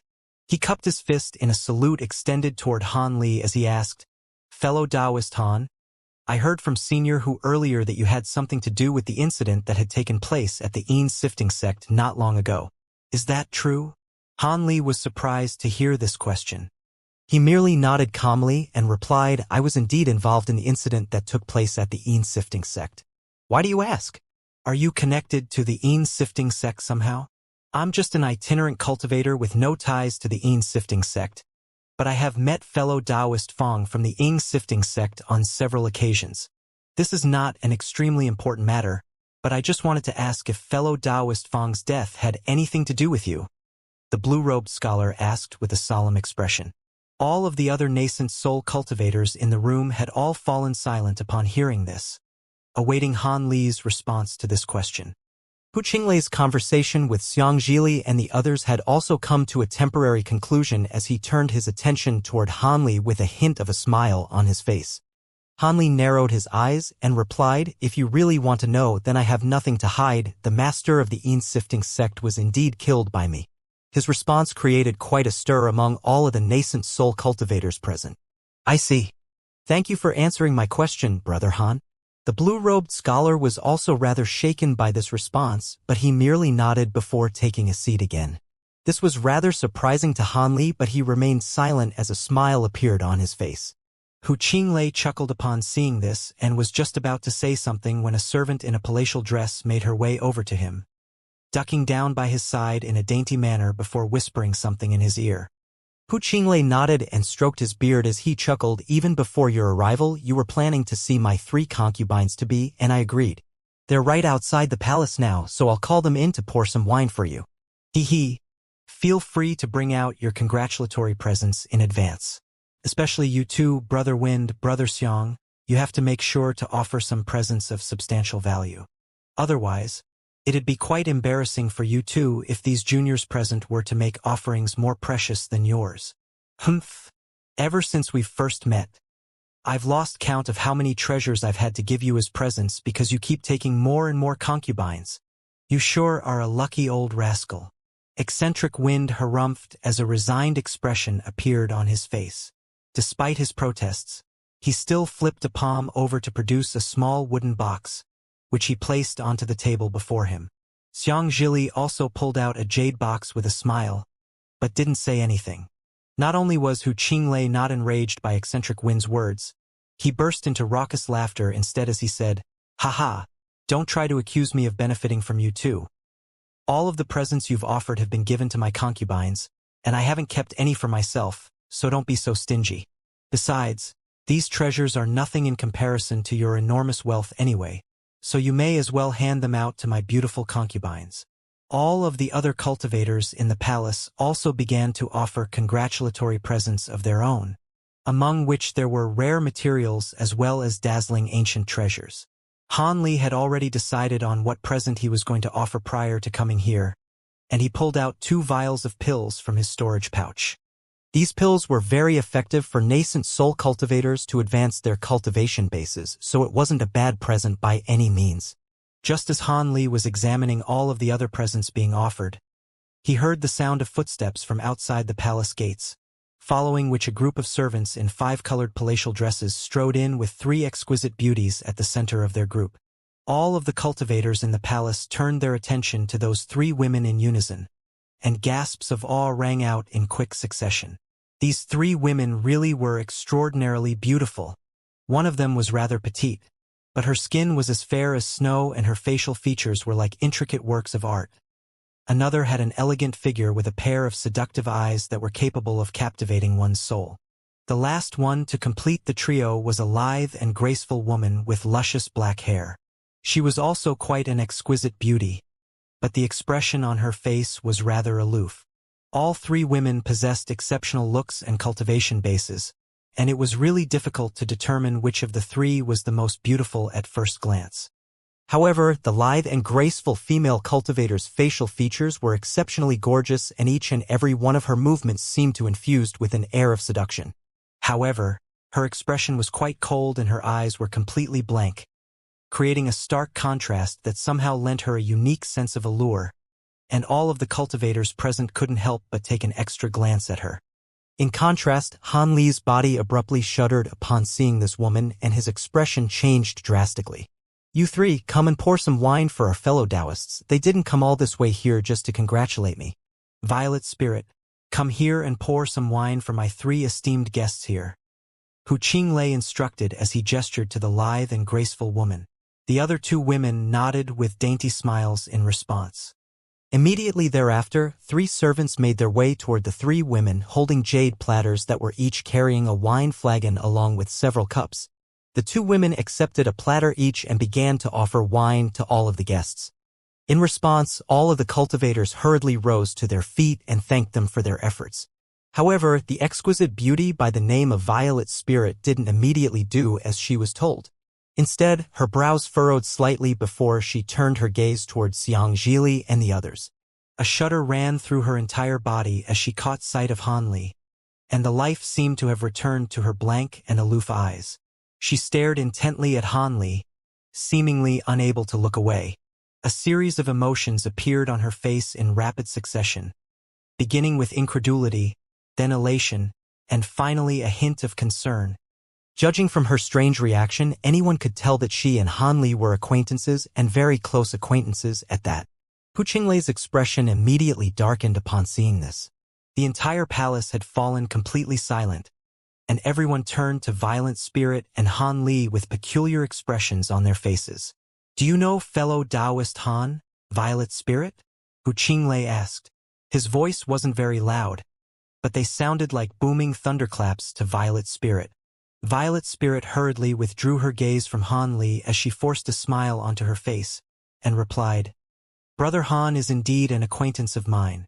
She was trying to act in a calm and collected manner, but the drastic rise and fall of her chest clearly suggested that she was unable to contain her emotions.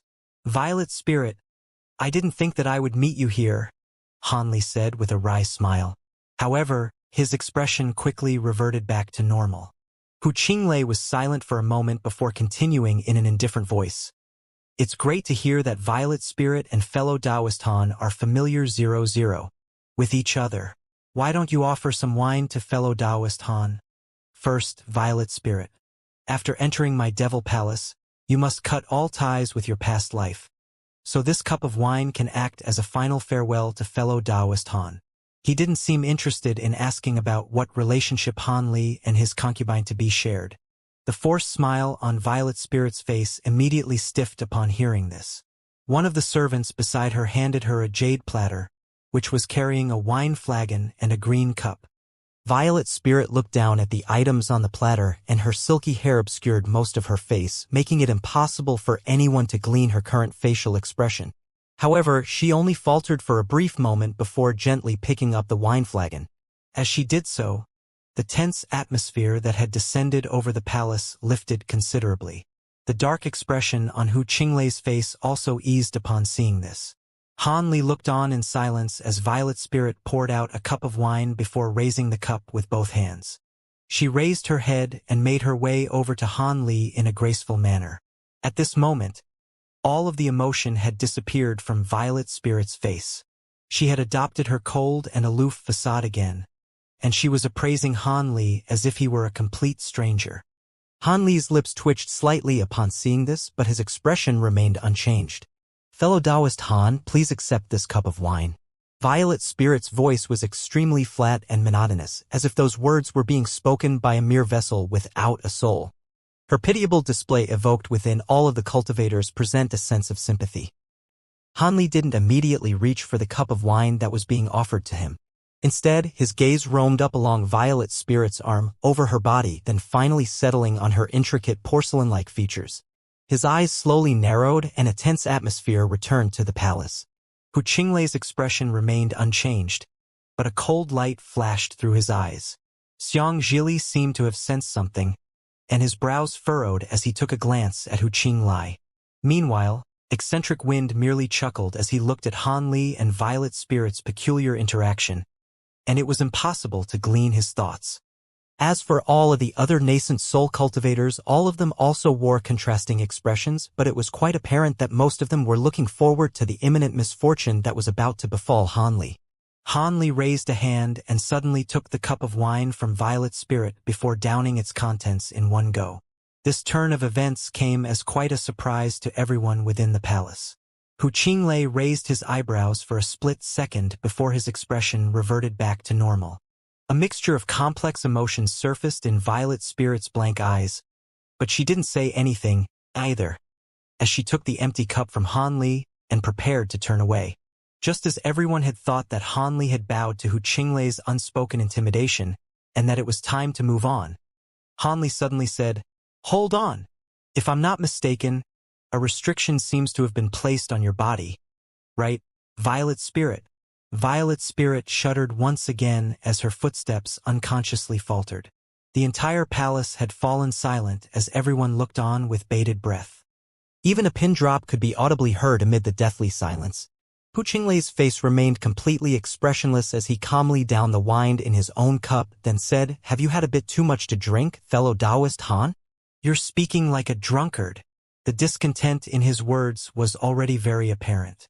"Don't worry, brother Hu.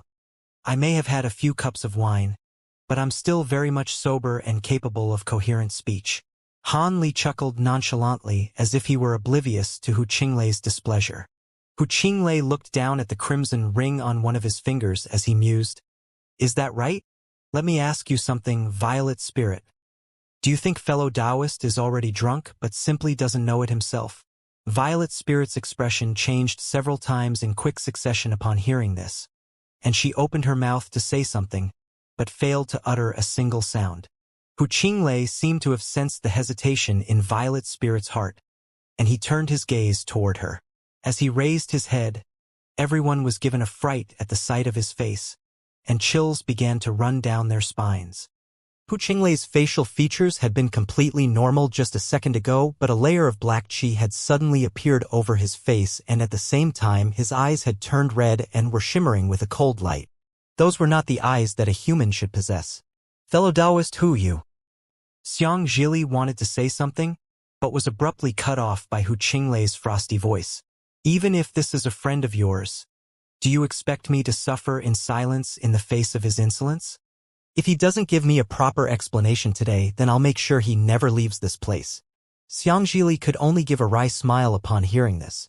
Instead of trying to persuade Hu Qinglei, he turned to Han Li with a shake of his head and said, Junior Marshal Brother Han, you're aware of what you're doing, right? I won't be able to help you here. You'll have to give Brother Hu an explanation yourself. I trust that you'll be able to give Brother Hu a proper explanation. After saying that, Xianxia closed his eyes to meditate, appearing as if he weren't interested in intervening with this matter. Even though Xianxia hadn't said much, Han Li could read between the lines and tell that he was trying to protect him. It was just that Xianxia and Hu Qinglei were both deity transformation cultivators, and he clearly didn't want to engage Hu Qinglei in a direct conflict. As such, he could only offer a few cautionary words before detaching himself from the situation. A faint smile appeared on Han Li's face as he turned to Violet Spirit and asked, Violet Spirit, we've known each other for many years and you're one of my few close friends. You have a restriction in your body, which suggests that you've been forced into this arrangement. I don't want to offend fellow Taoist but I'm not heartless enough to completely ignore the situation when it's possible that you're being forced to do something against your will. I want you to be honest with me. Are you willing to become Brother Hu's concubine? If so, then I naturally wouldn't insist on ruining a mutually loving relationship. However, if you're not willing. Han Li's voice trailed off here, but the implications behind his words were quite apparent. Violet Spirit's face was filled with a mixture of urgency, hesitation, helplessness, and a series of other emotions. She seemed to be eager to respond, but didn't know what to say. There's no need to ask her, it doesn't matter whether she's willing to become my concubine or not. What are you going to do even if she's being forced into this arrangement against her will? Are you going to forcibly take her away from here? Hu Qinglei turned to Han Li with a deriding sneer. So you really are being forced against your will. Is that right, Violet Spirit? Han Li asked for confirmation. Violet Spirit was petrified of Hu Qinglei, but Han Li had progressed to the late nascent soul stage and didn't seem to fear Hu Qinglei. Upon making these observations, a desperate impulse flashed through her heart as she gritted her teeth and replied, Several years ago, I unintentionally revealed my true appearance and was forcibly captured by a few heavenly devil sect elders. I was never given a choice in the matter. Hu Qinglei merely remained silent and listened with a cold smile on his face. All of the other cultivators present also displayed minimal reactions. Forcibly abducting female cultivators was very frowned upon in righteous Dao sects like the High Zenith sect, but it was an extremely commonplace occurrence in Devil Dao sects, to the point that it was regarded as something that was completely justified and reasonable. All the cultivators present naturally weren't related to any righteous Dao sects, so it was no surprise that they weren't appalled in the slightest. That's all I needed to hear, Violet Spirit. Brother Hu, I have no intention of causing any offense to you, so there's no need for you to be angry. Everything in this world has a price. I'm willing to offer something in exchange for fellow Taoist Violet Spirit's freedom, Han Li said in a calm voice, appearing as if he were completely oblivious to Hu Qinglei's discontentment. An exchange? You think you have what it takes to strike a deal with me? Hu Qinglei faltered slightly before a peculiar look appeared on his face. Do you think I'm unworthy, Brother Hu? Han Li asked. That's right. You don't have what it takes to offer me a deal. You may be more powerful than the average late-nascent soul cultivator, but you're still nothing in my eyes. Do you really think you're my equal just because fellow Taoist Xiang brought you here with him? Besides, what can you possibly offer to tempt me? Oh right, I heard you've got 2 spirit treasures. If I want to, I can simply kill you and take those spirit treasures. Hu Qinglei threatened in a sinister voice.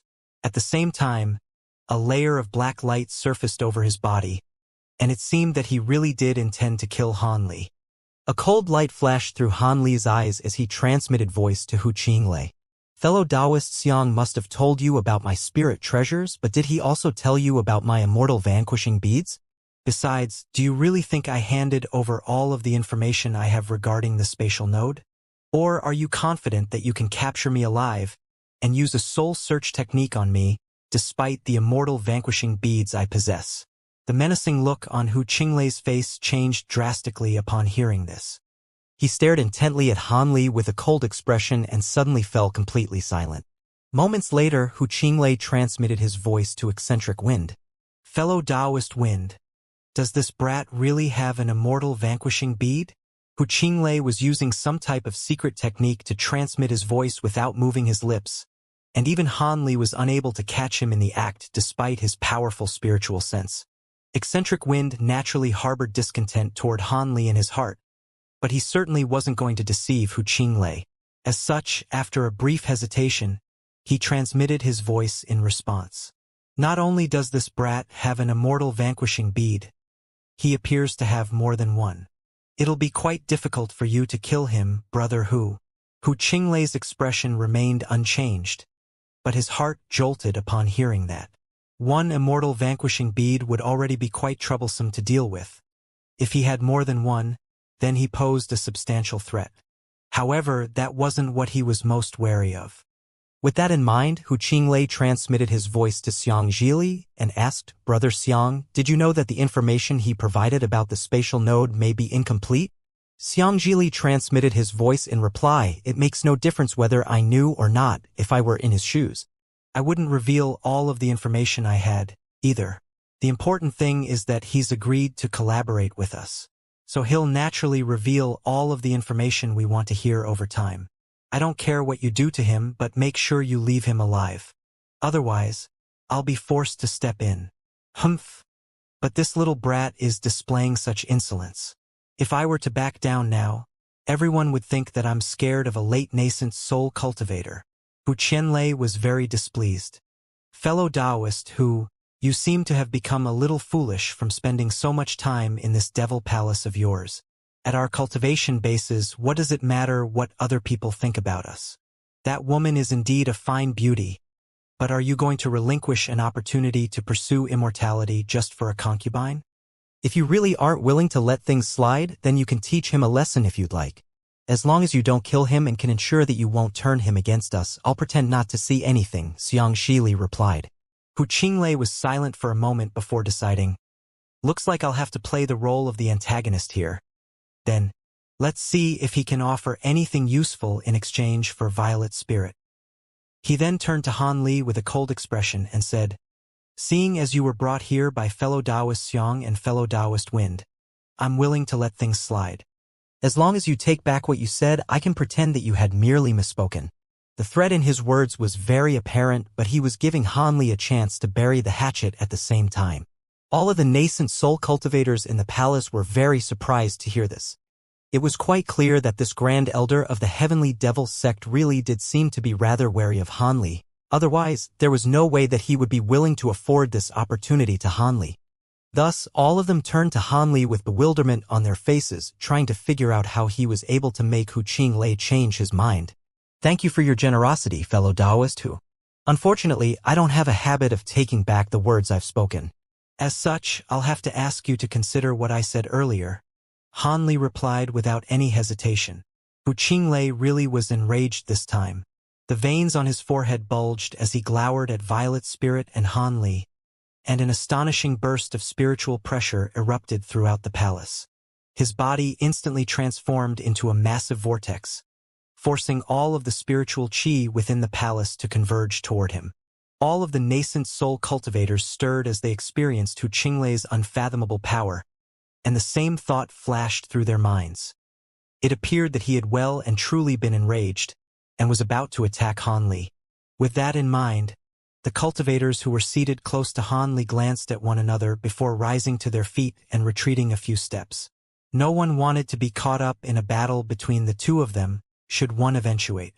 Even though Violet Spirit had reached the nascent soul stage, she was naturally unable to withstand the devastating spiritual pressure being exerted by a deity transformation cultivator.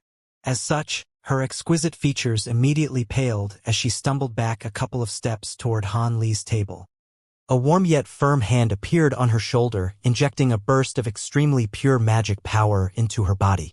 Violet Spirit felt a surge of warmth circulate through her entire body, following which the spiritual pressure that had been as unbearable as a glacial storm a moment ago suddenly felt like nothing more than a gentle spring breeze to her.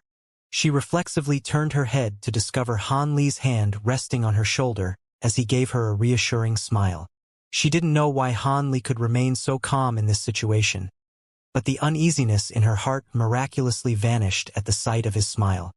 She bit down on her lower lip before returning his smile as a faint blush appeared on her face. Upon seeing this, Hu Qinglei was enraged to the point of laughter as he abruptly withdrew his powerful spiritual pressure. Hee, if you really want her that badly, then I'm willing to strike a deal with you. In exchange for Violet Spirit's freedom, I'll accept your 2 spirit treasures. All of the other cultivators cast surreptitious glances at one another upon hearing this.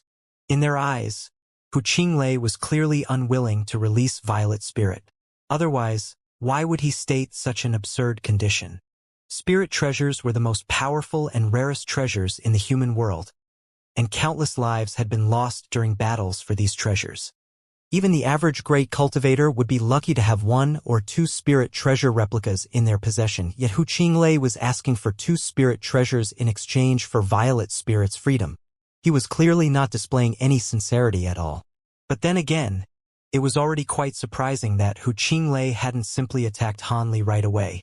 What was even more surprising to everyone was that Han Li possessed 2 spirit treasures.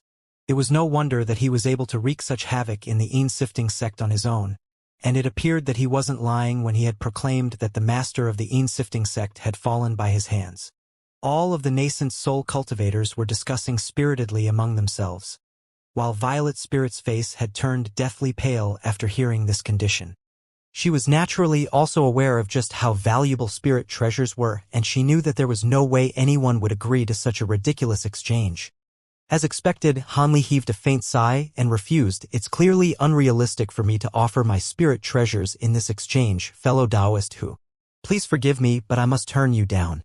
Then your immortal vanquishing beads will also suffice, Hu Qinglei chuckled coldly. Han Li's brows furrowed as he shook his head and replied, I can't hand over my immortal vanquishing beads either.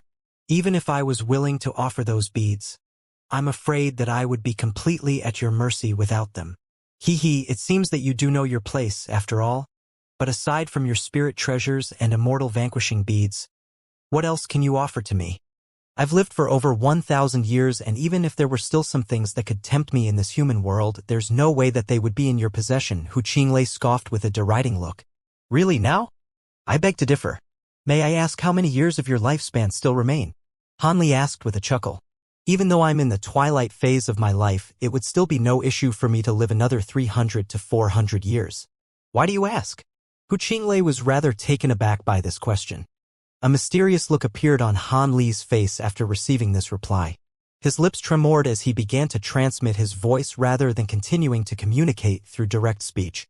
If I gave you a chance to extend your lifespan by another 400 to 500 years, would you be willing to release Violet Spirit, fellow Taoist Hu? 400 to 500 years? Are you referring to the returning sun water? The deriding sneer on Hu Qinglei's face was abruptly wiped away as he unconsciously sat up straighter with a look of rapt focus in his eyes.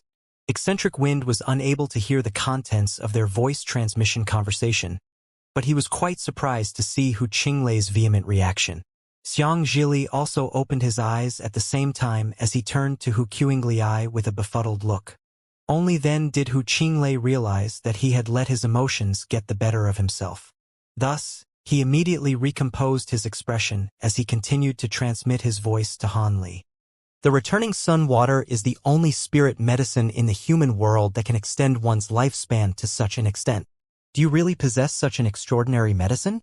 If so, I would be more than willing to release Violet Spirit, and I can even offer you some additional benefit in exchange. Hu Qinglei's voice had become extremely warm and earnest, as if he had become a completely different person. I don't have any returning sun water, but I do have glacial quintessence, which is one of the main ingredients required to refine returning sun water, Han Li replied in a truthful manner. Only glacial quintessence? A hint of disappointment had crept into Hu Qinglei's voice.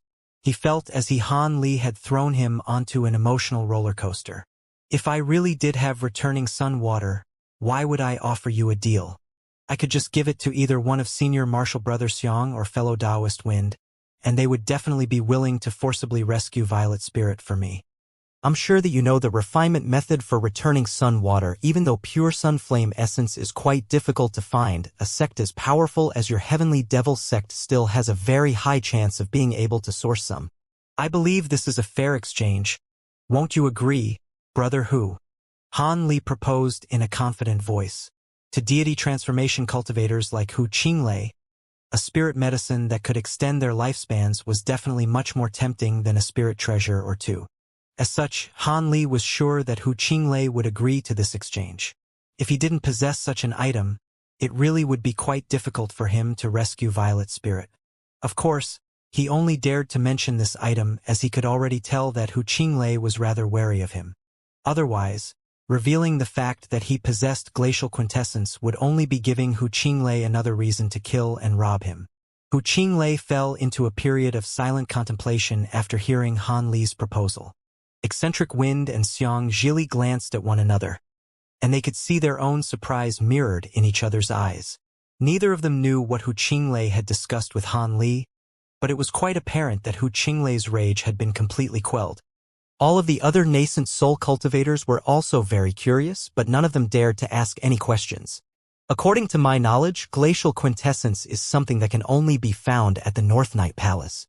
If it weren't for the fact the North Night Palace had a deity transformation cultivator among their ranks in the past, and that pure sun flame essence is extremely difficult to find, their glacial quintessence would have been forcibly taken long ago.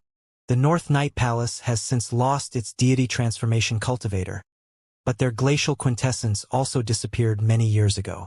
I had infiltrated the North Night Palace in person to search for it, but was unable to find it. Where did you get this glacial quintessence? Could it be the very same vial that the North Night Palace had lost? Hu Qinglei interrogated. Han Li seemed to have predicted that Hu Qinglei would ask him such a question, and he replied, "Of course not. How could there be such an unlikely coincidence?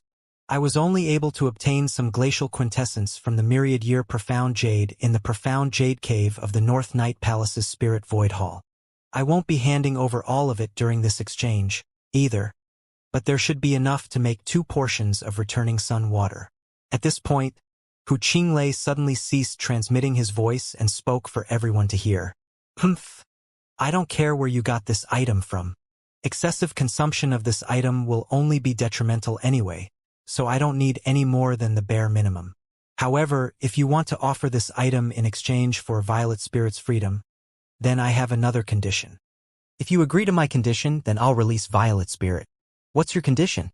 A hint of surprise flashed through Han Li's eyes. He wasn't expecting Hu Qinglei to impose another condition.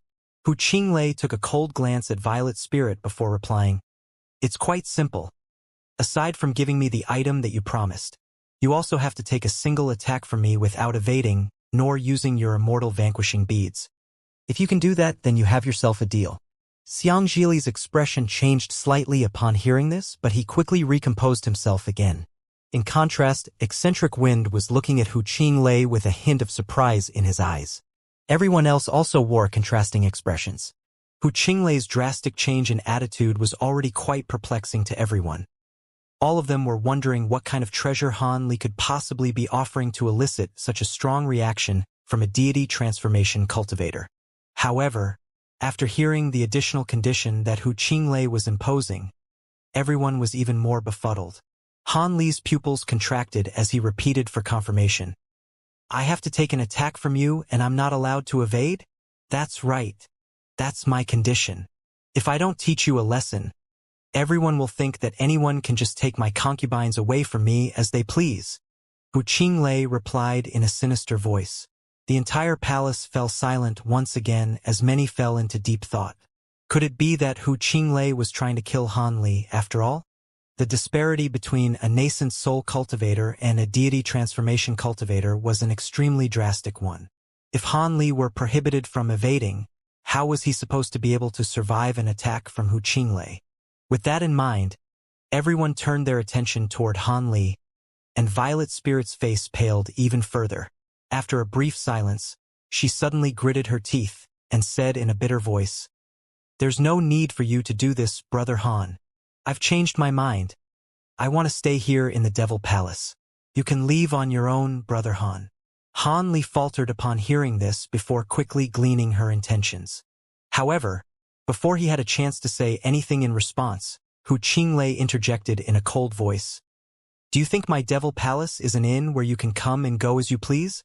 I've already agreed to this deal, so you can't stay here even if you want to. You won't turn down my condition again, will you, fellow Taoist Han?" Han Li shook his head with a nonchalant expression and replied, "If it's just one attack, then I really do want to give it a shot." Wuxia chuckled as he lifted a hand and pointed a finger toward Violet Spirit. All of a sudden, she was struck by a numb yet itchy sensation in her dantian, and she let loose an involuntary cry. Her lithe and graceful figure swayed as several black threads emerged from within her body, disappearing into Wuxia's finger after circling through the air like a group of miniature spirit snakes. Only then did Violet Spirit stand up straight again, and her expression lit up with surprise and elation as she felt her magic power circulating throughout her body. She had been unable to use her spiritual power before, but it was now gushing into her meridians. Han Li also swept his spiritual sense toward Violet Spirit upon seeing this, and a content look appeared on his face a few moments later. The restriction within her body had indeed ceased to exist. "Hand it over." As soon as he lifted the restriction in Violet Spirit's body, Wuxia turned to Han Li with a cold expression. A faint smile appeared on Han Li's face as he abruptly raised a hand, following which a streak of white light shot forth from within his sleeve. Wuxia's eyes lit up as he made a grabbing motion, drawing the streak of white light into his hand. The white light receded to reveal a white jade vial. Wuxia swept a sleeve gently over the vial, and the lid flew off of its own accord.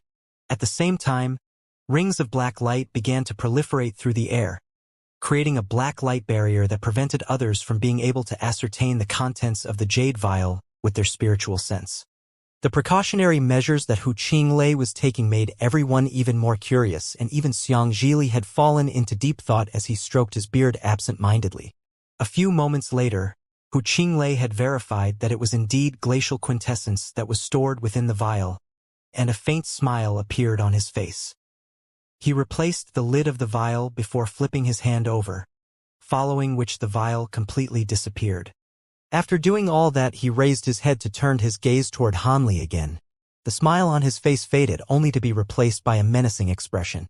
All of a sudden, black light flashed around his body and he abruptly transformed into a streak of black light as he flew out of the palace, leaving only a cold parting sentence in his wake. "I'll be waiting for you out east, Han brat. Don't make me wait too long." Before he had finished his sentence, the streak of black light had already disappeared into the distance, but his voice continued to echo throughout the palace. Han Li did not appear to be flustered in the slightest in the face of the daunting task that awaited him. He poured a cup of wine for himself in a leisurely manner, drinking it in a few sips before rising to his feet with a calm and collected expression. In contrast, Violet Spirit's brows were furrowed with concern as she asked, "Brother Han, are you really going to take an attack from him? He's a deity transformation cultivator." "Don't worry, if it's just one attack, then I have a good deal of confidence in myself," Han Li replied with a calm and reassuring smile. He had managed to withstand an attack from the avatar of an elder devil even prior to reaching the late nascent soul stage, so he was relatively confident in his ability to take an attack from a deity transformation cultivator. "Then allow me to come with you, Brother Han. I want to support you," Violet Spirit insisted with a determined look in her eyes. Han Li hesitated momentarily at the sight of her resolute expression before nodding in the end. Spiritual light flashed over his body as he latched onto Violet Spirit's hand, and the two of them hurtled out of the palace as a streak of azure light. All of the other nascent soul cultivators also flooded out of the palace. They certainly weren't going to miss out on such a spectacular matchup. Even the other two gorgeous female cultivators, who were set to become Hu Qinglei's concubines, made their way out of the palace, with the other servants following a brief hesitation. All of a sudden, Xianxia and Eccentric Wind were the only ones left in the palace. The two of them sat in silence, seemingly completely disinterested in joining everyone else. "Brother Xiang, what do you think about this?" Eccentric Wind asked. "What do I think about what?" Xianxia responded expressionlessly. "The treasure that Han Brat offered, of course. What could he have offered to draw such a strong reaction from fellow Taoist who? There aren't many things in this world that can tempt him to such an extent." Eccentric Wind chuckled coldly. "It's just as you said, such treasures are rare, but certainly not non-existent, so what's there to be surprised about?" Xianxia remained quite calm. "Brother Xiang, are you really not interested in knowing what such a treasure was? It has to be something that could be very useful to us as well," Eccentric Wind said in a meaningful voice. Xianxia heaved a faint sigh and replied, "So what even if that treasure was something that could help us break through our current bottlenecks or prolong our lifespans for another few centuries? Do you think making a breakthrough now will allow us to ascend to the spirit realm?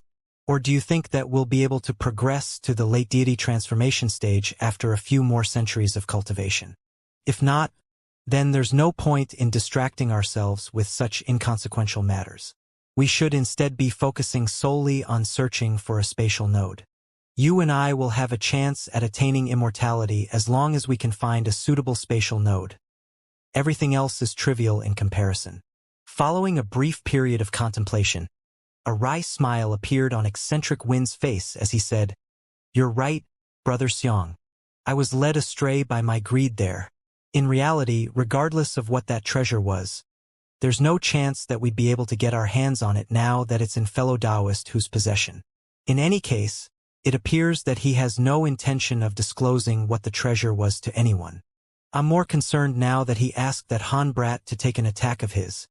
He's not trying to take advantage of this opportunity to kill Han Li, is he? It'll be fine.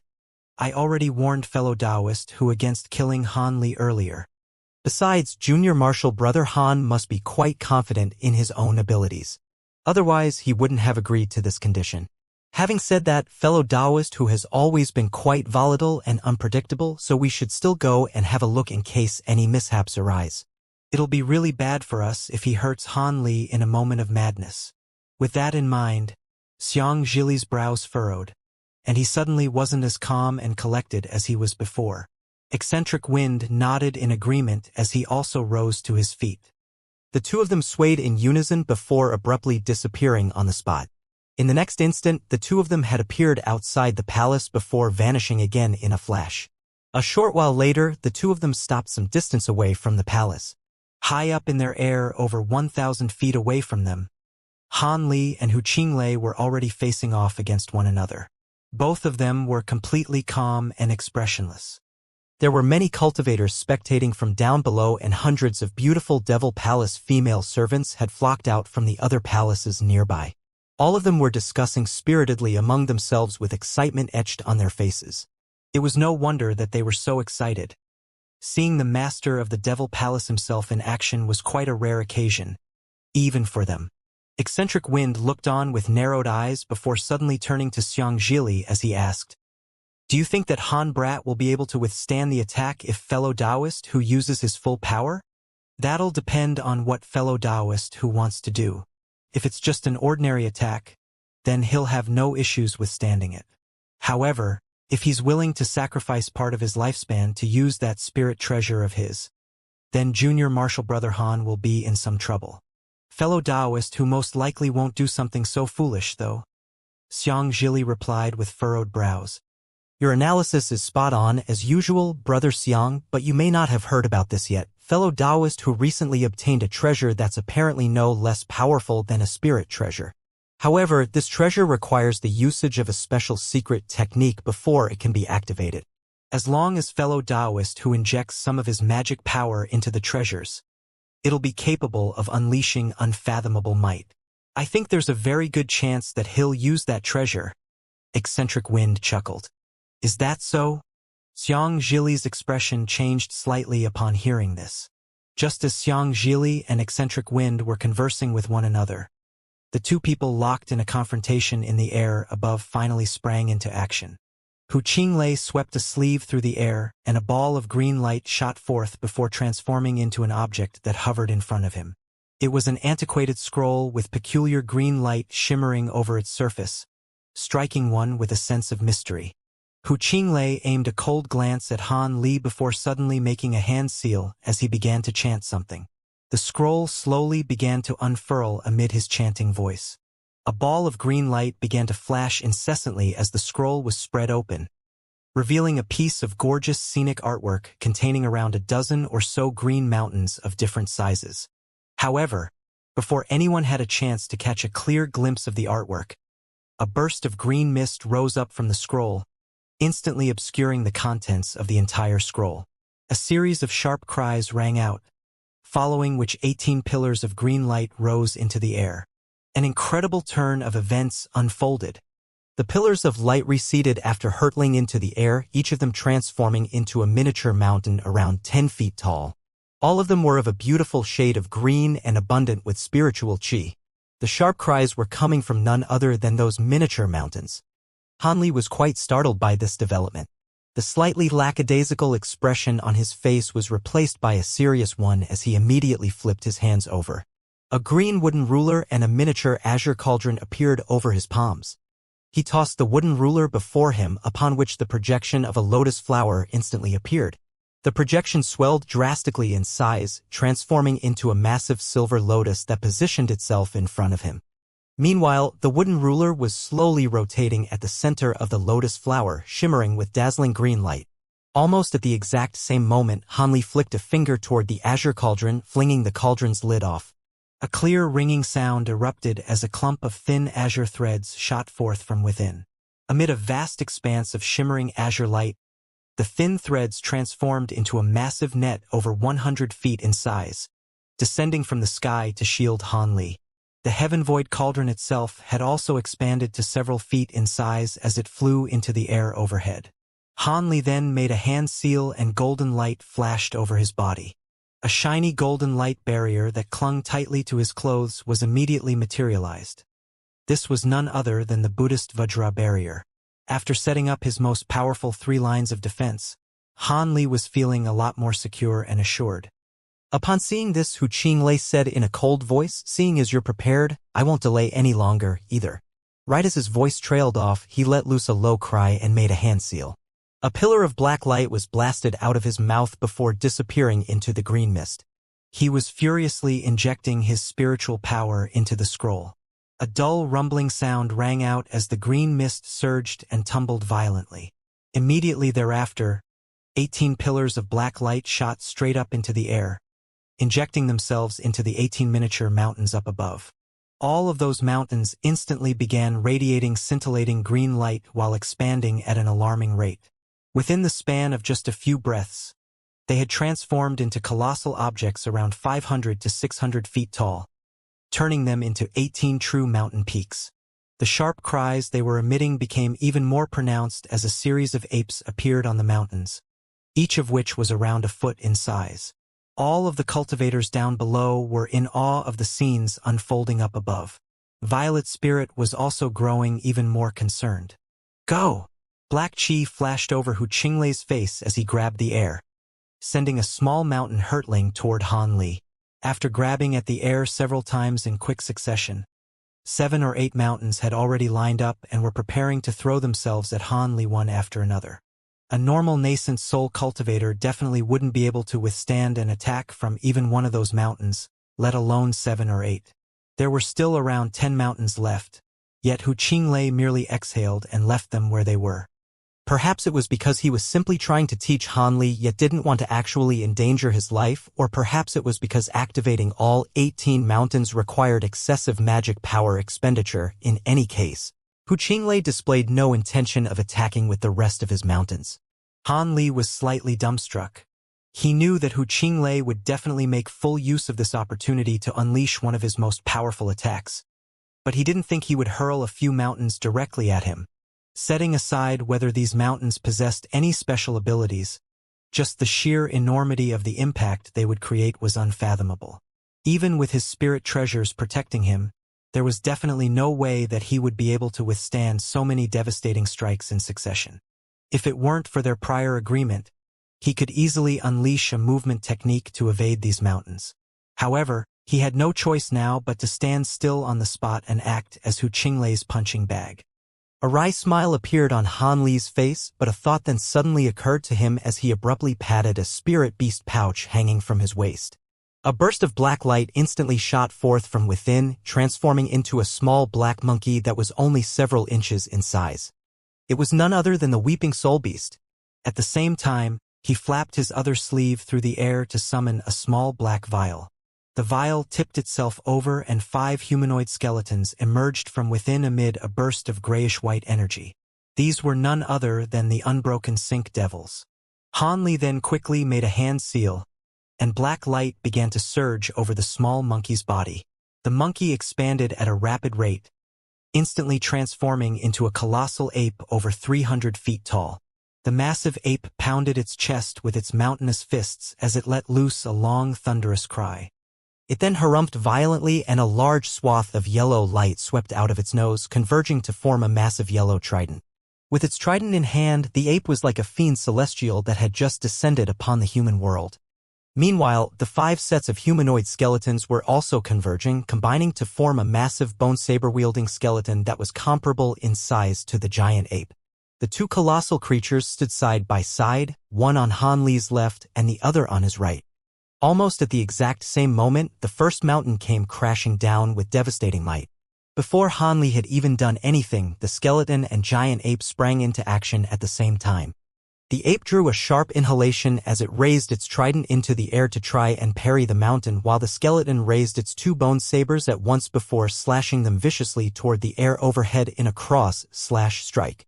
2 resounding booms erupted as all types of spiritual light intertwined and exploded. The giant ape and the skeleton were both forced downward, yet they managed to arrest their downward momentum after their weapons struck the mountain overhead, stopping it cold in its tracks.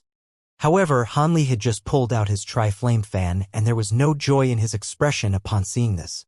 A few more thunderous booms erupted as a few more mountains descended, stacking on top of the first one. As such, even the ridiculously powerful skeleton and Weeping Soul Beast were unable to withstand this overwhelming assault any longer. Following 3 rumbling booms, the massive ape's body shuddered as the huge yellow trident in its hands was shattered into countless pieces. At the same time, the ape itself shrank drastically amid a ball of black light, reverting back to only around 10 feet tall. Without the assistance of the massive ape, the skeleton was plunged into an even more dire situation. As the 4th mountain arrived, the twin bone sabers in the skeleton's hands were snapped in half, and 4 mountains came crashing down mercilessly in a doomsday-like scena. Even the violent skeleton was struck by a sense of fear at the sight of this insurmountable attack. Han Li's heart jolted as he raised his tri-flame fan, preparing to lash out with it. However, right at this moment, a starting sequence of events unfolded. Following a dull thump, the giant skeleton let loose an almighty roar of rage as they blasted out a torrent of 5-colored flames, striking the base of the mountain on the bottom. A vast expanse of 5-colored light exploded, and the speed of the mountain's descent was dramatically slowed to less than a tenth of its original pace. However, the mountains behind the bottom were unaffected by the 5-colored flames, and they continued to pile on more pressure. An earth-shattering boom erupted as the 4 mountains crashed into one another, resulting in an enormous explosion of green light that made it appear as if a green sun had risen into the air. Beneath this immense expanse of green light, 5-colored flames were surging relentlessly, as if they were supporting the green sun in the sky. The combination of the 2 presented an extremely marvelous spectacle to behold. Han Li was a little flabbergasted. He knew that the 5 glacial flames could be combined to conjure up some kind of strange ability, but he didn't know that it would be this astonishingly powerful. In the distance, Hu Qinglei's expression darkened upon seeing this, and 2 more mountains plunged themselves into the green light at his behest. On this occasion, an even more ferocious boom rang out. The spatial fluctuations nearby twisted and warped as the green sun came crashing down with renewed vigor. In contrast, the 5-colored flames shuddered violently before being forced to dissipate into specks of 5-colored light. However, Hanli had already prepared himself for this situation, and the massive skeleton immediately fled as 5 bursts of grayish-white chi. The cry of a phoenix then rang out as a 3-colored fire raven erupted from the tri-flame fan, crashing directly into the descending green sun. A vast expanse of light exploded once again as the 3-colored light slowed the green sun downward momentum this time. However, as the 2 bursts of light intertwined in the sky, it was quite clear that the 3-colored flames were inferior in power, and were forced to descend along with the green sun. Hanli's eyes flashed as he pointed toward the small azure cauldron overhead. The green net of threads that was initially protecting transformed into an azure spirit cloud before rushing into the air above. With the assistance of this azure cloud, the 3-colored flames were finally able to keep the green sun at bay. However, as 2 more mountains came crashing down into the green light one after another, the green sun was able to slowly reinitiate its descent. Hanli took a deep breath as he swept his sleeve toward the silver lotus flower before him. The massive lotus flower swayed before vanishing on the spot. However, in the next instant, 7-colored Buddhist light flashed as the silver lotus flower appeared once again. Meanwhile, the small green ruler at the center of the lotus flower began to rotate as the lotus flower expanded drastically once again. Even after doing all that, Hanli displayed no intention of stopping. Instead, he rubbed his hands together before raising them high into the air. 2 explosive thunderclaps erupted as 2 arcs of light shot forth from within his sleeves, each of which was as thick as his arm. The 2 arcs of lightning converged to form a massive golden python with a diameter comparable to that of a large bowl, flying directly up into the air at an alarming speed. At the same time, Hanli opened his mouth to expel a glittering and translucent bead, which instantly transformed into a purple worm over 100 feet long that also threw itself into the air above. Meanwhile, the massive silver lotus was also slowly rising up to meet the green sun. Spiritual light suddenly flashed in the air as the green sun overhead split up into 8 jade peaks again. However, 4 of them were already damaged and incompletely, while the other 4 were in perfect condition. However, as green light began to surge along the surfaces of these mountains, an incredible transformation took place. The 8 mountains converged, and as opposed to simply stacking on top of one another, they truly combined to form a gargantuan mountain close to 10,000 feet tall, which came crashing down without any delay. At this moment, the purple WYRM, lightning python, and silver lotus flower had also risen up to meet this colossal mountain. Spiritual light of all types of colors exploded as lightning, glacial chi, silver light, and green light intertwined, and the colossal mountain really did pause in its tracks. However, the sheer size of the mountain was simply too much to handle. Regardless of whether it was struck by lightning or frozen by glacial chi, the mountain seemed to simply be able to shrug off those afflictions as it slowly continued downward. Even the massive silver lotus was unable to arrest its momentum. Down below, Hanli narrowed his eyes as blue light flashed through his pupils. He then let loose a low cry and threw up a mouthful of blood essence. The blood essence immediately disappeared into the center of the silver lotus flower in the sky, where it was absorbed by the green ruler. Hanli rapidly made a series of hand seals as he began to chant an unintelligible string of incantations. Upon hearing Hanli's chanting, Xianxia and Eccentric Wind both looked at one another with surprise etched on their faces. Just as the colossal mountain overhead was about to crush the silver lotus flower, 8 different types of sharp cries suddenly erupted from the green wooden ruler, following which 8 projection emerged, each of which was around an inch in size. At Hanli's behest, all of these projections expanded drastically, transforming into 8 spirit beast projections over 100 feet in size in the blink of an eye. All of the projections were shimmering with green light, and they appeared to be substantial creatures rather than mere projected illusions.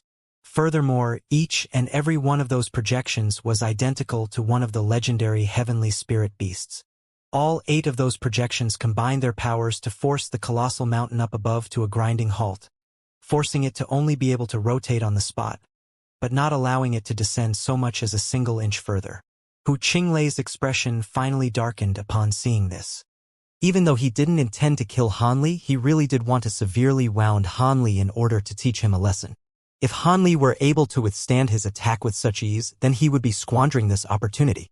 With that in mind, Hu Qilei appeared to have done nothing, but all of the sharp cries being emitted by the jade peaks suddenly increased in volume at his behest. Countless gray figures shot forth from those mountains, transforming into powerful apes that were each around 10 feet in length. These apes weren't actual demon beasts, but instead projections refined by this treasure through sacrificing demon souls.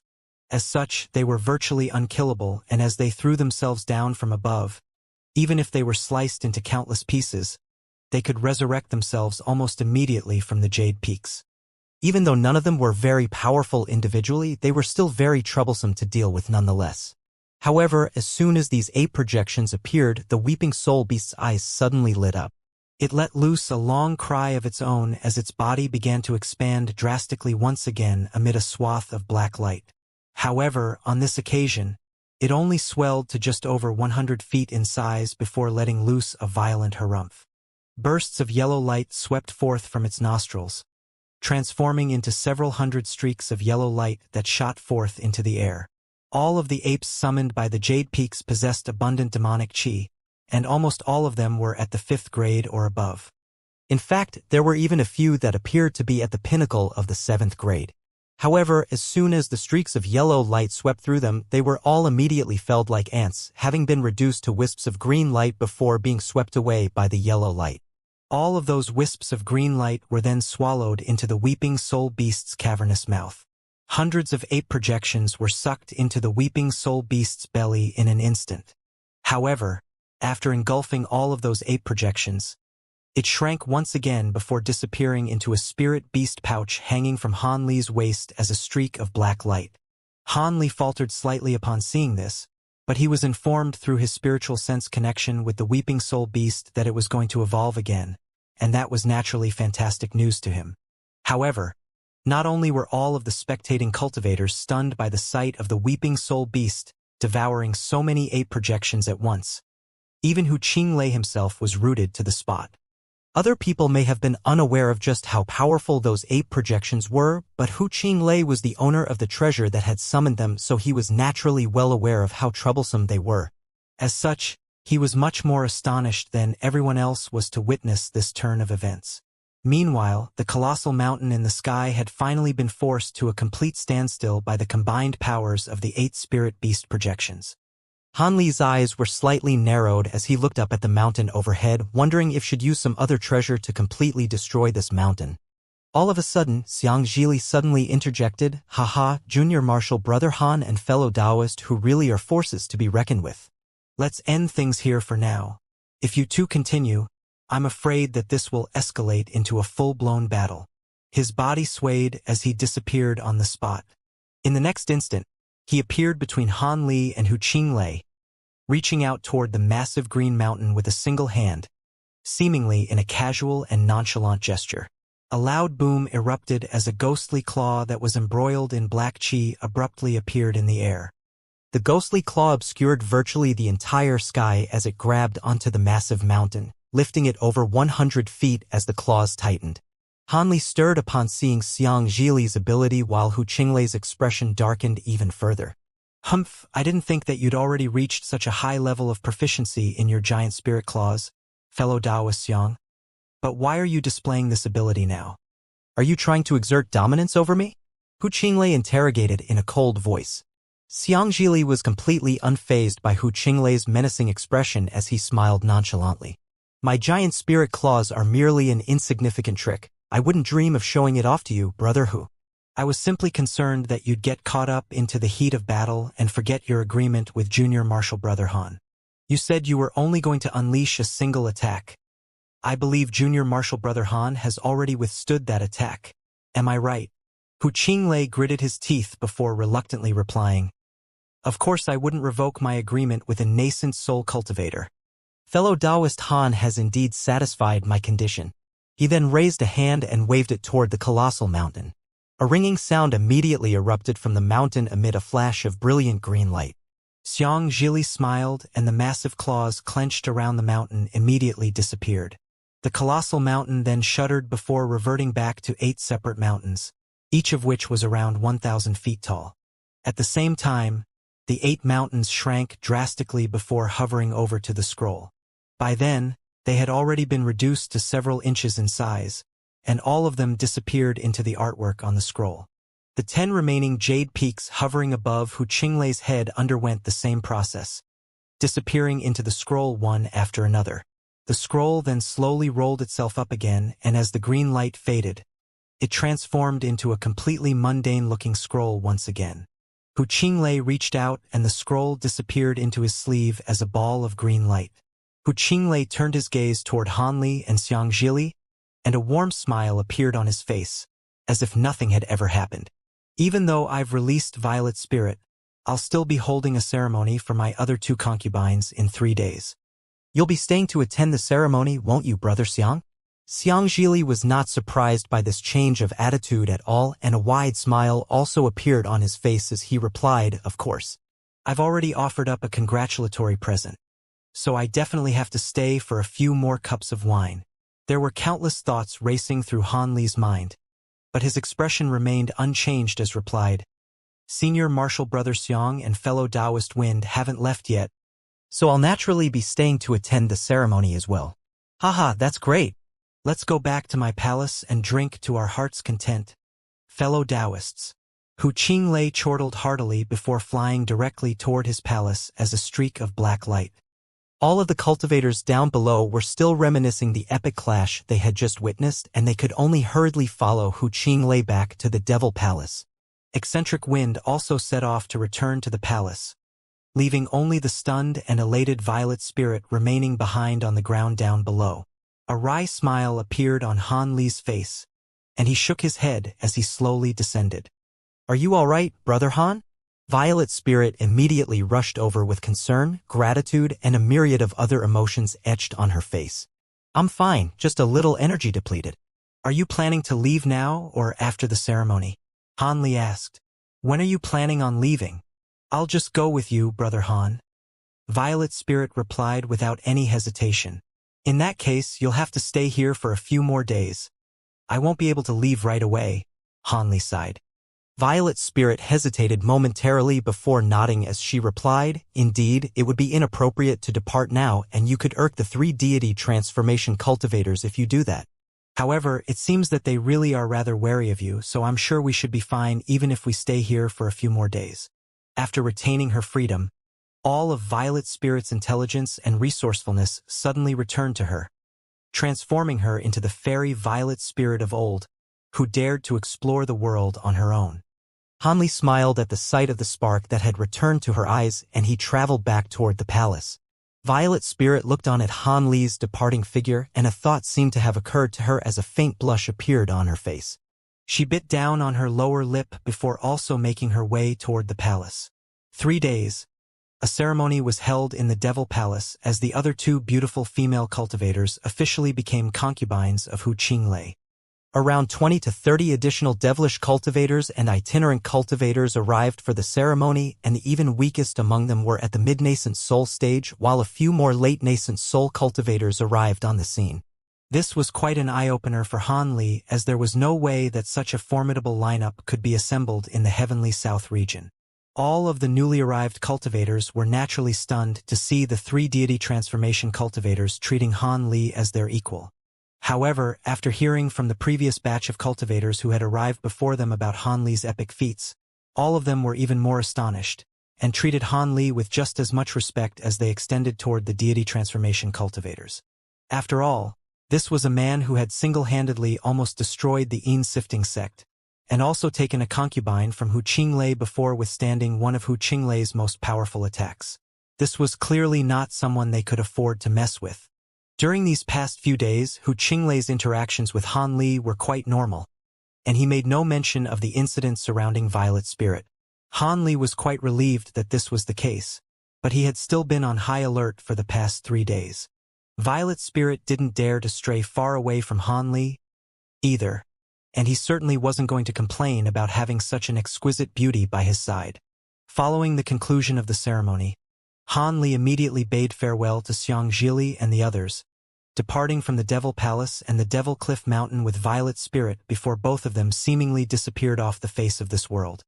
3 months later, on the summit of a nameless scenic mountain, an azure-robed young man was standing peacefully on a huge rock, casting his gaze out toward the distance.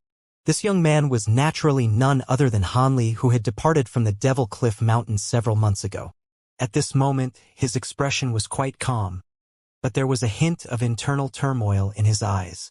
He suddenly raised his hands and silently stared at them for a while. Just a day ago, his hands had been roaming over Violet's spirit's scorching porcelain-like skin, and just the memory of that wonderful experience was making his blood boil. However, Violet's spirit had since departed, leaving him alone on this mountain. After Han Li and Violet's spirit had left the Heavenly Devil sect, the two of them had settled on this mountain and began exchanging their respective experiences since they had last parted. There had always been a hint of mutual attraction between the two, and after living together in an intimate manner for several months, they were finally unable to hold back their impulsive urges and lost themselves in each other's bodies. However, after the event, Violet's spirit made her thoughts very clear to Han Li. He already had a Dao companion, and she was unwilling to settle for becoming anyone's concubine, so their paths were destined to diverge. However, she would never love any man aside from Han Li, so she won't ever find a Dao companion of her own. Instead, she was planning to dedicate herself wholeheartedly to cultivation as well as her pursuit of the great Dao. After expressing these intentions to Han Li, Violet's spirit left with a calm expression. Han Li was naturally powerful enough to force her to stay, but he could see the determination in her heart, so he chose to let her leave. Now, as he stood on the summit of this mountain, reminiscing about the past 3 months he had spent here with Violet's spirit, he was struck by a sense of dejection and a faint throbbing pain in his heart. He knew that these were signs indicating instability in his state of mind, but he didn't rectify this right away, choosing to bask in this complex emotion instead. After a long while, the sense of loss and conflict slowly disappeared from Han Li's eyes as his pupils regained their clarity. "I guess it simply wasn't meant to be," Han Li murmured to himself. He then transformed into a streak of azure light and rose into the air, disappearing into the distant sky in the blink of an eye. The fiery hell was one of the 7 restricted areas of the Great Gene, located in the southeastern region of the Great Gene, and it had existed since ancient times. This was a land of flames comparable in size to half of an entire state, and there were no other colors to be seen there other than black and red. There were also countless volcanoes of different sizes spread over this vast land that spanned innumerable kilometers. Some of these volcanoes were over 100,000 feet tall, while others were only just over 1,000 feet tall, resembling small hills rather than the volcanoes that they were. Some of these volcanoes were very much active, with scorching red lava bubbling within their craters, while some had gone completely dark and extinct. There were also some that were in the process of eruption, rumbling incessantly as scorching lava spewed into their air from their respective craters. The air above this land was always obscured by a thick layer of blackish-red fiery clouds, and the ground around these volcanoes was completely black from the immeasurably deep layers of soot that had gathered over time. At low altitudes, the air was entirely filled with the acrid scent of sulfur, and the air temperature here was far more scorching than in the rest of the world. However, many cultivators would often appear in this lethal land that was uninhabitable for mortals. Some of them occasionally descend from the sky and pick up some things from the ground, while others burrowed straight into the craters of certain volcanoes. Those who dared to enter the volcanoes were naturally all-powerful cultivators of a higher grade. The fiery hell was undoubtedly a perilous place, but it was also a region that was abundant in all types of fire attribute materials. The true restricted area wasn't actually the entire fiery hell. Instead, it was merely referring to a vast stretch of mountain ranges at the center of the fiery hell. In that place, the entire region was enshrouded under a thick red mist that stretched for tens of thousands of kilometers. That vast expanse of red mist was the true restricted realm, and very few cultivators emerged alive after entering this restricted area. As such, there usually weren't any cultivators that could be sighted around that area. However, on this day, a streak of azure light could suddenly be seen hurtling toward a certain border of the fiery mist, reaching a distance of just over 1,000 feet away from the crimson mist in the blink of an eye. The azure light receded, and a young male cultivator was revealed.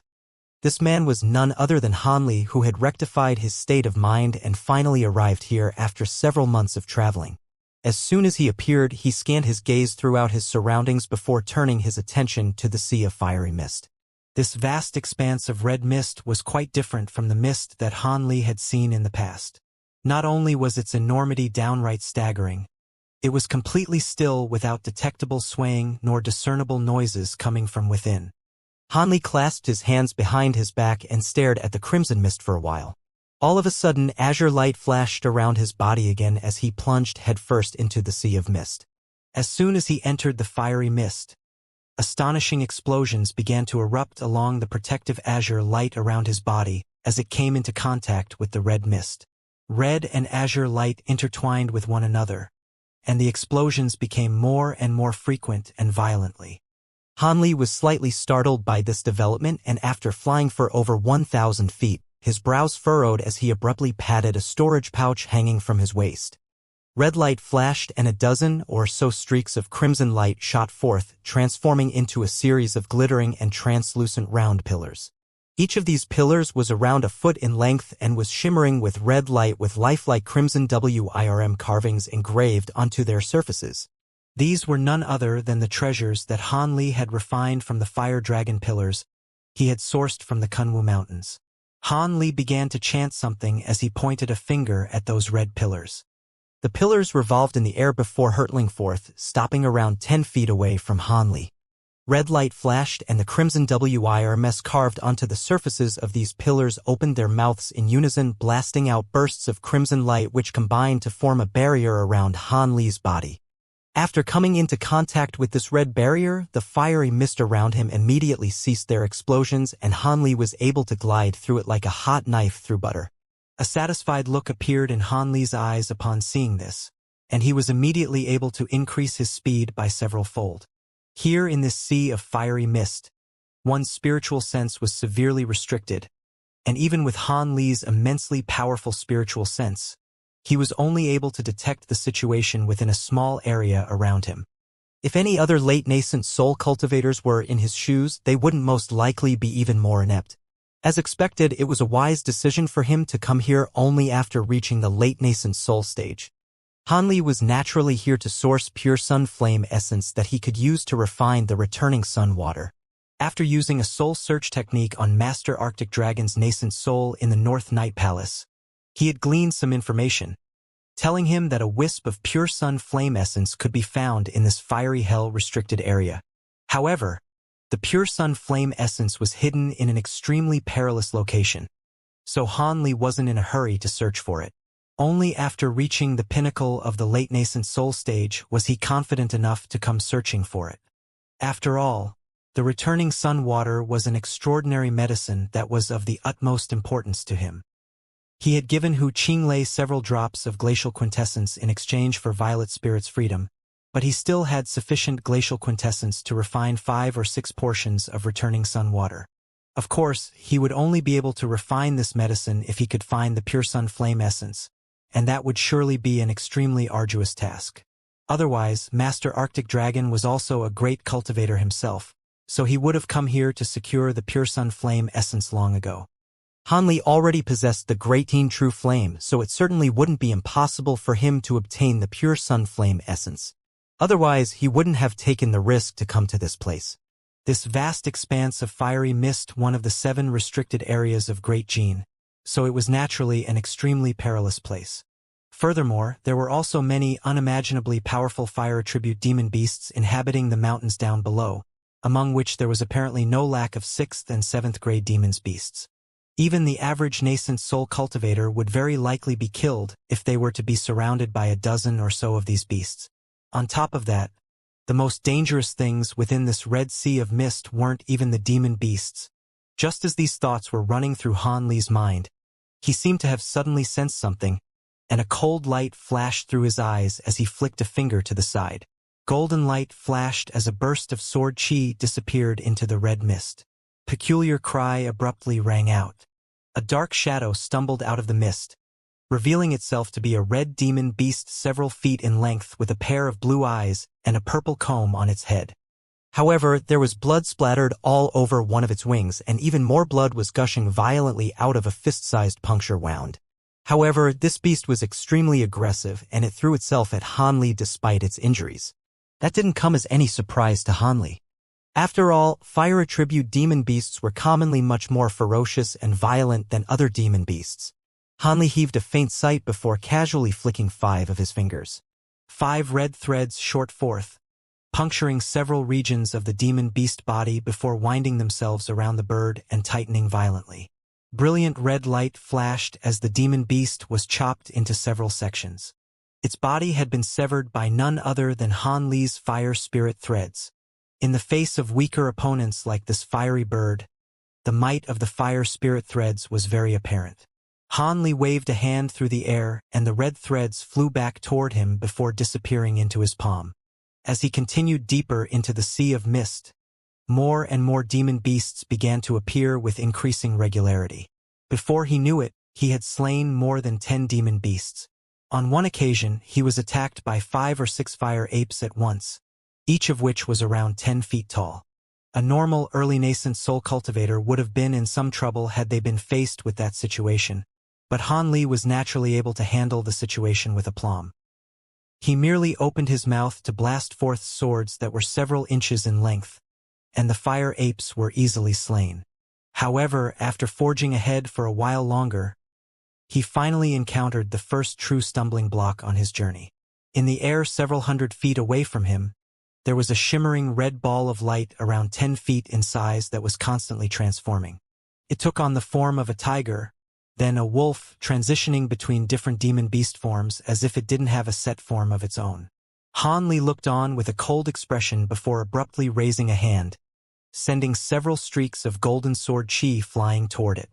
Golden light flashed past, easily slicing this creature into several pieces, but the segmented red light merely converged once again to revert back to its original form with no issues whatsoever. Han Li's brows furrowed as he made a hand seal.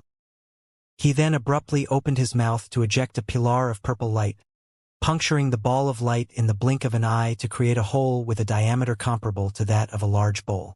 This was a new secret technique that Han Li had mastered after reaching the late nascent soul stage. It involved compressing the purple apex flames that he had refined, then blasting it out of his mouth using his immense spiritual power. As one could imagine, the resulting attack was very fearsome. Even though the ball of light was still able to regenerate itself, it took a lot longer to do so than on the previous occasion. It's just as the rumors say. This malicious fire spirit really is a little troublesome to deal with.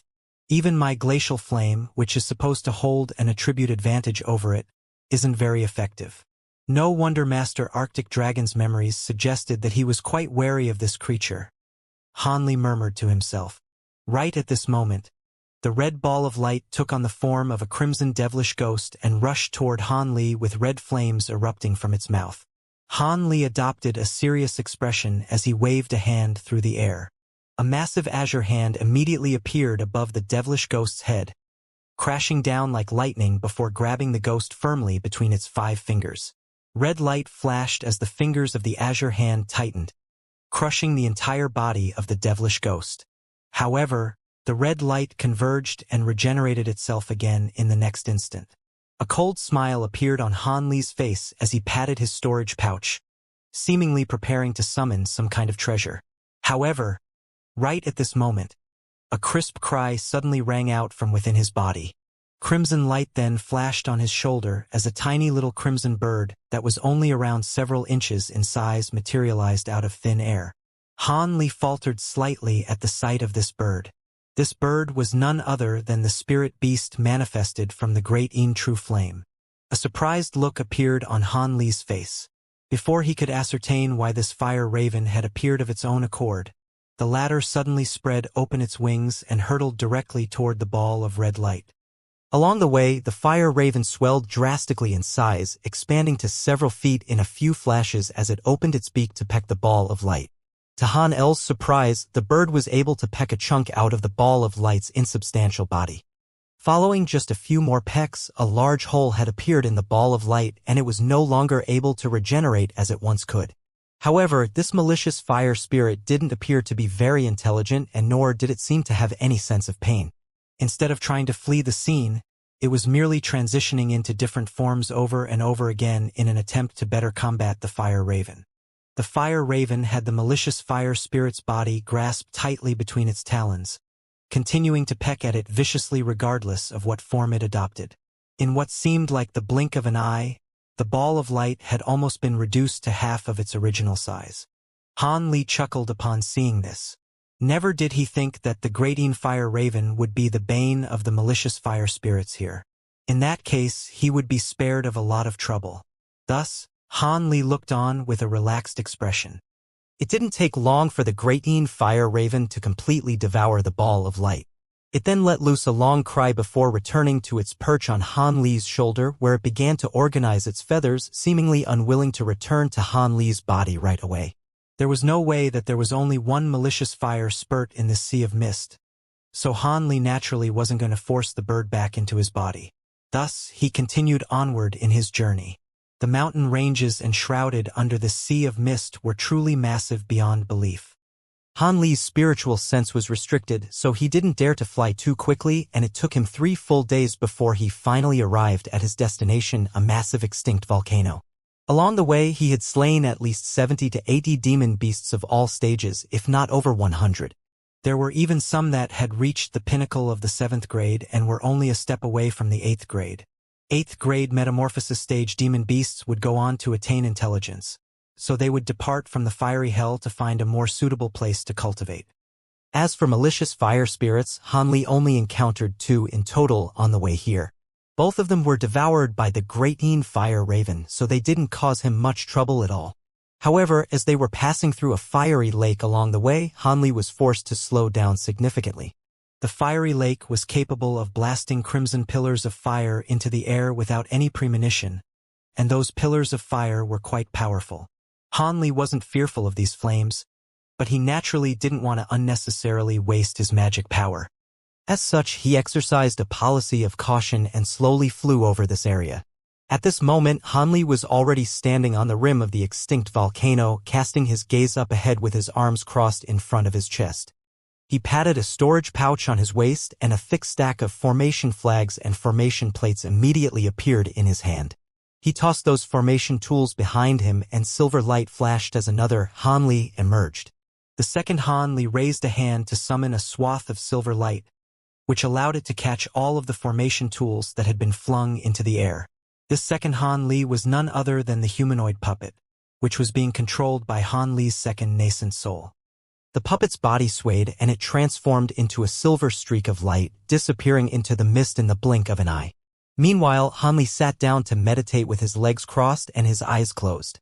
A short while later, the humanoid puppet arrived back by his side, completely empty-handed. Han Li opened his eyes and turned his gaze toward the puppet before nodding his head. The puppet swayed before vanishing once again. Brilliant spiritual light erupted over Han Li's body as he hurtled through the air as a streak of azure light. Following a few flashes, he had arrived at the very center of the volcanic crater upon which the azure light receded. Han Li inspected his surroundings before raising his hand, tossing out a white object that he had prepared in advance. The object revolved in the air before swelling drastically amid a ball of spiritual light, transforming into a massive object over 100 feet tall before crashing to the ground, causing the entire earth to tremor slightly. It appeared to be an extremely heavy object. As the white light faded, a small jade sacrificial pillar was revealed. However, there were runes carved over the surface of this altar, clearly indicating that it was already a treasure. Han Li flipped his hand over again, and a small blue cauldron appeared over his palm. He then began to chant something as he cast several incantation seals onto the cauldron. The cauldron revolved and began to radiate scintillating spiritual light. At the same, it swelled dramatically to around 10 feet in size. Han Li gently flicked a finger toward the cauldron, and its lid was immediately flung off. A buzzing sound rang out from within the cauldron, following which a burst of blue light emerged before quickly proliferating through the air. As the blue light flashed over the surrounding landscape, a layer of shimmering blue ice appeared over the ground. Hanli had unleashed his celestial blue flames, and that small blue cauldron was naturally the spirit treasure replica he had obtained from Master Arctic Dragon, the celestial blue cauldron. There were only 2 of these cauldrons in existence, and both of them were in Hanli's possession. As the blue light flashed through the air, the red mist nearby receded and the volcanic crater suddenly became a lot clearer. A slight smile appeared on Hanli's face upon seeing this. He pointed a finger toward the massive cauldron, and it immediately landed right the very center of the sacrificial altar before him. Meanwhile, Hanli had also brought out a palm-sized blue formation plate before rapidly casting a few incantation seals onto it. All of a sudden, a loud thunderclap erupted from the ground near the sacrificial altar, and a massive formation that was shimmering with different colors of spiritual lights suddenly appeared, with the altar situated at the very center of the formation. At this moment, it appeared as if the formation around the sacrificial altar had always been one with the giant cauldron, and there seemed to be no end to the celestial blue flames flowing out from the cauldron. Blue ice soon spread over the entire volcanic crater. Hanli wore a serious expression as he pointed several times toward the formation plate in his hand. All of a sudden, an almighty boom erupted from the entire formation as several tens of pillars of blue light shot into the sky around the crater, creating a gargantuan cage of light that completely sealed off the space nearby as well. Each and every pillar was shimmering with green light and reached several hundred feet into the air, creating a formidable sight to behold. Hanli rustled a sleeve, and the other small blue cauldron also shot forth before expanding drastically as it flew through the air.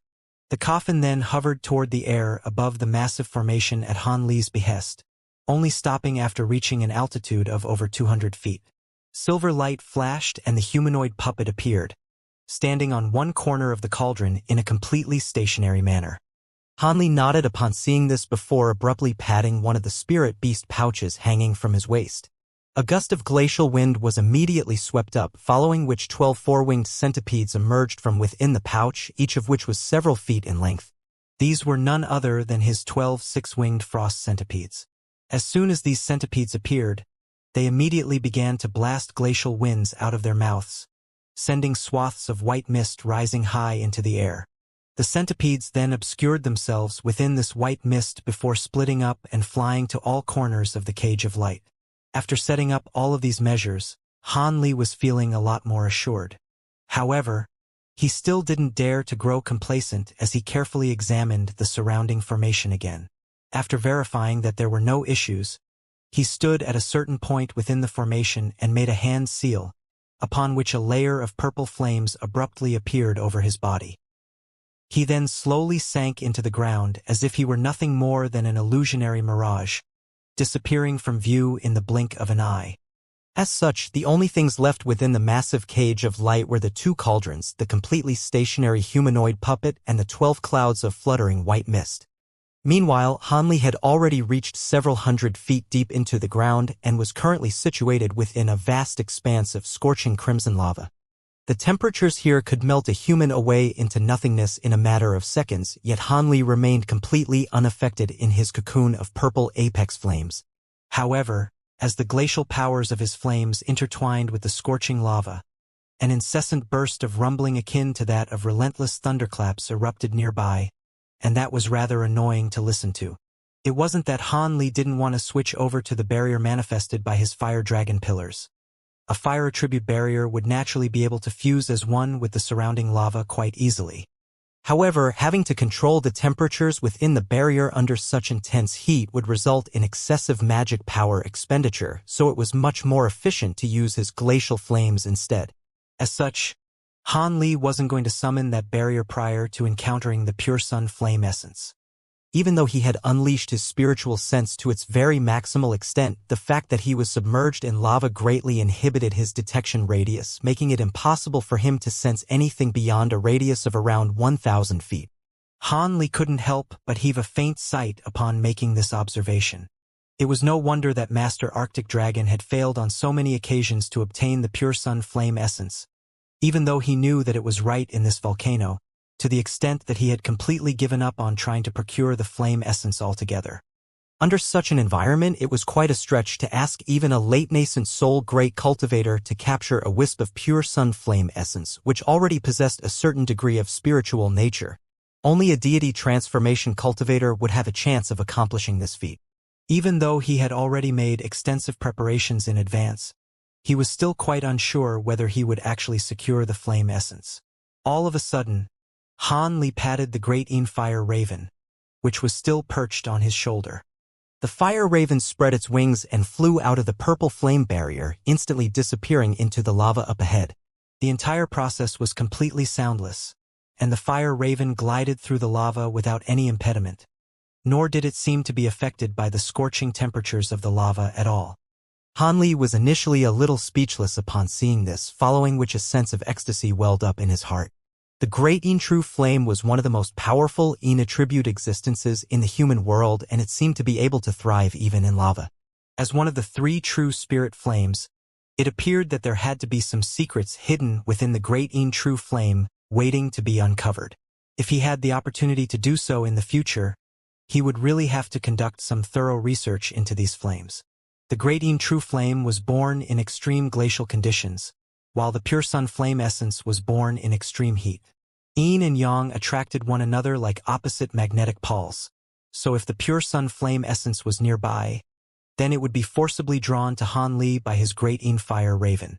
With that in mind, Han Li followed along behind the fire raven from a long distance away, roaming throughout the lava with this volcanic crater as the center where he commenced his search. Several days passed by, and Han Li had almost searched the entirety of this area, which spanned a radius of over 5,000 kilometers. In particular, he made sure to conduct thorough searches in the locations where Master Arctic Dragon had once made sightings of the pure sun flame essence, but much to his dismay, his search remained completely fruitless. As such, Han Li was forced to expand the scope of his search, but the pure sun flame essence continued to elude him, as if it didn't even exist here. A month later, Han Li was searching through a location tens of thousands of kilometers away from the volcanic crater. His face remained completely expressionless, but he was truly starting to become rather impatient. He was traversing through scorching lava day after day, seeing only vast expanses of crimson everywhere he looked. Furthermore, he had to constantly unleash his spiritual sense to its maximal extent during this process, expending a vast amount of magic power. Anyone would find this to be unbearable if they were in Han Li's shoes. Just as Han Li was contemplating whether it was time to return to the surface in order to replenish his spiritual power again, his expression suddenly changed and a hint of surprise and elation appeared in his eyes.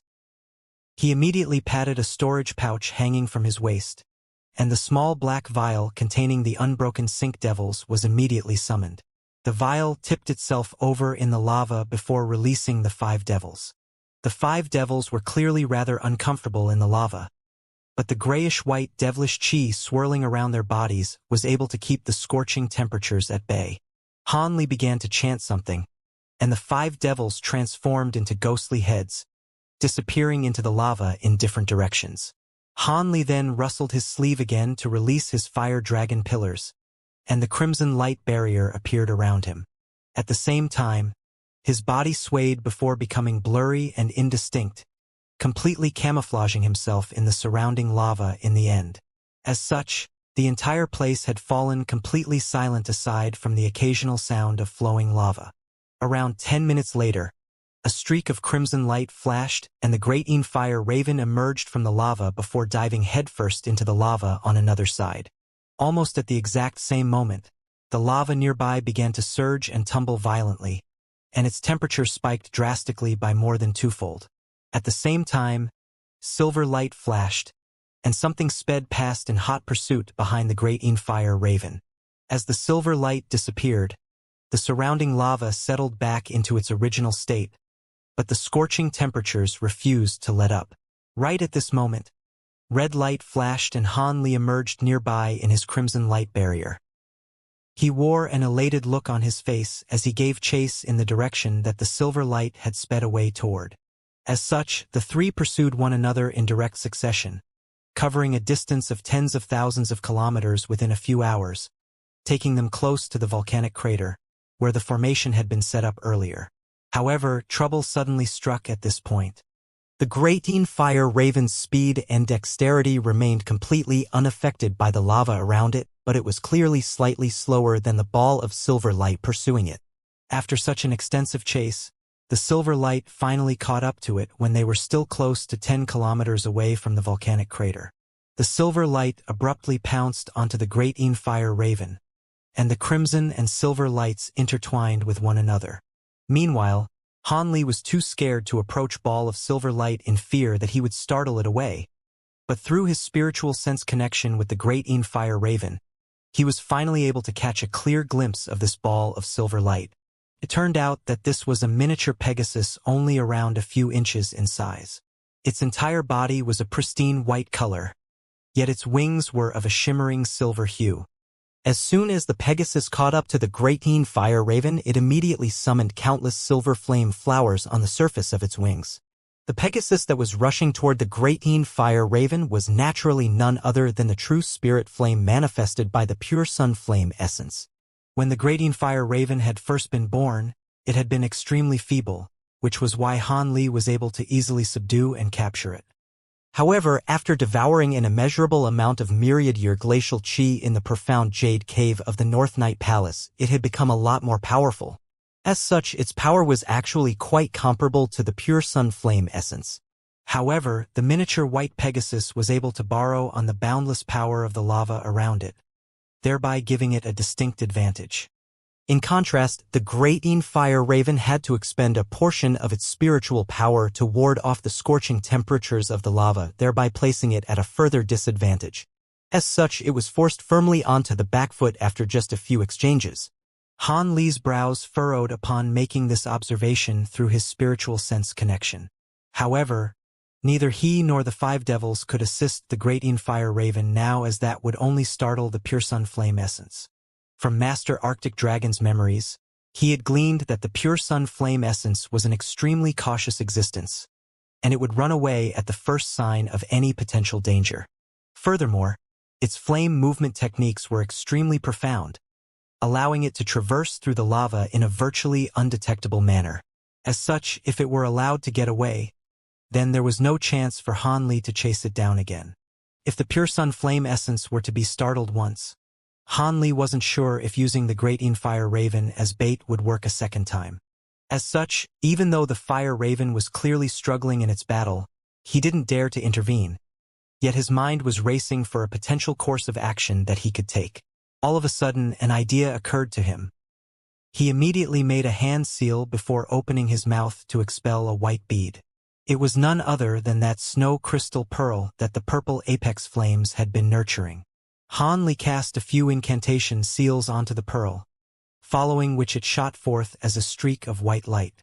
The snow crystal pearl reached the battlefield between the Pegasus and the great fire raven in the blink of an eye. The pearl then descended toward the two combatants. The Pegasus was immediately startled by its approach, and it flapped his little wings, abruptly vanishing amid a ball of silver flames. In the next instant, it appeared over 200 feet away, staring at the pearl with bewilderment in its eyes. However, the great fire raven had no intention of evading the pearl. Instead, it took this opportunity to pounce on the pearl before swallowing it, upon which brilliant crimson light erupted from its body. After doing that, the fire raven immediately continued to flee into the distance without any hesitation. The Pegasus faltered slightly upon seeing this. It carefully examined its surroundings, and after determining that there was nothing for it to fear, it finally spread its wings and gave chase once again. However, with the assistance of the power of the purple apex flames stored within that snow crystal pearl, the great fire raven was flying far more quickly than it was previously capable of, and the Pegasus was unable to chase it down for the time being. In the blink of an eye, the two of them had reached the massive volcanic crater, following which the great fire raven immediately shot upward toward the surface. The Pegasus had been chasing the fire raven for so long, so it was naturally unwilling to give up. As such, it hurriedly spread its wings and also flew upward toward the surface. Both of them were fire spirits, so they were naturally unobstructed by the thick layers of earth that stood in their way. Moments later, the two fire spirits emerged from the ground one after another, appearing right within the massive cage of light. As soon as the pure sun flame essence appeared, it sensed that something was amiss. However, it was already too late.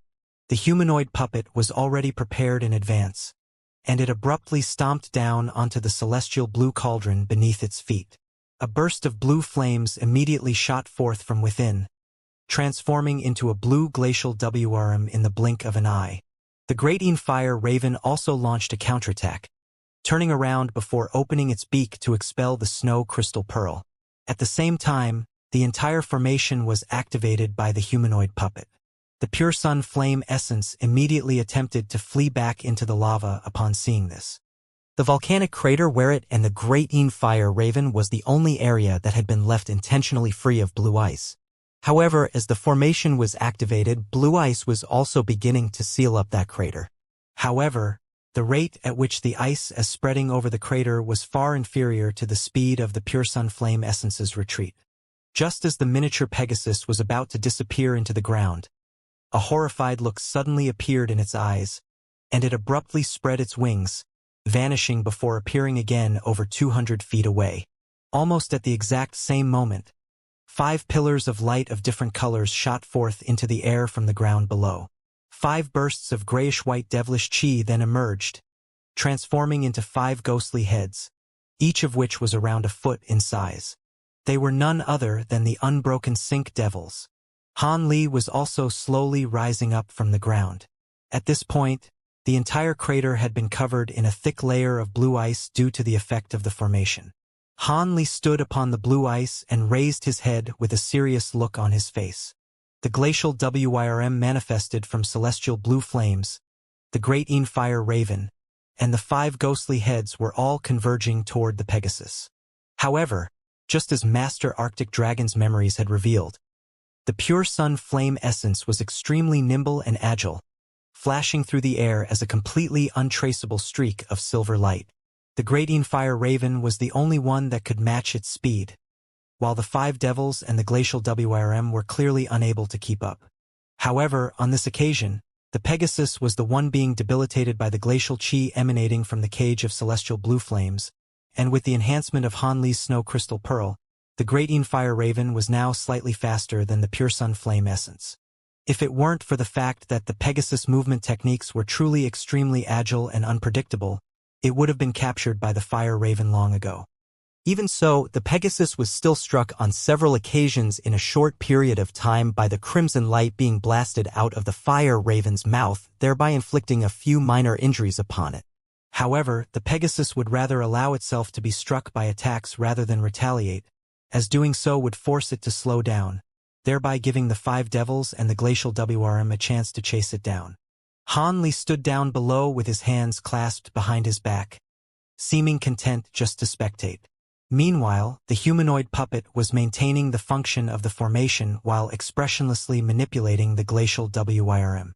All of a sudden, the Pegasus identified an opportunity and came hurtling down toward the ground after allowing itself to be struck by another one of the great fire raven's attacks. It reached the ground down below in a flash without any premonition, then attempted to unleash a movement technique to flee the scene. However, the Pegasus body faltered as soon as it came into contact with the blue ice down below. During this split second of delay, a streak of crimson light and a burst of blue glacial mist suddenly hurtled toward it. At the same time, a strange, unsettling cry rang out. A flash of horror appeared in the Pegasus' eyes, but it was clearly too late to evade. However, it managed to react extremely quickly, flapping its wings desperately to create a series of silver flowers. These flowers instantly enshrouded its entire body, and it appeared that it was planning to take these attacks head-on. 2 muffled thumps rang out, and the crimson light and blue glacial mist struck the silver flowers in quick succession. Much to Han Li's surprise, the Pegasus borrowed the power from the impact of the attacks, flying rapidly through the air to appear over 100 feet away in the blink of an eye. It stumbled slightly to arrest its momentum before escaping toward another direction in the cage as a streak of silver light. Even though the Pegasus was still traveling extremely quickly, Han Li was able to identify using his bright sight spirit eyes that it was clearly missing a chunk of one of its wings, and a section of one of its legs also appeared to have been dismembered. A smile appeared on Han Li's face and he finally sprang into action. Azure and white light flashed behind him, upon which a pair of wings appeared on his back. He gently flapped those wings and a light breeze was swept up, following which he completely vanished. The great fire raven was also throwing itself at the pure sun flame essence again. However, the Pegasus had already opened up some distance between them by borrowing the momentum of the attacks from earlier, and it unleashed its maximal speed as it reached the border of the cage after a few successive flashes of silver light. A pillar of blue light stood in its way, so the Pegasus decided to fly around it. However, the humanoid puppet up above immediately made a hand seal upon seeing this, and brilliant light erupted from all of the pillars as strands of light shot forth, creating a dense net that cut off the Pegasus' route of escape. The Pegasus was startled by this development, but it was too late to turn back. As such, it blasted several tens of silver flowers toward the net while continuing to fly full speed ahead. It was planning to puncture the net through brute force. However, what the Pegasus had failed to notice was that 2 clouds of white mist had already appeared above its head.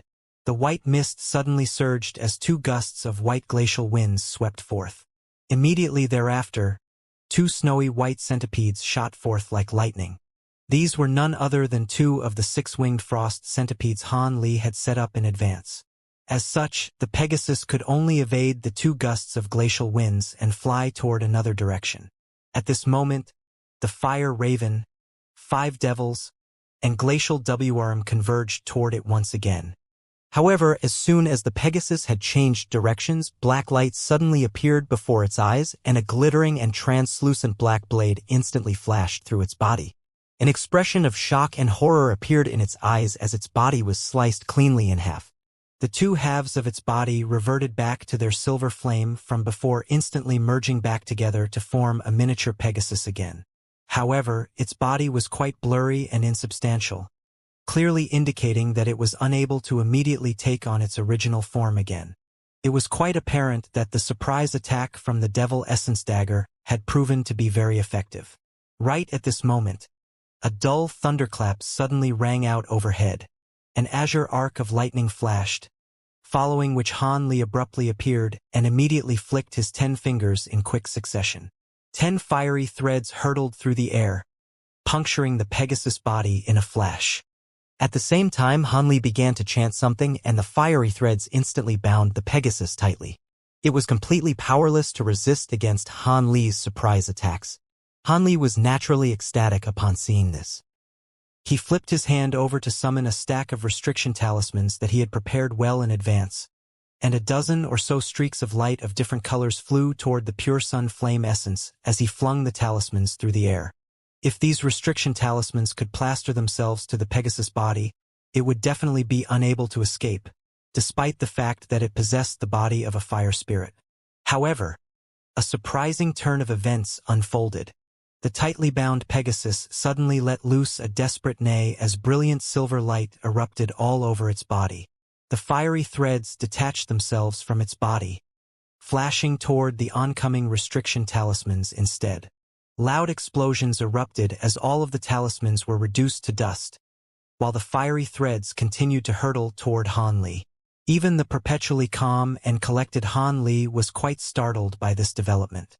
However, he immediately decided on a course of action, raising an arm before waving his hand toward the fiery threads. The threads immediately stiffened before disappearing into his hand in a slightly reluctant manner. Meanwhile, the Pegasus was taking advantage of the situation to try and escape again.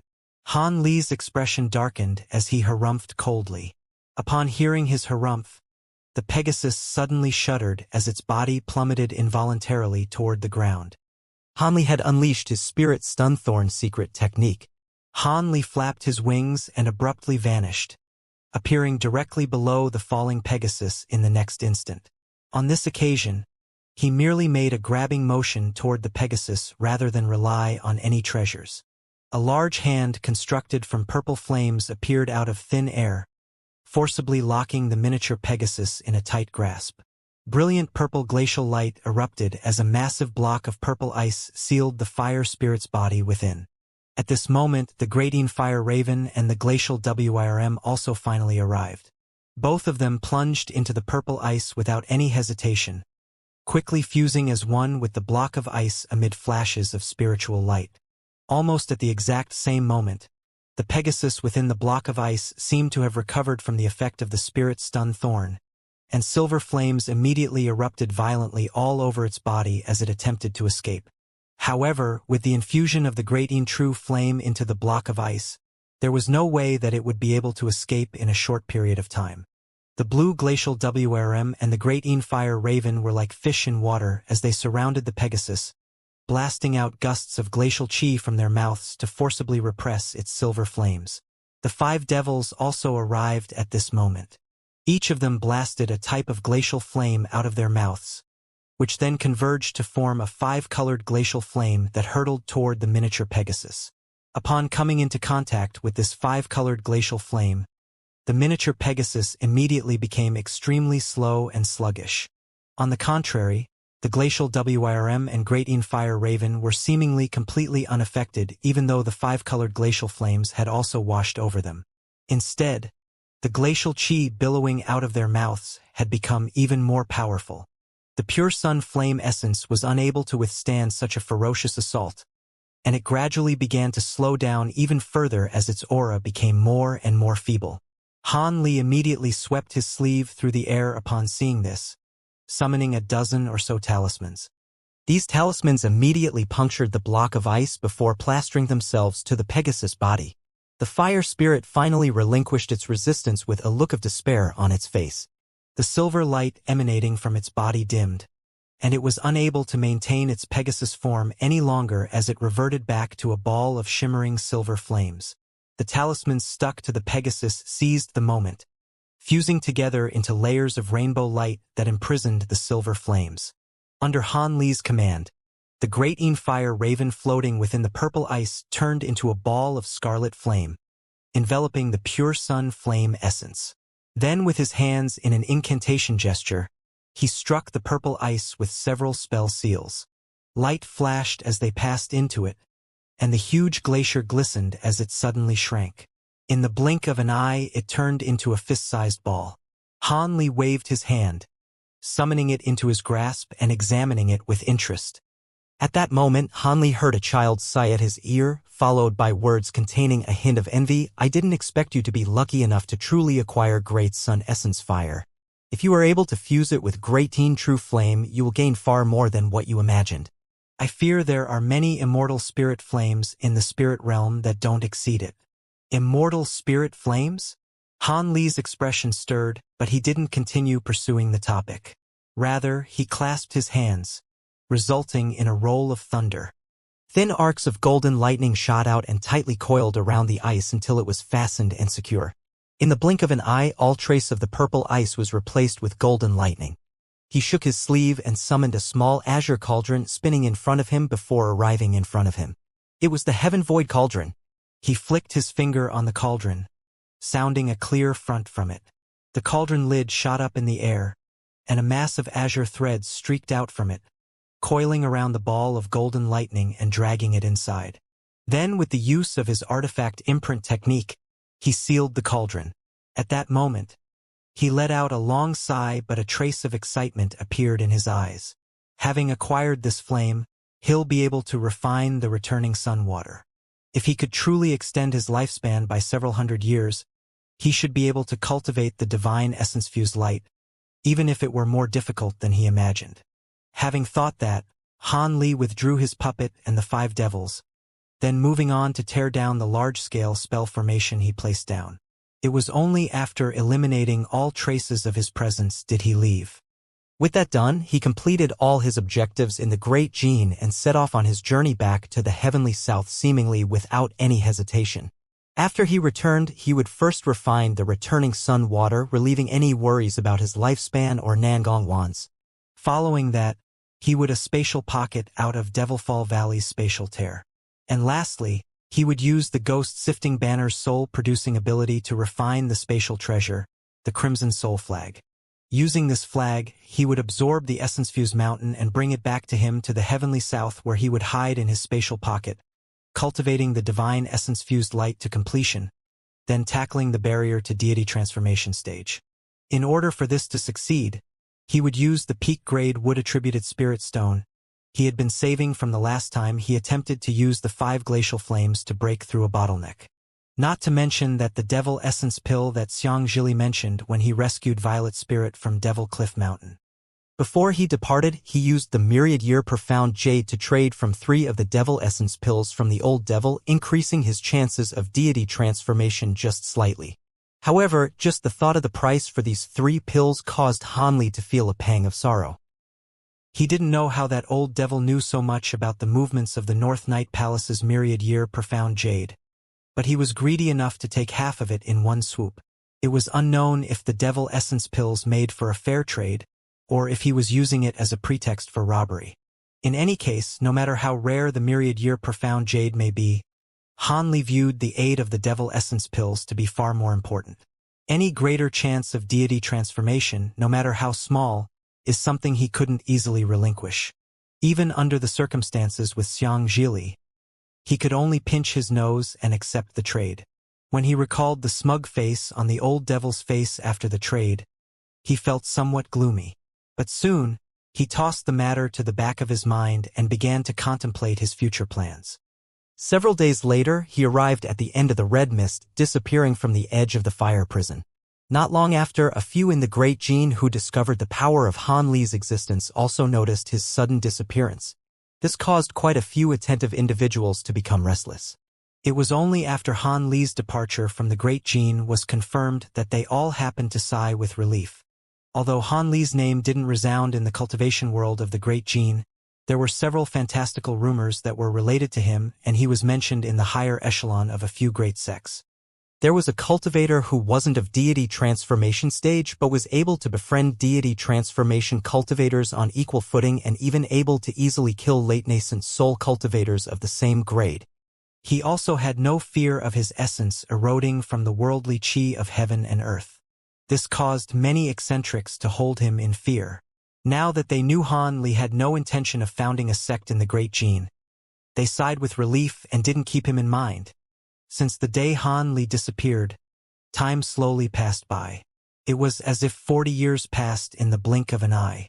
During this time, the cultivation world of the Great Gene was exceedingly peaceful.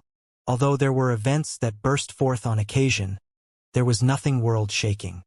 But at that same time, overjoyed laughter bellowed in a cave residence a myriad of kilometers away in the heavenly south. All my hard work has finally paid off. I've finally refined the fire. With this, I can create the returning sun water. Eventually, the laughter in the cave died down until there was only silence. Then a month later, the silhouette slipped out from the mountain cave and tore through the sky in an azure streak. 3 months later, a young man appeared inside Devil Fall Valley, quietly making his way to the valley depths before disappearing once more. More months passed, and a small mountain inside the valley suddenly emitted an endless dark ghostly chi. It was a mist as pitch black as ink and thoroughly enveloped 50 kilometers around it. Keen winds swept through the fog, carrying countless ghostly wails. If anybody walked through it, they would believe they were in the underworld. This extraordinary event continued for half a year before the Yin Chi gradually dissipated. A month later, the young man strangely appeared from Devil Fall Valley and left as quietly as he appeared. Because his movement and concealment techniques were superb, none had detected any trace of him. Of course, this person was Han Li, who recently finished refining the Crimson Soul Flag and the Spatial Pocket. Several decades before, when he returned to the Drifting Cloud sect from the Great Gene, he spent a great deal of effort before eventually refining the returning sun water and taking it himself. And a few months later, he refined several more bottles. Because Nangong Wan was still in seclusion, he delivered one of the bottles to her cave residence with a flying sword. Then he set off to Devil Fall Valley to refine the Crimson Soul Flag.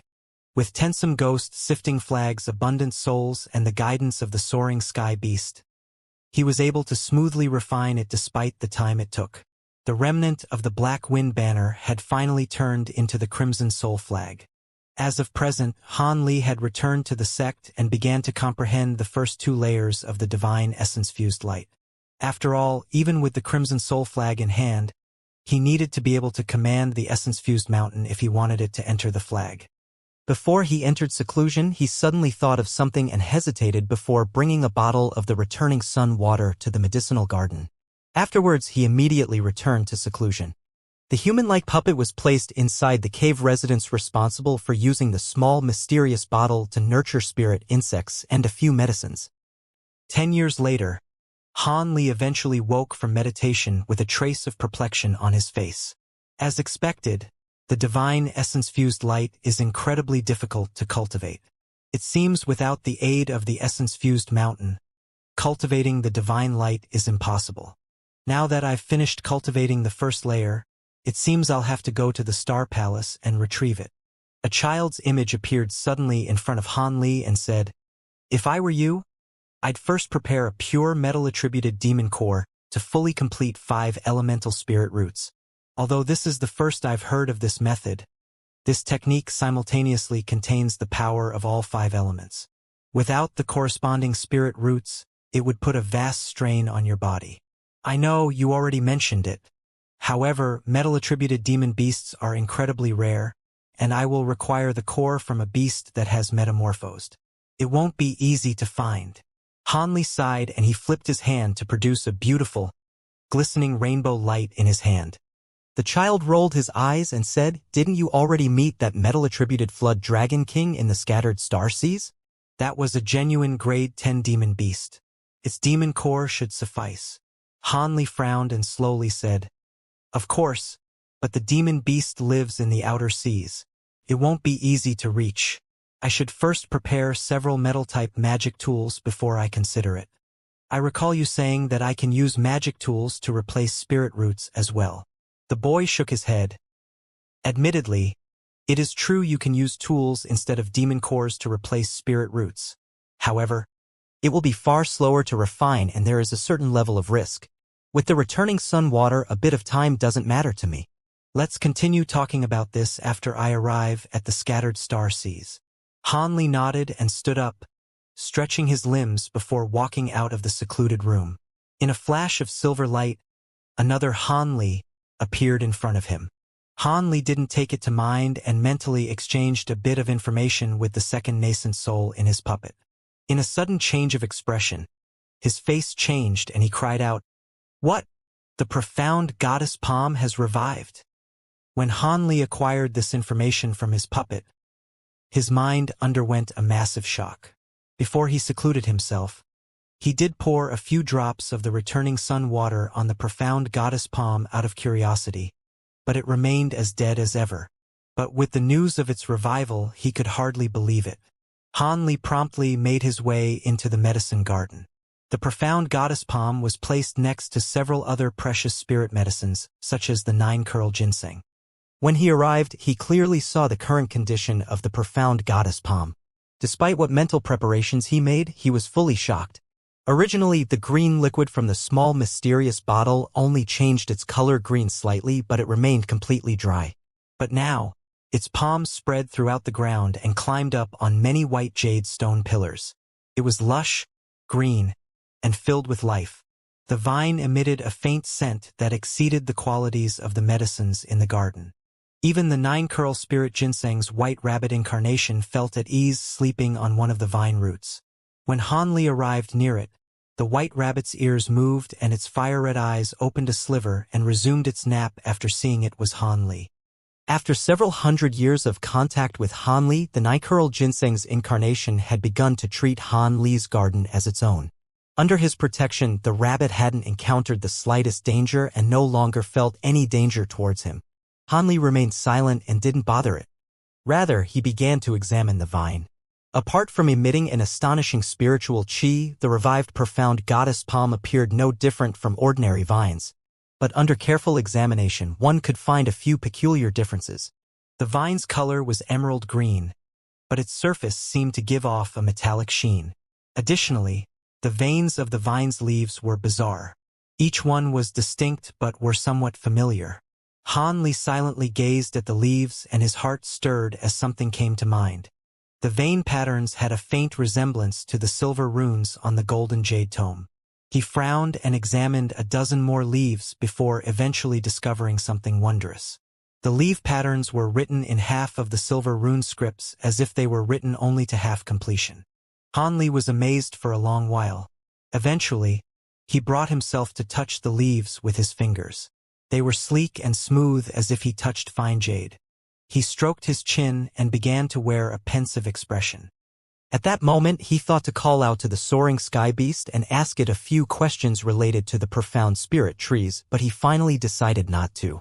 As of current, the child was most likely cultivating inside the heaven void cauldron. He was completely ignorant of what was happening. Even since he returned to his cave residence, he wanted to make use of the cauldron's power and completely severed the demon's connection to the outside. So long as he remained in secluded cultivation, he wouldn't release the demon beast to prevent any of his secrets from being made known. As such, the soaring sky beast didn't have any knowledge of the small mysterious bottle. As for any rumors or legends regarding the profound goddess palm, Han Li had already researched them. According to a few creation myths, when life sprung from primal chaos, the profound heavens came, being lifted with the appearance of spirit trees. Regardless of the spirit tree, it would spring flowers and grow fruit that granted inconceivable abilities that ignored the laws of the world. They were true heaven-defying treasures. However, these were only rumors during ancient times. He had never seen it for himself. However, for this to be mentioned several times in ancient records could be considered to be substantial. Furthermore, they had unique growth cycles that spanned 100,000 years, but their flowers would bloom and bear fruits that lasted only a few days or even a few hours. Under such a time, their ripeness would deteriorate quickly, meaning that it would only be wishful thinking for anyone to harvest them. Only the flowers and fruits of profound heavenly trees are the only ones that possess heaven-breaking abilities that can ignore the laws of the world. As for vines and wood, they could only be materials for tool refinement. They were nowhere near as valuable. Although Han Li didn't have the child know of the small portion of the profound goddess palm root in his possession, he didn't plan on having him know of its revival with the returning sun water either. Even if the profound goddess palm found its way into someone else's possession, it would be of little value as they couldn't acquire its flowers or fruit. But it would tempt others nevertheless and cause huge problems. And with his small mysterious bottle, if he could use it to mature the vine, he should be able to acquire its fruits and flowers after 200 or 300 years. He wasn't about to give up on such a grand opportunity. If he allowed the child to know of this matter, who knows if he could get that information to his main body in the spirit realm. That was just asking for trouble. In any case though, the soaring sky beast should know far more about the tree than he did. But with further thought, he gave up on the idea. Having come to his decision, he let out a long sigh and placed down several profound restrictions around the plant, causing the medicine garden to resume its original appearance. 3 days later, Han Li left the puppet at the cave residence as he called out to Lu Luo and his other sect elders, informing them of his departure.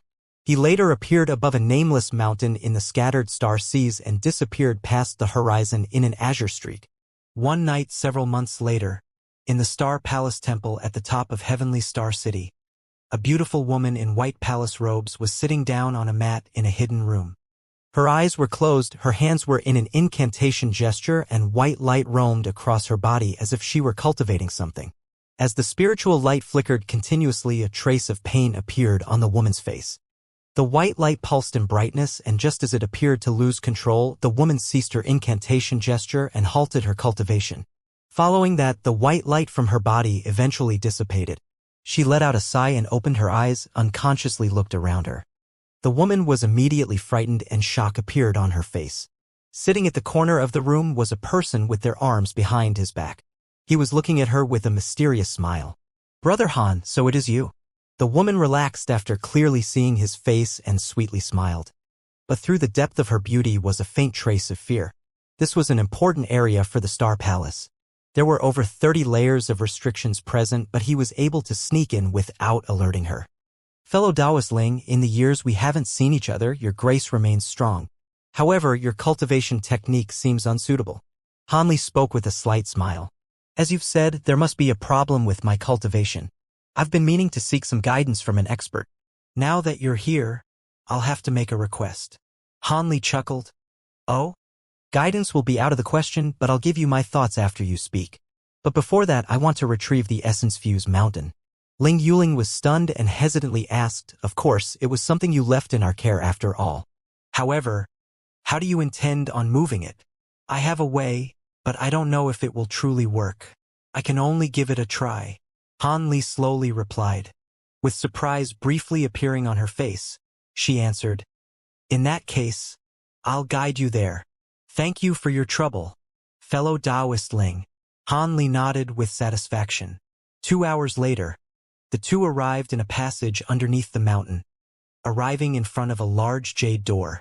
Ling Yuling released the seal on the door with the command medallion in her hand, and it slowly opened. Han Li let out a sigh and slowly walked in. Ling Yuling followed after some hesitation. The past scene appeared once more. As they walked past the gate, the elemental power immediately immersed them and violently stirred the spiritual power in their bodies to rush out. However, Han Li was now at the peak of late nascent soul stage with far denser and purer magic power than before.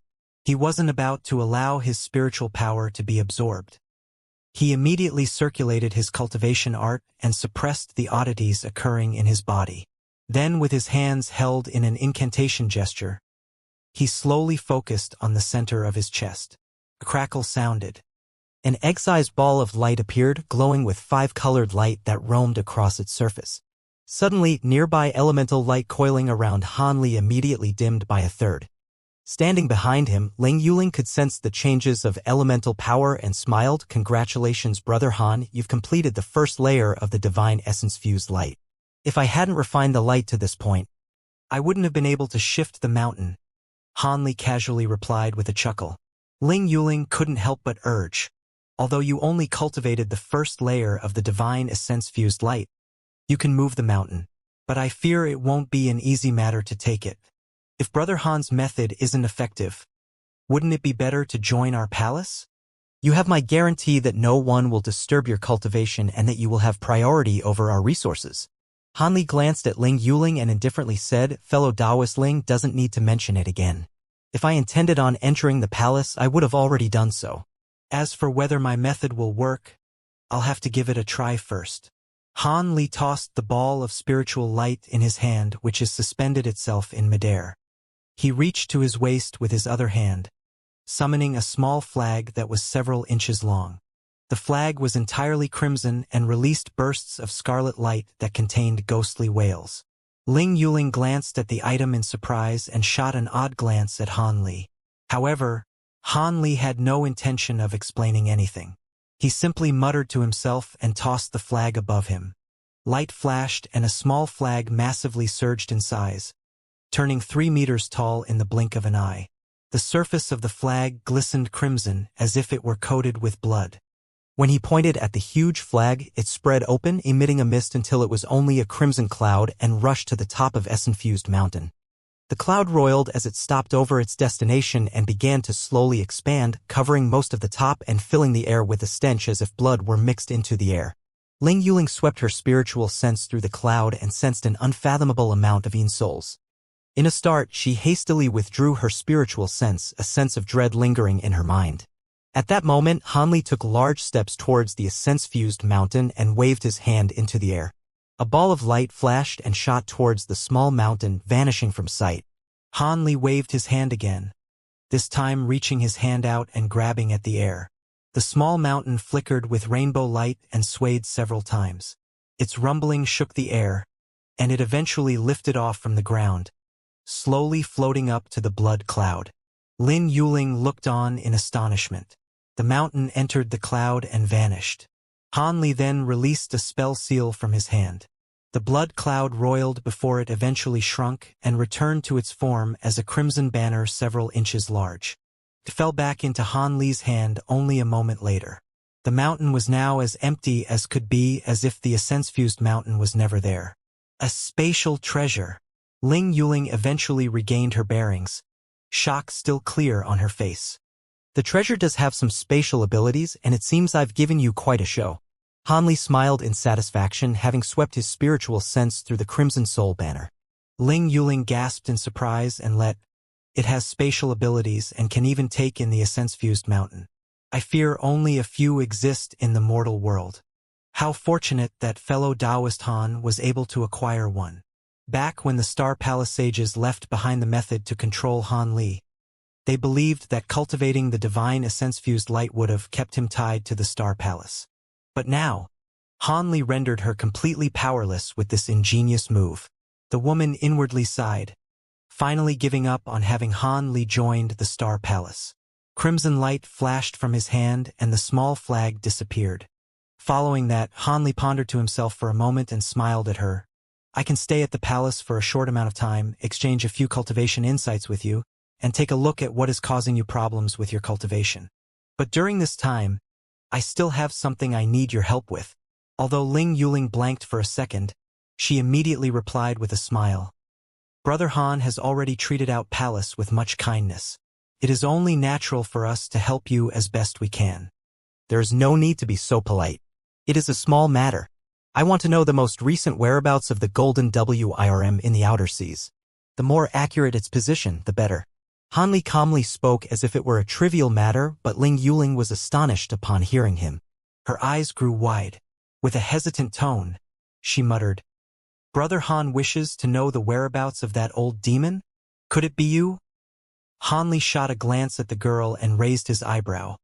Of course I have reasons for finding the golden WRM king. You don't need to think too much as to why. I will not involve your palace. Or do you mean to say the matter is too difficult? Ling Yuling shook her head and replied with a solemn expression, Brother Han has shown much kindness to the palace. Even with a more difficult request, I still wouldn't decline it. However, these past few years the palace has completely withdrawn our men from the outer seas. And as the golden WIRM is a grade 10 demon cultivation, I fear it will take more than just a few days to find its whereabouts. Time is no matter. I don't mind waiting for several years for this information, Han Li casually replied. Ling Yuling wiped away her hesitation and stated, In that case, we will immediately make arrangements. Fellow Taoist, you can stay as long as you wish. Han Li nodded, satisfied to hear of her agreement. The two then chatted a while longer and departed from the cave. 2 years later, a man and a woman floated above an unnamed island in the outer star seas. The man had a common appearance but also bright and intelligent eyes. The woman had a delicate and dainty appearance. The two appeared both quite young, but the woman appeared to treat the man with the utmost respect. The young man appeared completely indifferent. From what you said, the golden WIRM king should arrive at this island. Could it have changed its mind and decided to go elsewhere? The man's voice wasn't loud, but the woman replied with the utmost respect, Elder Han, please be at ease. I've already made several inquiries. It is information acquired from the sole search of a high-grade demon cultivator. At the depths of this island should be an extremely rare spirit fruit. Although it isn't very useful to humans, it is beloved by the WIRM clan. The golden WIRM king comes here every 10 years when the spirit fruit is ripe and eats it below the island no matter what obstruction. If the location of the fruit didn't change or if it died, the WIRM clan would have moved elsewhere. It should be the period where the spirit fruit is ripe. The golden WIRM king should definitely come under normal circumstances. Then I will wait a few more days, the man said with a sullen voice. Of course, the man was Han Li and the woman was a disciple Ling Yuling sent to guide him. After 2 years of searching with the complete might of the Star Palace, they finally found the whereabouts of the golden WIRM king. Han Li remained at the palace during this time, until this woman led him outside the city to a secret teleportation formation, quietly bringing him to the outer seas where he waited on the island for several months. Until now, he had yet to see any trace of the golden WIRM king, leading to Han Li to ask the woman again out of impatience. And with the woman giving a confident reply, Han Li's expression relaxed. Just when Han Li sighed and thought to ask her for more details, his expression suddenly changed and he turned his head to look at the distant sea. Good, it finally arrived. From its aura, there is no doubt it is the golden WIRM king. The light briefly appeared on Han Li's face. Then he turned to the girl and commanded, You should leave now and take yourself out of danger. When the disciples heard him, she felt her heart tremble and gave him a quick curtsy before flying away in a white streak. When Han Li saw the woman leave, he shook his sleeve, summoning forth a small black bottle. A white demonic wind blew past, followed by the gradual appearance of 5 skeletons. Go! With Han Li's mental command, the 5 skeletons immediately scattered, riding away on demonic winds and vanishing in an instant. Soon after, a spirit beast pouch flew out, and a dozen four-winged centipedes buzzed out. Han Li then commanded them to burrow themselves into the sea underneath the island. Han Li took another look at the distant sea and sneered, before suddenly fading from sight. Despite the many techniques he released, this all happened in an instant. In the blink of an eye, the island was completely barren, as if no one had ever been there. In the time it took to finish a meal, light flashed from the horizon. A golden and an azure streak tore through the air, quickly making their way past the vast ocean. Their light faded to reveal two silhouettes. One of them had a tall and sturdy body, wore a golden embroidered gown, and a green beard. The other had a thinner body, a silver hat, and azure robes. As soon as the two appeared, the large man with golden robes wore a hesitant expression over his dignified face. He quickly looked around him but discovered nothing odd. When the azure-robed cultivators saw this, he wore an odd expression and asked, "What? Did fellow Taoist Jean discover something amiss?" The gold-robed man frowned and doubtfully said, "When we were farther, it appeared there was someone that swept past us with their spiritual sense. However, that spiritual sense was somewhat weak, so it could have been a trick of the mind." The azure-robed man laughed. "If that was truly the case, wouldn't that mean their spiritual sense is far more powerful than Brother Jin's? How can that be possible? Brother Feng thinks too highly of me. Although I am known as the Golden Wirm King, that is only in the nearby seas that shake from my might. Outside, I'm nothing much." The golden-robed man shook his head and quickly swept his spiritual sense past the island. He felt relieved at having found nothing. Of course, he couldn't have known that the sink devils had already scattered to the far edges of the sky and the six-winged frost centipedes were hidden a kilometer below. As for Han Li, his spiritual sense was indeed far superior to the WIRM, so detection was impossible. The azure-robed cultivator disapproved the large man's carefulness, but he smiled and praised, "Brother Jean is truly modest. Apart from deity transformation cultivators, what could possibly threaten you? However, this place is quite desolate.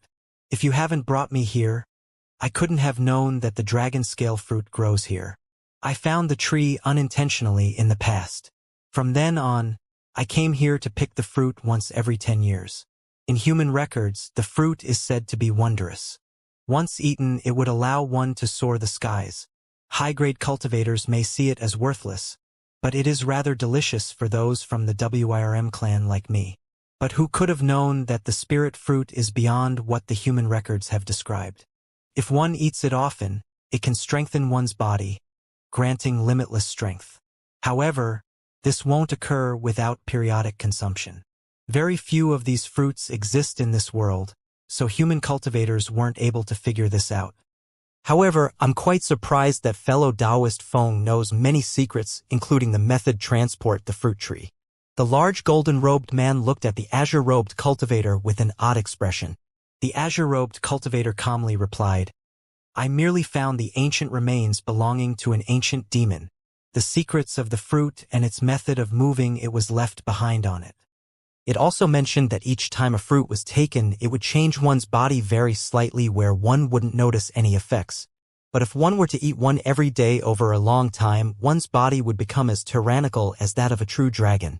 But there is no way of knowing that is true.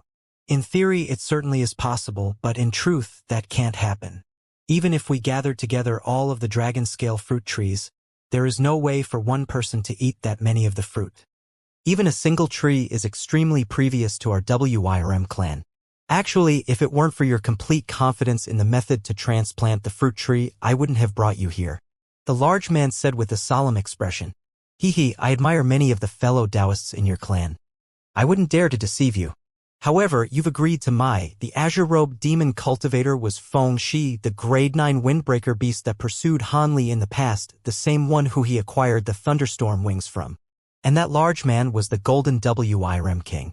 As of current, he didn't appear to be in his half-dragon form from Green Spirit Island, but had the appearance of a normal cultivator. The WIRM king waved his arm.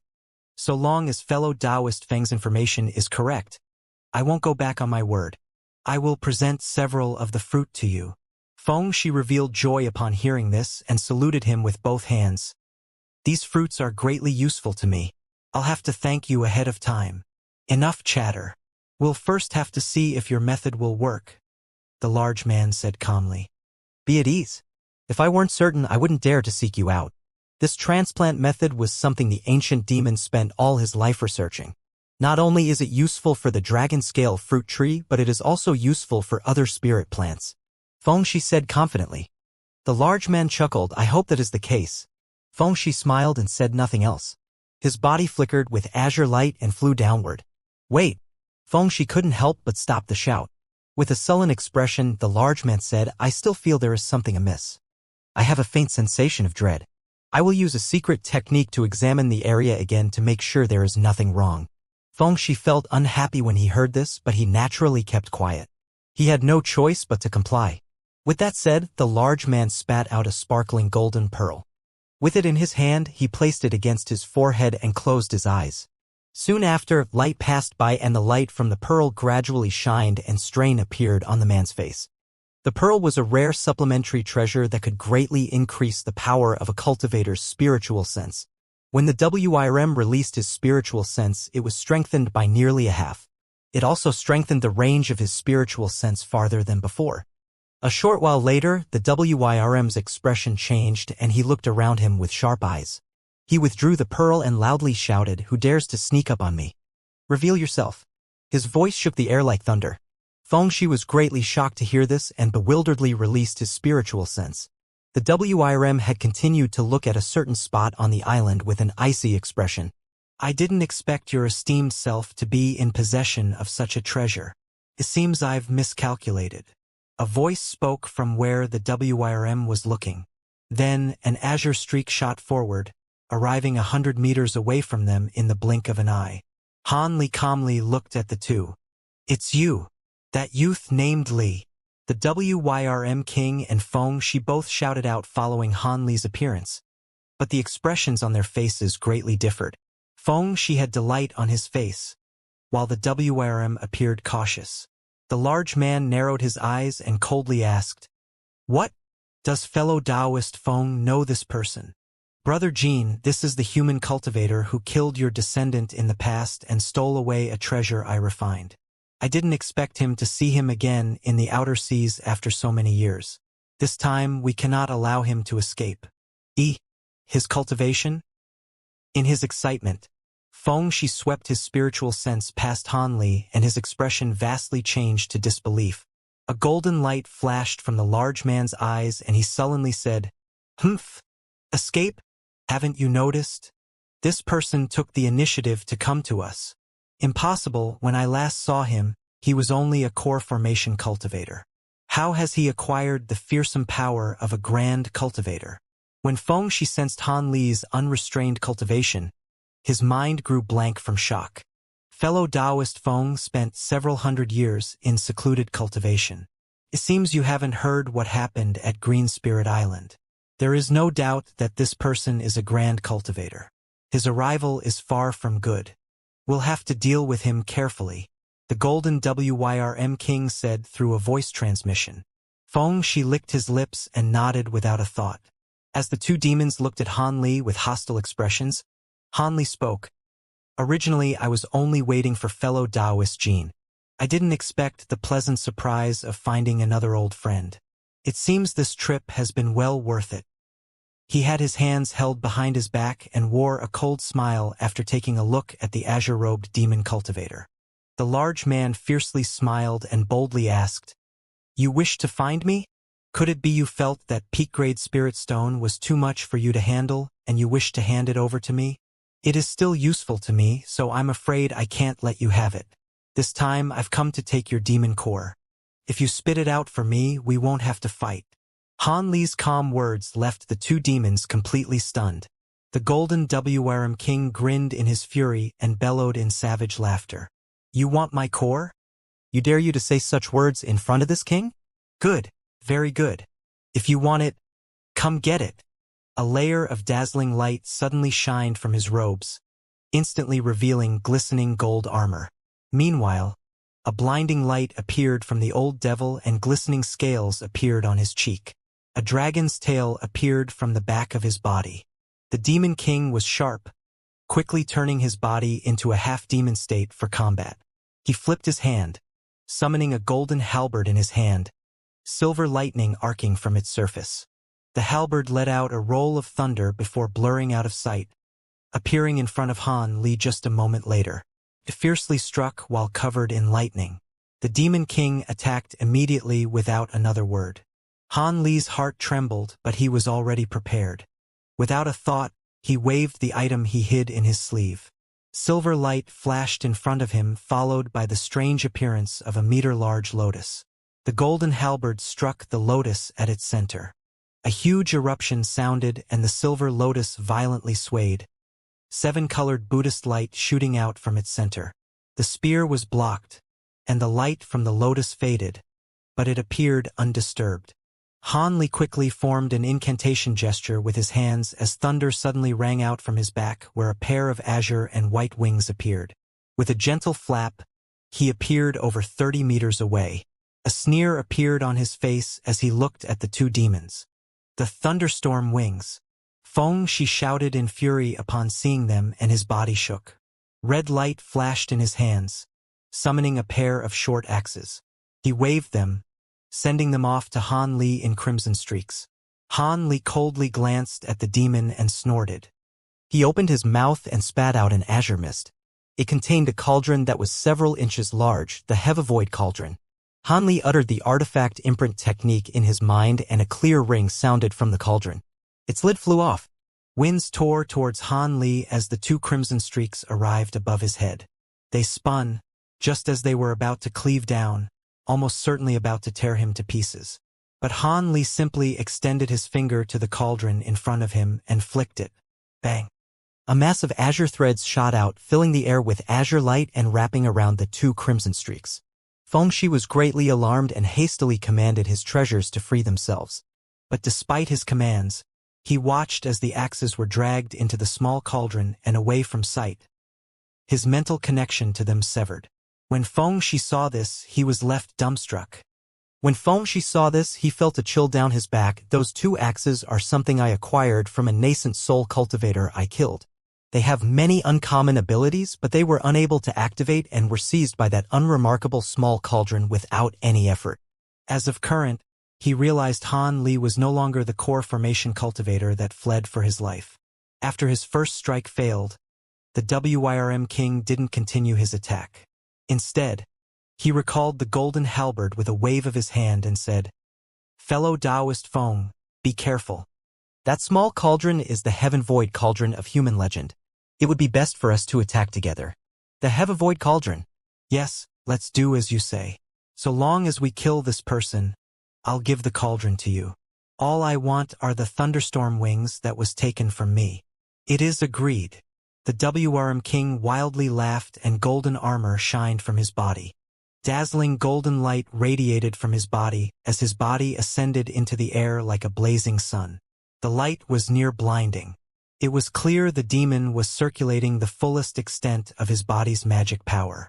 Then, an inconceivable event occurred.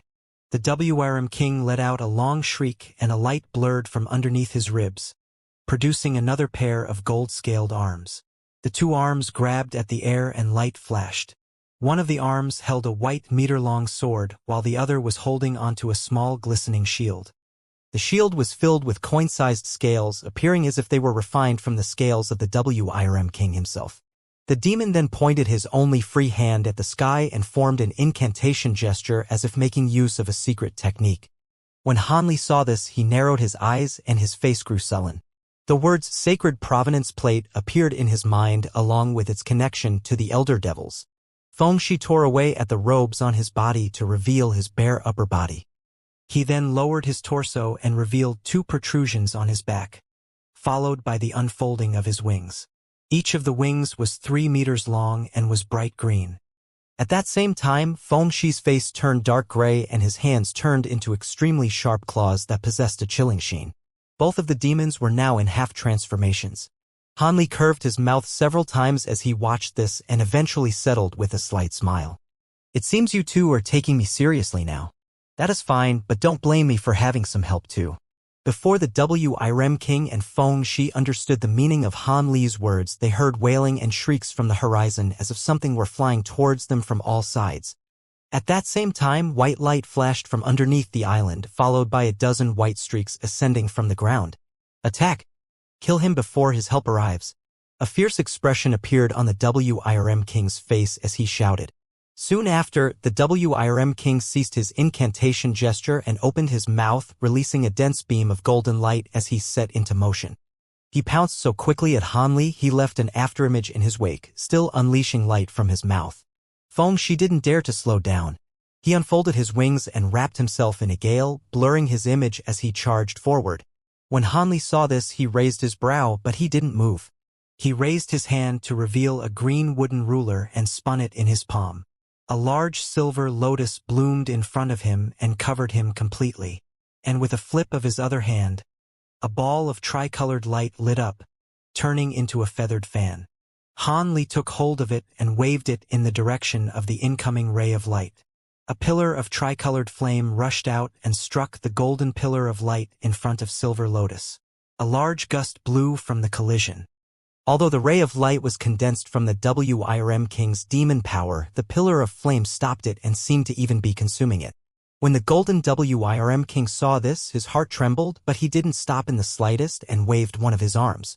Golden light flickered and the Wirem scale shield was summoned forward. It turned into a dense barrier of light around him, protecting him as he brandished his other two weapons. White sword light and the golden spear streak filled the air with flowing radiance, raining down attacks like a storm at the tricolored flame. Not only were the golden spear and the white sword amazingly sharp, but they didn't fear the immense heat from the flames. Gold and white light seemed to weave a net, rigidly blocking the halo of light that followed from the eruption of the flame. Han Li was astonished, but he couldn't deal with this matter as of current, as Feng Shi had circled around him using an unknown movement technique. From over 100 meters away, Feng Shi now flew around to his side. His two wings unfolded and he readied his claws. The sound of tearing winds loudly sounded. Countless feathers erupted from his wings in a barrage of arrows, and each swipe of his talons produced countless claw streaks, all of them striking at Han Li's Silver Lotus barrier. Han Li glanced at Feng Shi's overbearing attacks with seeming indifference, but nevertheless, he opened his mouth and summoned 3 golden streaks. Heavy rings continuously sounded out as the azure feathers and claw streaks struck the surface of the lotus. But the attacks seemed to disappear as soon as they struck, while the lotus remained unharmed and continued to spin in place. When shock appeared on Feng Shi's face from seeing his attacks nullified, 3-inch-long golden swords oddly warped in front of him. The demon unconsciously waved his wings in a start, and his body blurred. The sword chi flashed and the small swords pierced holes in him, but all they struck was an afterimage. In the following moment, Feng Shi appeared over 70 meters away. His face was pale as if the maneuver cost him much magic power. Han Li frowned. He hadn't anticipated that the demon would have such mastery over wind evasion techniques. If he wished to kill the demon, he would spend some effort. Having thought this, he commanded the small swords to extend to a foot in length, turn around, and closely pursue Feng Shi. Feng Shi's expression turned cold. Suddenly, a pair of large azure claws appeared in midair and swiped at the swords with lightning speed. In a moment, all of them were captured. A wicked expression appeared from the demon's face, and he used a secret technique to clamp down with all his might, intending to crush them. But when the claws lit up with azure light, he saw that the swords didn't have the slightest trace of damage. Feng Shi's heart dropped. Before he could think of anything else, he heard several drones. The golden flying swords took advantage of his moment of carelessness to break free from their capture, instead winding around the huge claws that captured them and easily cutting them to pieces. The destroyed claws scattered with the wind. The flying swords then changed direction, swiftly continuing their pursuit of Feng Shi. This time, Feng Shi felt an even greater shock. He quickly opened his mouth and an azure jade bowl flew out. It flipped through the air, suddenly producing an azure barrier to sweep away the flying swords. As the two sides clashed, several crisp cracks sounded. Under the bright golden glow of the flying swords, the azure barrier was pierced through with ease. Feng Shi's expression greatly changed. He no longer dared to meet the flying swords head-on, and he flapped his wings flying off to the sides in an azure streak. The flying swords changed direction, silently continuing their close pursuit at a speed no slower than Feng Shi's. At that moment, the demon began to curse in his mind. As he was forced to twist through the skies, he took a glance at the golden WRM king. As a result, his heart sank even further. The golden WRM king blocked the tricolored flames and had arrived next to Han Li. He struck at the silver lotus with ferocity, each attack seeming to scatter the lotus slightly. Within the lotus, Han Li simply waved the emerald ruler in his hand a few times and restored all of the damage with a few flashes of seven-colored Buddhist light. The golden WRM king was unable to deal with him. Feng Shi's eyes looked around him, and he began to ponder whether he should escape. It was clear that Han Li's current abilities far exceeded what he had imagined, and the ferocious flying swords were more than enough to deal with two of him. But then the demon came to a sudden stop and remained in place, revealing Feng Shi's half-demon form. At some unknown time, a dozen-meter-long snow-white centipedes had surrounded him. They had 4 wings and sparkling crystalline bodies. The 6-winged frost centipedes. When Feng Shi recognized them, he cried out in alarm and wore an unsightly expression. The golden WRM king's fierce assault on the lotus also came to a sudden stop, and he tore through the air in a golden streak, hoping to get away. Han Li's indifferent voice sounded from within the lotus. "It is already too late to think of running away." As soon as those words were said, 10 red threads shot out from the lotus with extreme speed. They flickered several times and tightly wound around the demon. Following that, light flashed from them, turning into several dense ropes of flame. They continued to roil around him and drown him in them. At that same moment, a gray demon wind blew through the sky, carrying wheel-sized ghost heads. They all appeared fierce and wailed without end. They entered the sea of flames without any regard for it. Within the flames, the golden WRM king let out a shout of terror. His cold scream contained an immense fear. As Feng Shi swept his gaze past the scene, an icy chill froze over his heart. Be it another attack from Han Li or the dozen 6-winged frost centipedes surrounding him, he wouldn't be able to deal with any of them. Having come to a decision, Feng Shi grasped his hand in an incantation gesture, and a crimson red bloomed from his upper body. Blood loudly splurted out from his flesh, hiding his body in a cloud of blood. Meanwhile, the demon's wings absorbed the blood in an instant and turned scarlet. He took a deep breath and waved his wings, intending on fleeing using a secret technique. But at that moment, he heard a beautiful scripture being uttered and a huge attractive force weighing down on his body. The demon felt his body tensed as he was kept in place, the magic power in his body frozen. At that moment, Feng Shi discovered a foot-large silver lotus below him in his terror. It was slowly blooming, keeping him trapped in 7-colored Buddhist light. The demon panicked, immediately casting techniques in an attempt to escape. However, the dozen centipedes surrounding him used this opportunity to spit glacial qi onto him. The icy white qi enveloped him, containing the blood cloud completely. Feng Shi's miserable screams sounded from within it. A distance away, Han Li fiddled with the 8-spirit ruler in his hand with a calm expression, not even taking a glance in Feng Shi's direction. Everything was completely under his control. At that moment, the golden WRM king's void came to a sudden stop.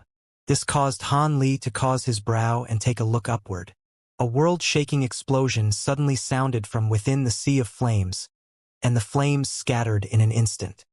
A gust blew out, followed by something flying at immense speed. Han Li's expression sank and thunder rang out from his back. He vanished. In the next moment, the thing that escaped came to a sudden stop. Above it, azure and white lightning flashed, followed by Han Li's sudden appearance. Han Li looked down and only saw the skeleton of a miniature WRM. It was only a foot large and glistened with golden light as if it were created from pure gold. The flood dragon was holding onto a thumb-sized golden core in its mouth. Wails sounded from behind it, and 5 ghost heads charged out from the sea of flames with miserable faces. Their faces were ashen as if they were injured. The golden bone WRM stirred upon seeing the sink devils and immediately flew off in a golden streak, soon vanishing from sight. Above, Han Li coldly snorted. Black light flashed from his brow, following the appearance of a third black eye. It released a streak of black light that disappeared as soon as it appeared. As a result, a muffled explosion sounded. Golden and black light intertwined and the bone WRM toppled out from the explosion, flipping several times. The bone WRM knew things were far from good. It immediately thought to regain its bearings and continue its escape, but it was already too late. Azure light suddenly flashed from nearby, following the appearance of an azure net that appeared seemingly out of nowhere. The bone WRM was caught and was unable to move. Meanwhile, a 3-meter-long golden light flew out from the sky. Golden light flashed and the bone WRM was cleaved into two. A green flame flew out from the bone WRM yet again in a desperate escape. However, Han Li was already prepared. He reached out with a single hand, creating a large azure hand and grabbing a hold of the green flame. Following that, Han Li flashed forward and took out a small green bottle with a shake of his sleeve. He flipped the bottle, and it released a black mist. The azure hand relaxed its grip, allowing the mist to sweep past the green flame and draw it back into the bottle. After that was done, Han Li raised the bottle and swept his spiritual sense inside of it, wearing a satisfied expression from what he saw. The soul of a grade 10 demon beast was an incredibly rare material. Once the small bottle was placed away, he took a look at the golden pearl and the remnants of the bone WIRM and collected them without a thought. The pearl was clearly his main objective, the metal attribute WIRM core. As for the golden skeleton, he was rather interested in it. Back in the Sea of Flames, he saw the WIRM king unable to escape the shackles of his flame threads and the jaws of the sink devil. But through some unknown technique, he detonated his flesh and broke free, scattering his constraints and controlling his miniaturized skeleton with his soul. In this manner, the WIRM king seemed to have two bodies. He would be able to catch his opponent off guard in this inconceivable turn of events, shedding off his flesh and fleeing with his bones. The WIRM king was a grade 10 demon cultivator and a famous one at that. It would be odd if he were killed off so easily. Han Li possessed two spirit treasures, and the sink devils. Ordinary late-nascent soul cultivators couldn't hope to compare. The WIRM king was already far stronger than ordinary demon beasts, but the 8th spirit ruler had miraculous defensive abilities, and he naturally wasn't able to break through in a short amount of time. And with the capture by the renowned fire spirit threads and the flesh-eating sink devils suppressing him, Han Li was able to subdue him without any further abilities. Han Li curiously examined the golden skeleton and hesitated before placing it in his storage pouch as well. At that moment, Fengshi remained trapped within the white glacial mist to no surprise. The frost chi of the dozen centipedes had already sealed it into ice. Han Li glanced at the enemy he once feared long ago and shook his head. His thoughts stirred and he had his flying sword streak around the block of ice. Suddenly, the ice split into chunks and a green demon soul rushed out from it, fleeing off in a panic.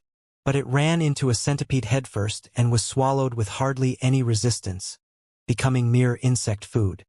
With the two demons were killed, Han Li decided to examine the storage pouches they left behind.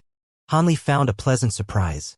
From Fengshi's storage pouch, he acquired an ancient jade slip detailing several demon cultivator techniques as well as information on the dragon scale fruit.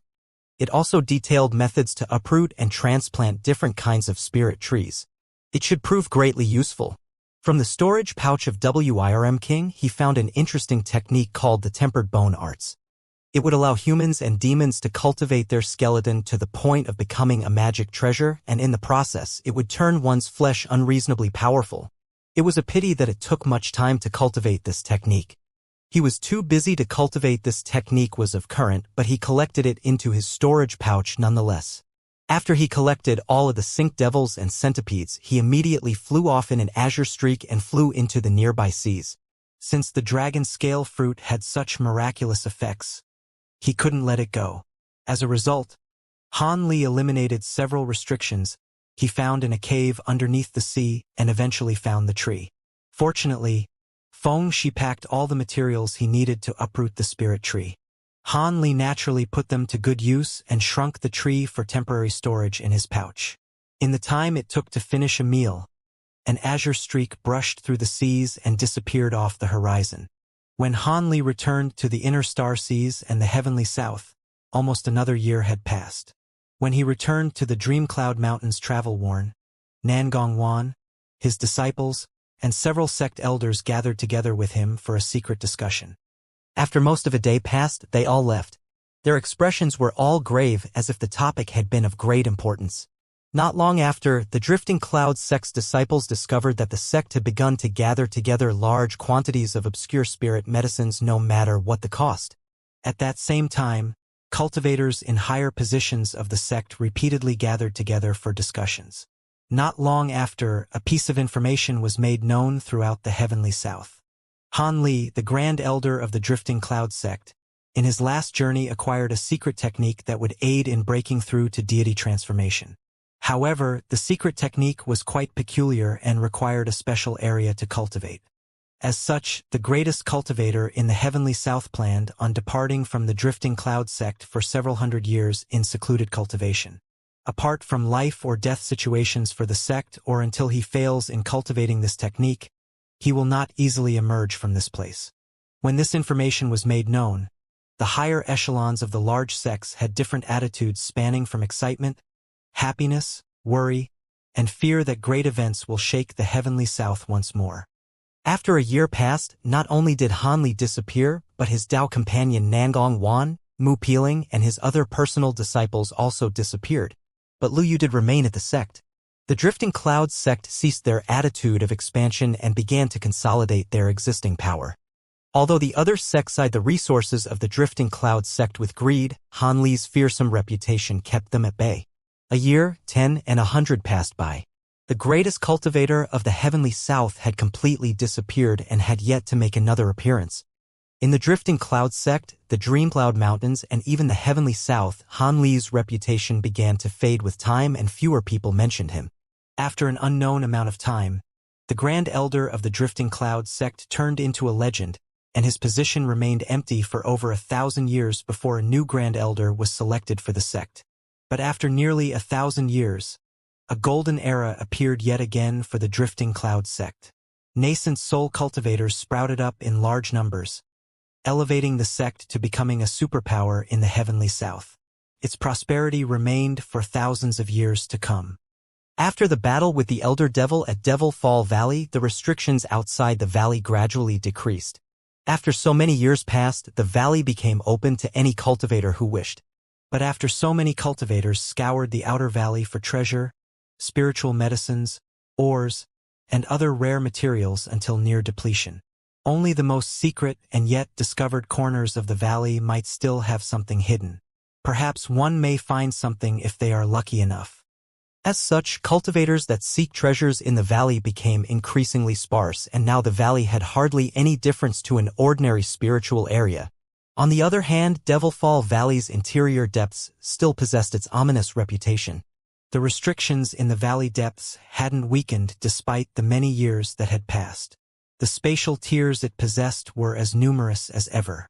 In addition, in the most recent couple hundred of years, an odd white mist mysteriously filled the area.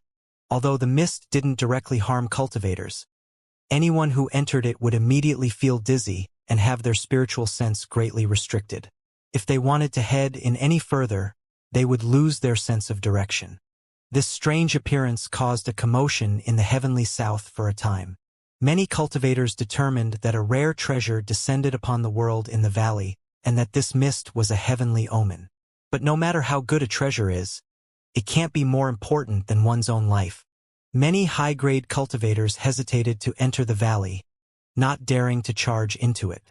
But not long after, several vagrant nascent soul cultivators were driven by greed and joined hands to enter the valley depths. As a result, they were trapped inside the mists for several years, and the treasures they relief on to guide them through the mist's confusion were completely ineffective. Eventually, after wandering randomly, they managed to desperately escape. Later on, several confident cultivators also entered the valley depths, but they met an even worse end, either by running into a spatial tear or being trapped for even longer. The longest known case had wandered mindlessly in the mist for over 50 years. If it weren't for the rich spiritual chi in the valley, this person wouldn't have been able to sustain himself until he managed to escape. The rumors came as a shock to many nascent soul cultivators, and none dared to rush into the valley. As a result, the depths of Devilfall Valley once again became a forbidden zone in the heavenly south and would rarely have anyone enter it.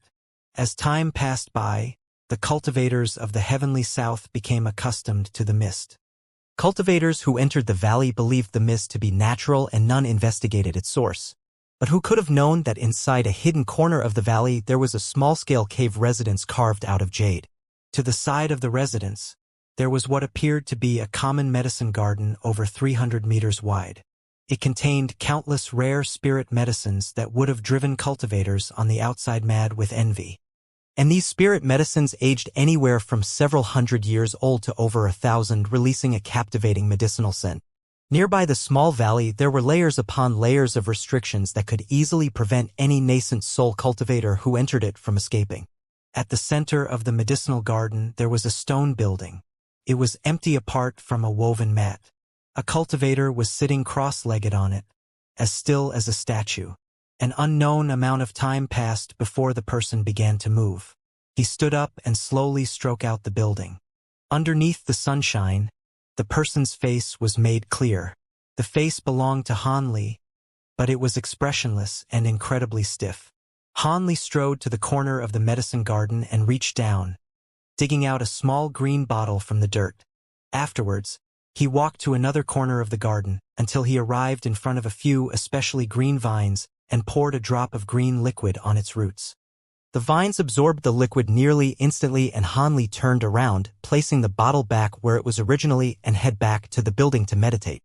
But suddenly he stopped and he held out his hand. A white formation plate was flying towards him. He caught it and looked down. Large amounts of azure text floated off of it. After heading it, Han Li took to the skies and flew off to another hidden corner of the valley. Eventually, he arrived at his destination, in front of a 3-meter-wide small-scale spell formation. He took a seat and uttered not a word.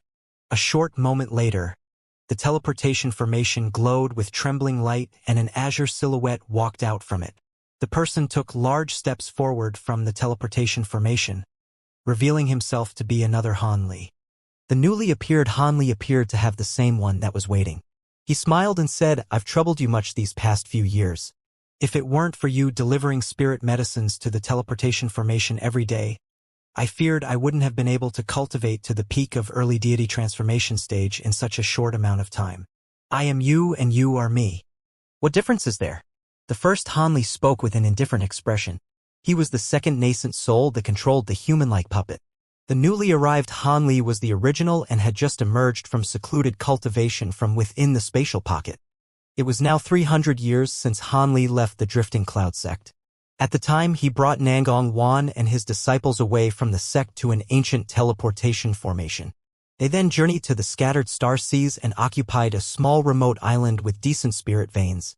After they were settled there, Han Li made the journey back to the heavenly south's Devilfall Valley and entered the spatial pocket where he began to cultivate the divine essence-fused light.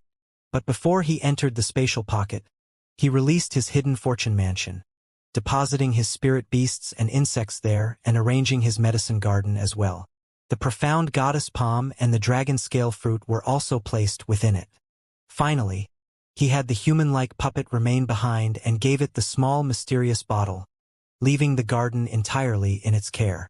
But he still felt ill at ease, fearing that cultivators would discover traces of him in the valley. After a year of effort, he placed down a huge ancient formation that released a bewitching mist that manipulated a cultivator's senses and perception, covering most of the valley depths with it. Then, with that finished, he gave his second nascent soul several commands and teleported into the spatial pocket through his formation.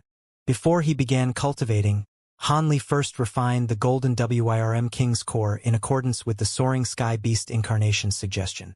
Using a peculiar method, he turned it into a metal-attributed core spirit root, allowing him to refine the divine essence-fused light with greater ease.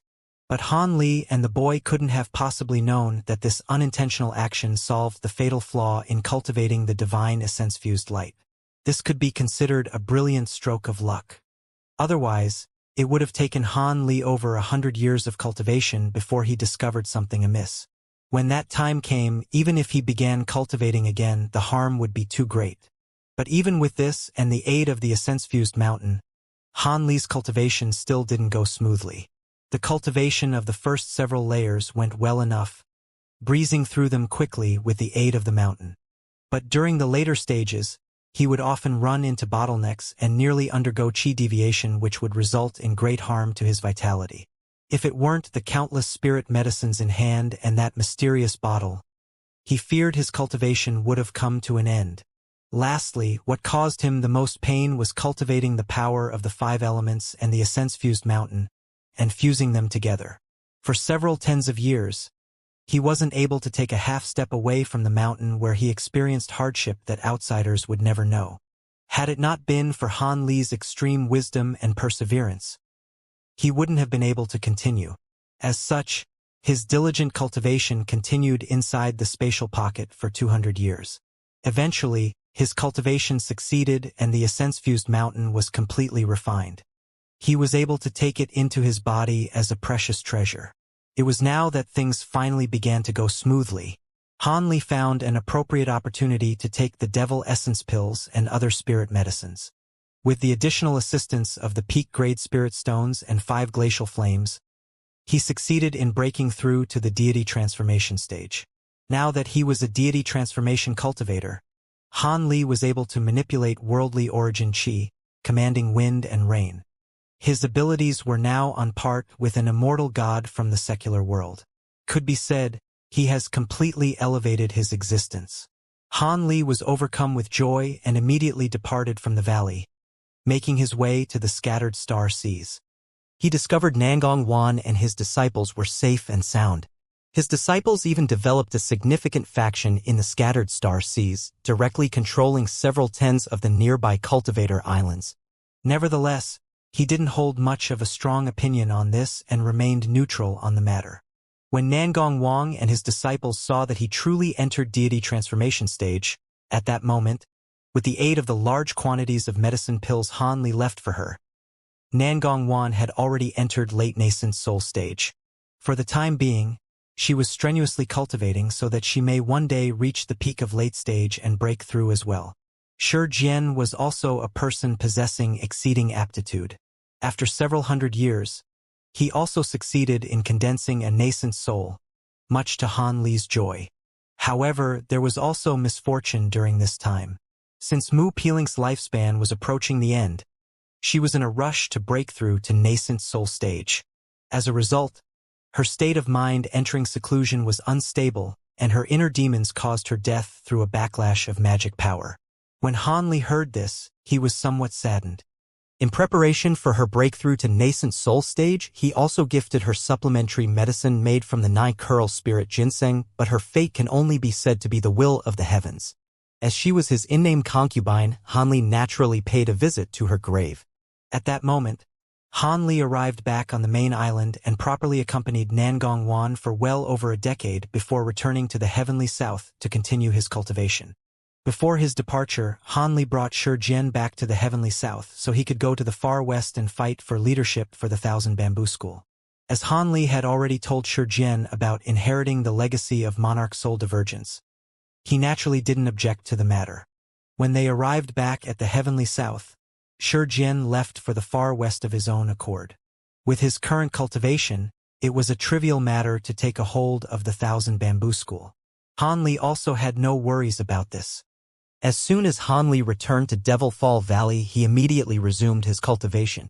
Because of the 3 transplant techniques that Feng Shi had given him, the spirit medicines that were originally restrained in the spatial pocket could now be taken outside. With this, the fuchsia cloud pill no longer had any restrictions for its refinement. Although the fuchsia cloud pill was a medicine pill for nascent soul cultivators, it had overbearing medicinal strength and was quite useful for deity transformation cultivators as well. With this medicine pill freely refined, the originally difficult cultivation of early deity transformation stage passed by quickly. After 100 years of bitter cultivation, he reached the peak of early stage and reached the final stage of the Azure Essence Sword art, fulfilling it to grand completion. At this point, taking any further fuchsia cloud pills no longer had an effect. And since the spiritual qi in the mortal world was too sparse, it was impossible for him to enter mid-deity transformation stage. As such, he had no qualms about leaving seclusion. During his time in seclusion, he encountered several bottlenecks in his cultivation and used the myriad distance talismans to contact that old eccentric Xianxia many times. He also began to divulge some of the information that Silvermoon had left behind for him. As a result, after countless years of persistent searching, Xianxia finally found a usable spatial node. This caused the old deity transformation cultivators to rejoice. Hanli joined in their celebrations upon hearing the news as well. As a result, Xianxia, Old Eccentric Feng, Old Devil Hu, and Old Demon Che joined together in 100 years of preparation and entered the spatial node. But not long after, 3 of the 4 primal soul lanterns that were left behind were soon extinguished. And the one belonging to Old Devil Hu was still lit, but it was extremely dim. Several days later, his primal soul lantern was extinguished as well. It was unknown if the Old Devil managed to successfully ascend to the spirit realm, severing its connection to the lantern, or if it dropped into the spatial node. Eventually, Han Li was informed by a myriad distance talisman of this news to the disciples of these great cultivators. He was completely shocked. It appeared the danger of these spatial nodes was greater than what he expected. Even with their vast ability, the deity transformation cultivators were completely wiped out. This left him ill at ease. It appeared Silvermoon's warning over the dangers of the spatial nodes weren't exaggerated. It truly was a path that would kill most who go through it. Fortunately, Xianxia also kept his promise and had already given him the location of the spatial node. Han Li didn't have to worry about finding it. As of current, since he wasn't able to progress his cultivation even an iota further, he planned on taking a look at the spatial node and making full preparations. After all, the more prepared he was, the greater his odds of successfully making it through. The information passed through the myriad distance talisman wasn't something he could rely on. However, the spatial node wasn't located in the Great Gene, Heavenly South, or anywhere else he had been. It was in an unfamiliar territory called the 5 Dragon Seas. This was the place in the Great Gene that rarely anyone knew, but Xianxia and the other old eccentrics managed to find a teleportation formation that led directly to the area. He would have to first go to the Great Gene to use this formation. As this journey would take quite a long time, he decided he would first pay another visit to the scattered star seas. Having come to a decision, Han Li left behind his puppet to guard the spatial pocket and left Devilfall Valley. On a small island with beautiful scenery, there were several nascent soul cultivators gathered together on a stone pavilion on top of a mountain. They were having a lively discussion. A white-haired old man wearing wide gray robes twirled his beard and smiled at a green-robed woman sitting across from him. "Fairy Bai, I heard you refined a sweet fragrance pill, a top-grade pill that can cleanse one's essence. Do you think I could ask for some of them?" Before the fair lady could reply, a middle-aged blue-robed cultivator laughed and said, "Brother Can must be joking. Everyone knows of your skill in pill refinement. Why would you care for a few sweet fragrance pills? Rather, I will trade for a few of them on behalf of my disciples." The old man took no offense, rather answering him with a beaming smile. "Fellow Taoist Zhao is mistaken. My mastery in medicine pills is only towards cultivation progression. Pills with regards to advancing magic power are beyond my expertise. Now that a seldom opportunity to acquire some has arrived, I must take it." The green-robed woman spoke with a gentle tone, more expected from that of a sheltered noblewoman. "There is no need to fight one another for them. We can participate in an exchange. I've brought most of the sweet fragrance pills with me, enough for the both of you. Please bring out what you wish to trade for them. I hope you won't disappoint me." The old man and the scholarly man both inwardly sighed and politely replied. These cultivators were holding a small-scale trade meeting. There were 2 more people sitting down that have yet to speak. When they saw this, they couldn't help but smile. One of them was a large yellow-skinned man who put a golden wooden box on the table. He pushed it to the center and solemnly stared at the old man. "This is something that I, Fan, and fellow Taoist Sun used our strength to collect. I will exchange it for 2 of Brother Can's wormshift pills. Only with these pills can my swift wind python evolve into a WYRM." The old man appeared displeased and shook his head. "You hadn't mentioned it during the last trade. I will not let them go. I also need them for my own green spirit serpent. The cultivator surnamed Fan smiled and confidently said, "Hehe, don't refuse so quickly. You can give me an answer after you take a look." The old man felt his heart throb, but he relented, saying, "Apart from the azure spirit mushroom and other such materials, I won't be agreeing no matter how previous the box's materials may be." He then waved his hand and summoned the box into his hand. He opened it to find a blue glistening pearl. "A thunder whale's core," the old man shouted in surprise. The others were shocked and couldn't help but look in their direction. Cultivator Fan grinned and said, "Brother Can is quite experienced to recognize it at a glance. It truly is the demon core of a grade 7 thunder whale. Although it is only a grade 7 demon beast, it is incredibly rare. It is something Brother Sun and I pursued for 3 entire days.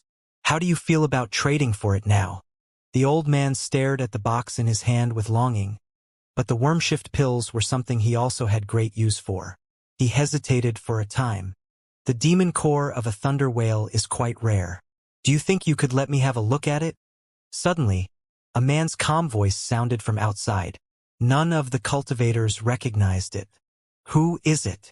Startled, the cultivators all looked outside. It was unknown when he arrived, but an azure-robed man had appeared outside the pavilion. He appeared young and had a common face, but an exceptional intelligence shined from his eyes. The cultivators in the pavilion couldn't help but take a look at one another. None of them recognized this man. And while the pavilion didn't appear out of the ordinary, it was concealed with restrictions. How could this unfamiliar man find them? And the reason why none of them turned hostile was that, at a glance, they couldn't detect a trace of magic power from his body.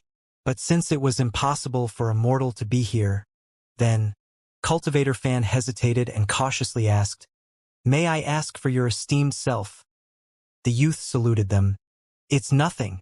I only came here for directions. If I am bothering you, I hope you won't take offense." Of course, this was Han Li, who now found himself in the 5 Dragon Seas. Han Li found this place unfamiliar and need to find the lay of the land. He needed to buy a map. Although the illusion restrictions as of present were uncommon, they couldn't escape his bright sight spirit eyes. As such, when he spotted a gathering of high-grade cultivators, he promptly descended. "Directions?" Cultivator Fan asked with doubt of his face. "Fellow Taoist, if any of you have maps of the nearby area, it would be great." Han Li spoke casually and then glanced at the box and smiled. "Ah yes, the Thunder Whale's demon core may look intact, but its demonic power has already scattered. Even if you use it to make medicine, it wouldn't be very useful." "Is this true? What nonsense are you saying?" The old man was startled, but Cultivator Fan's expression changed to that of fury. "Whether you trust my words is up for you to decide. It's merely something I said in passing. However, if you are willing to sell me a map, I can answer several of your questions. I am also willing to present a Thunder Whale's demon core as a gift. Although its grade is lower, it will have more medical potency." Han Li took out a sparkling blue pearl that was clearly bigger than the one that was brought out before.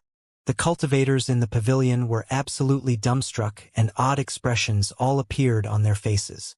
There were a few with bright eyes and others wore disbelief as they all stared at Han Li's face. Cultivator Fan finally looked away from the demon core in his hand and shouted with a harsh expression, "May I ask where you have come from?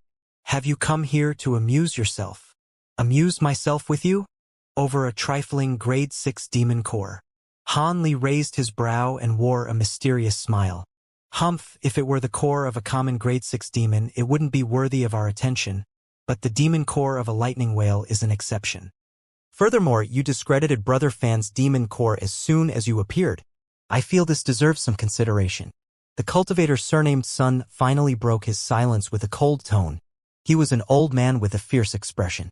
Han Li chuckled and calmly said, "You took a long time before you managed to kill that thunder whale.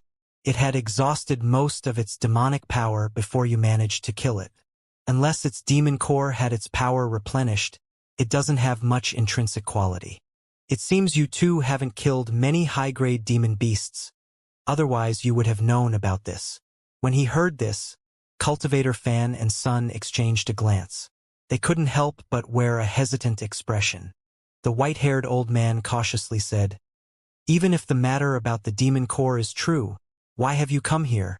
Fellow Taoist fan clearly used an illusion technique to conceal this place. Has your esteemed self come here specifically for us? A trifling illusion formation is beneath my notice. As for you, this is the first time I've come to the sea, so there is no way I came for you specifically. My mood is quite good today, so I've been polite. But if you ask any more questions, I won't be interested in answering them. My previous conditions still remain. Are you willing to trade a map with me? I don't plan on staying here any longer.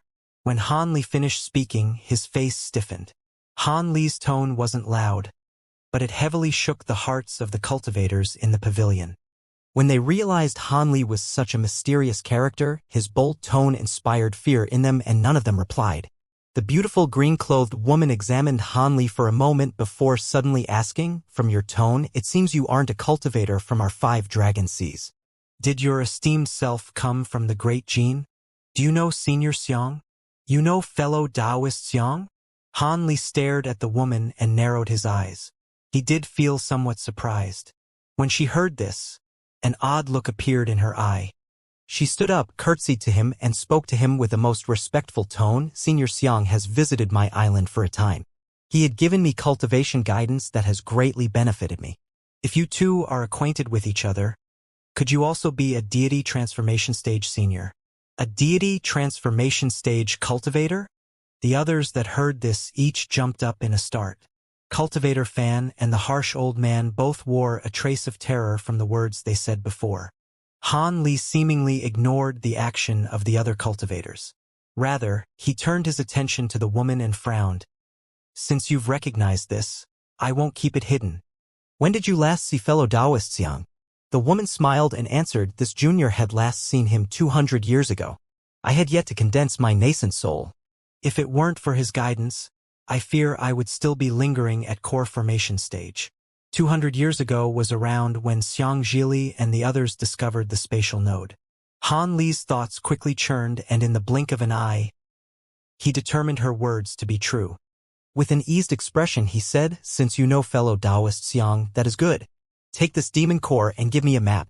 Han Li raised his hand and tossed the rare demon core in his hand over to her. In her joy, the woman raised her arm and summoned the core into her hand. She bowed in thanks and immediately took out a faint green jade slip before sending it over to Han Li. Han Li caught it and promptly read through it with his spiritual sense. After he compared it with the information Xianxia left behind, he instantly found the location of the spatial node. It wasn't too far from this place. He should arrive within a month's time. "Very good," he nodded with satisfaction. Then, using a tone of unquestionable authority, he commanded, "Now, I have a few questions for you. Listen well. As of current, he has achieved the highest state of existence in the mortal realm. There was nothing in this world that scared him apart from an encroaching lifespan." The green-robed woman naturally agreed. In the following moments, his mouth moved, but he seemingly uttered not a word.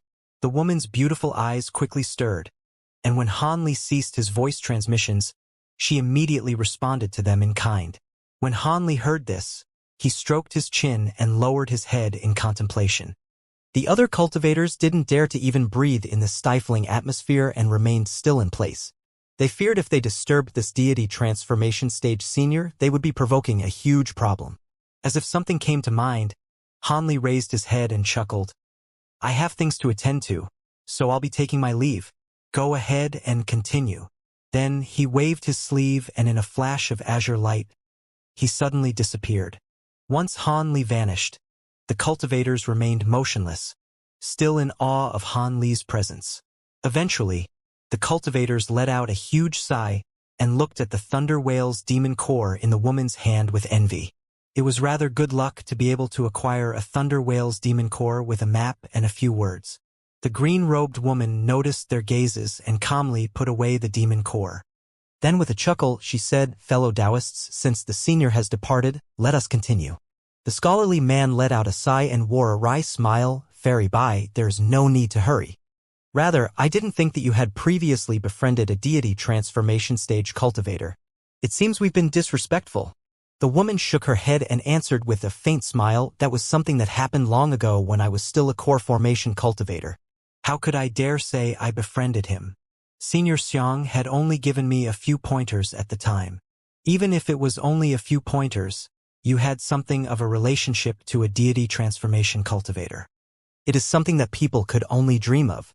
Cultivator Fan spoke with a tone of admiration, but then he frowned and bewilderedly asked, but oddly enough, why would these pinnacle existences from the great gene come to our 5 dragon seas? Could it be that something great has occurred? The old man chuckled and said, that is possible. However, since a deity transformation cultivators are involving themselves, how would we hope to participate? If we're not careful, they could end us with a flip of their hand. It'd be best not to make any careless inquiries. If we were to anger a deity transformation cultivator, When that was said, the others' expressions changed and they nodded. As for what they truly thought, only the heavens could know. As these cultivators made guesses about Han Li's objective, he had already flown thousands of kilometers away in an azure streak. The green-robed woman's answers had given him a rough understanding of the 5 dragon seas. There were no deity transformation stage cultivators in the area, so the last of his worries were extinguished. With Han Li's current cultivator, he could fly at inconceivable speeds if he were to use all his power, but that would stir up the worldly essence chi and cause his lifespan to slowly decrease. As such, Han Li flew an ordinary speed rather than hurrying. A month later, he arrived in front of a foggy sea area without any complications. He looked at the white mist in front of him and he frowned, deciding to fly into it without any hesitation. After flying through it for almost 2 hours, he came to a sudden stop. He looked around him and held his hands in an incantation gesture and raised them, uttering break. 2 dense bolts of lightning flashed and struck at the air, releasing resounding booms of thunder. The nearby mist warped and twisted before eventually scattering and releasing a clear area several kilometers wide. There was a small island below him with a few buildings on it. When Han Li saw this, joy lit up on his face and he muttered, "Old eccentric Xiang and the others weren't lying. They clearly left behind disciples to watch over the spatial node. If I had taken another 200 years of time, there might have not been anyone here." As he was talking to himself, 3 streaks of light flew up from the small mountain and directly towards Han Li. Han Li remained calm, waiting in the air with his hands held behind his back. The light faded away to reveal 3 middle-aged cultivators, 1 woman and 2 men. They were all at core formation stage. The 3 took a look at Han Li's face and they all greeted him with a smile. "We pay our respects to Senior Han. Under orders of Martial Ancestor Xiang, we've been awaiting your arrival for a long time. You are disciples of fellow Taoist Xiang? You've seen me before." Han Li's expression stirred. "We are indeed his disciples. Our master left behind a portrait of your likeness. That is how we recognized you." One of them respectfully answered. Han Li nodded and smiled. "Yes, these past years must have been hard on you. I won't treat you unfairly. In the future, I'll have my own disciples guard this place on your behalf. You don't need to be trapped here." When the 3 heard this, they were overjoyed. They soon invited Han Li down to a building below, but Han Li shook his head, wanting to first take a look at the spatial node. The 3 immediately agreed and brought him off to the side of the island. After flying for 5 kilometers, the 3 remained silent. Han Li swept his spiritual sense in the space in front of him and he increased his speed as if he detected something. After flying for a moment more, the party eventually came to a stop. Han Li narrowed his eyes and he saw a giant ball of gray light in the air. He felt a chill spread throughout his body. The ball of light appeared to be mostly round and half a kilometer in diameter. Although it appeared dim and vague, it also appeared unfathomably deep. A halo of light slowly turned within it, although Han Li already knew the answer. He took a quick breath and asked, "So this must be the spatial node?" This time, the woman from the trio answered, "Yes, Senior. This is the spatial node that the Master and the others entered. In order to maintain the stability of the entrance, the Master and the others spent much strength to place a peculiar seal on it temporarily. This way, not only will the spatial node's stability be preserved, but it will also minimize its spatial fluctuations, preventing the cultivators from the 5 dragon seas from noticing." When she mentioned Xianxia, her face turned somewhat sad. The 3 clearly understood what it meant for Xianxia's primal soul lantern to be extinguished. So it was like that. I was wondering why the spatial fluctuations of this area were so weak. Fellow Taoist Xiang and the others have sealed it. Hanli couldn't help but sigh when he looked at the ball of light in the air. But when the three core formation cultivators saw this, they glanced at one another as if signaling to one another. There was something that I wish to tell you, Senior. A male cultivator hesitantly said. What is it? Surprised, Hanli looked at him. We protected this place for over 200 years. Although Master Xiang sealed the spatial node, it began to fluctuate for small amounts of time since 100 years ago.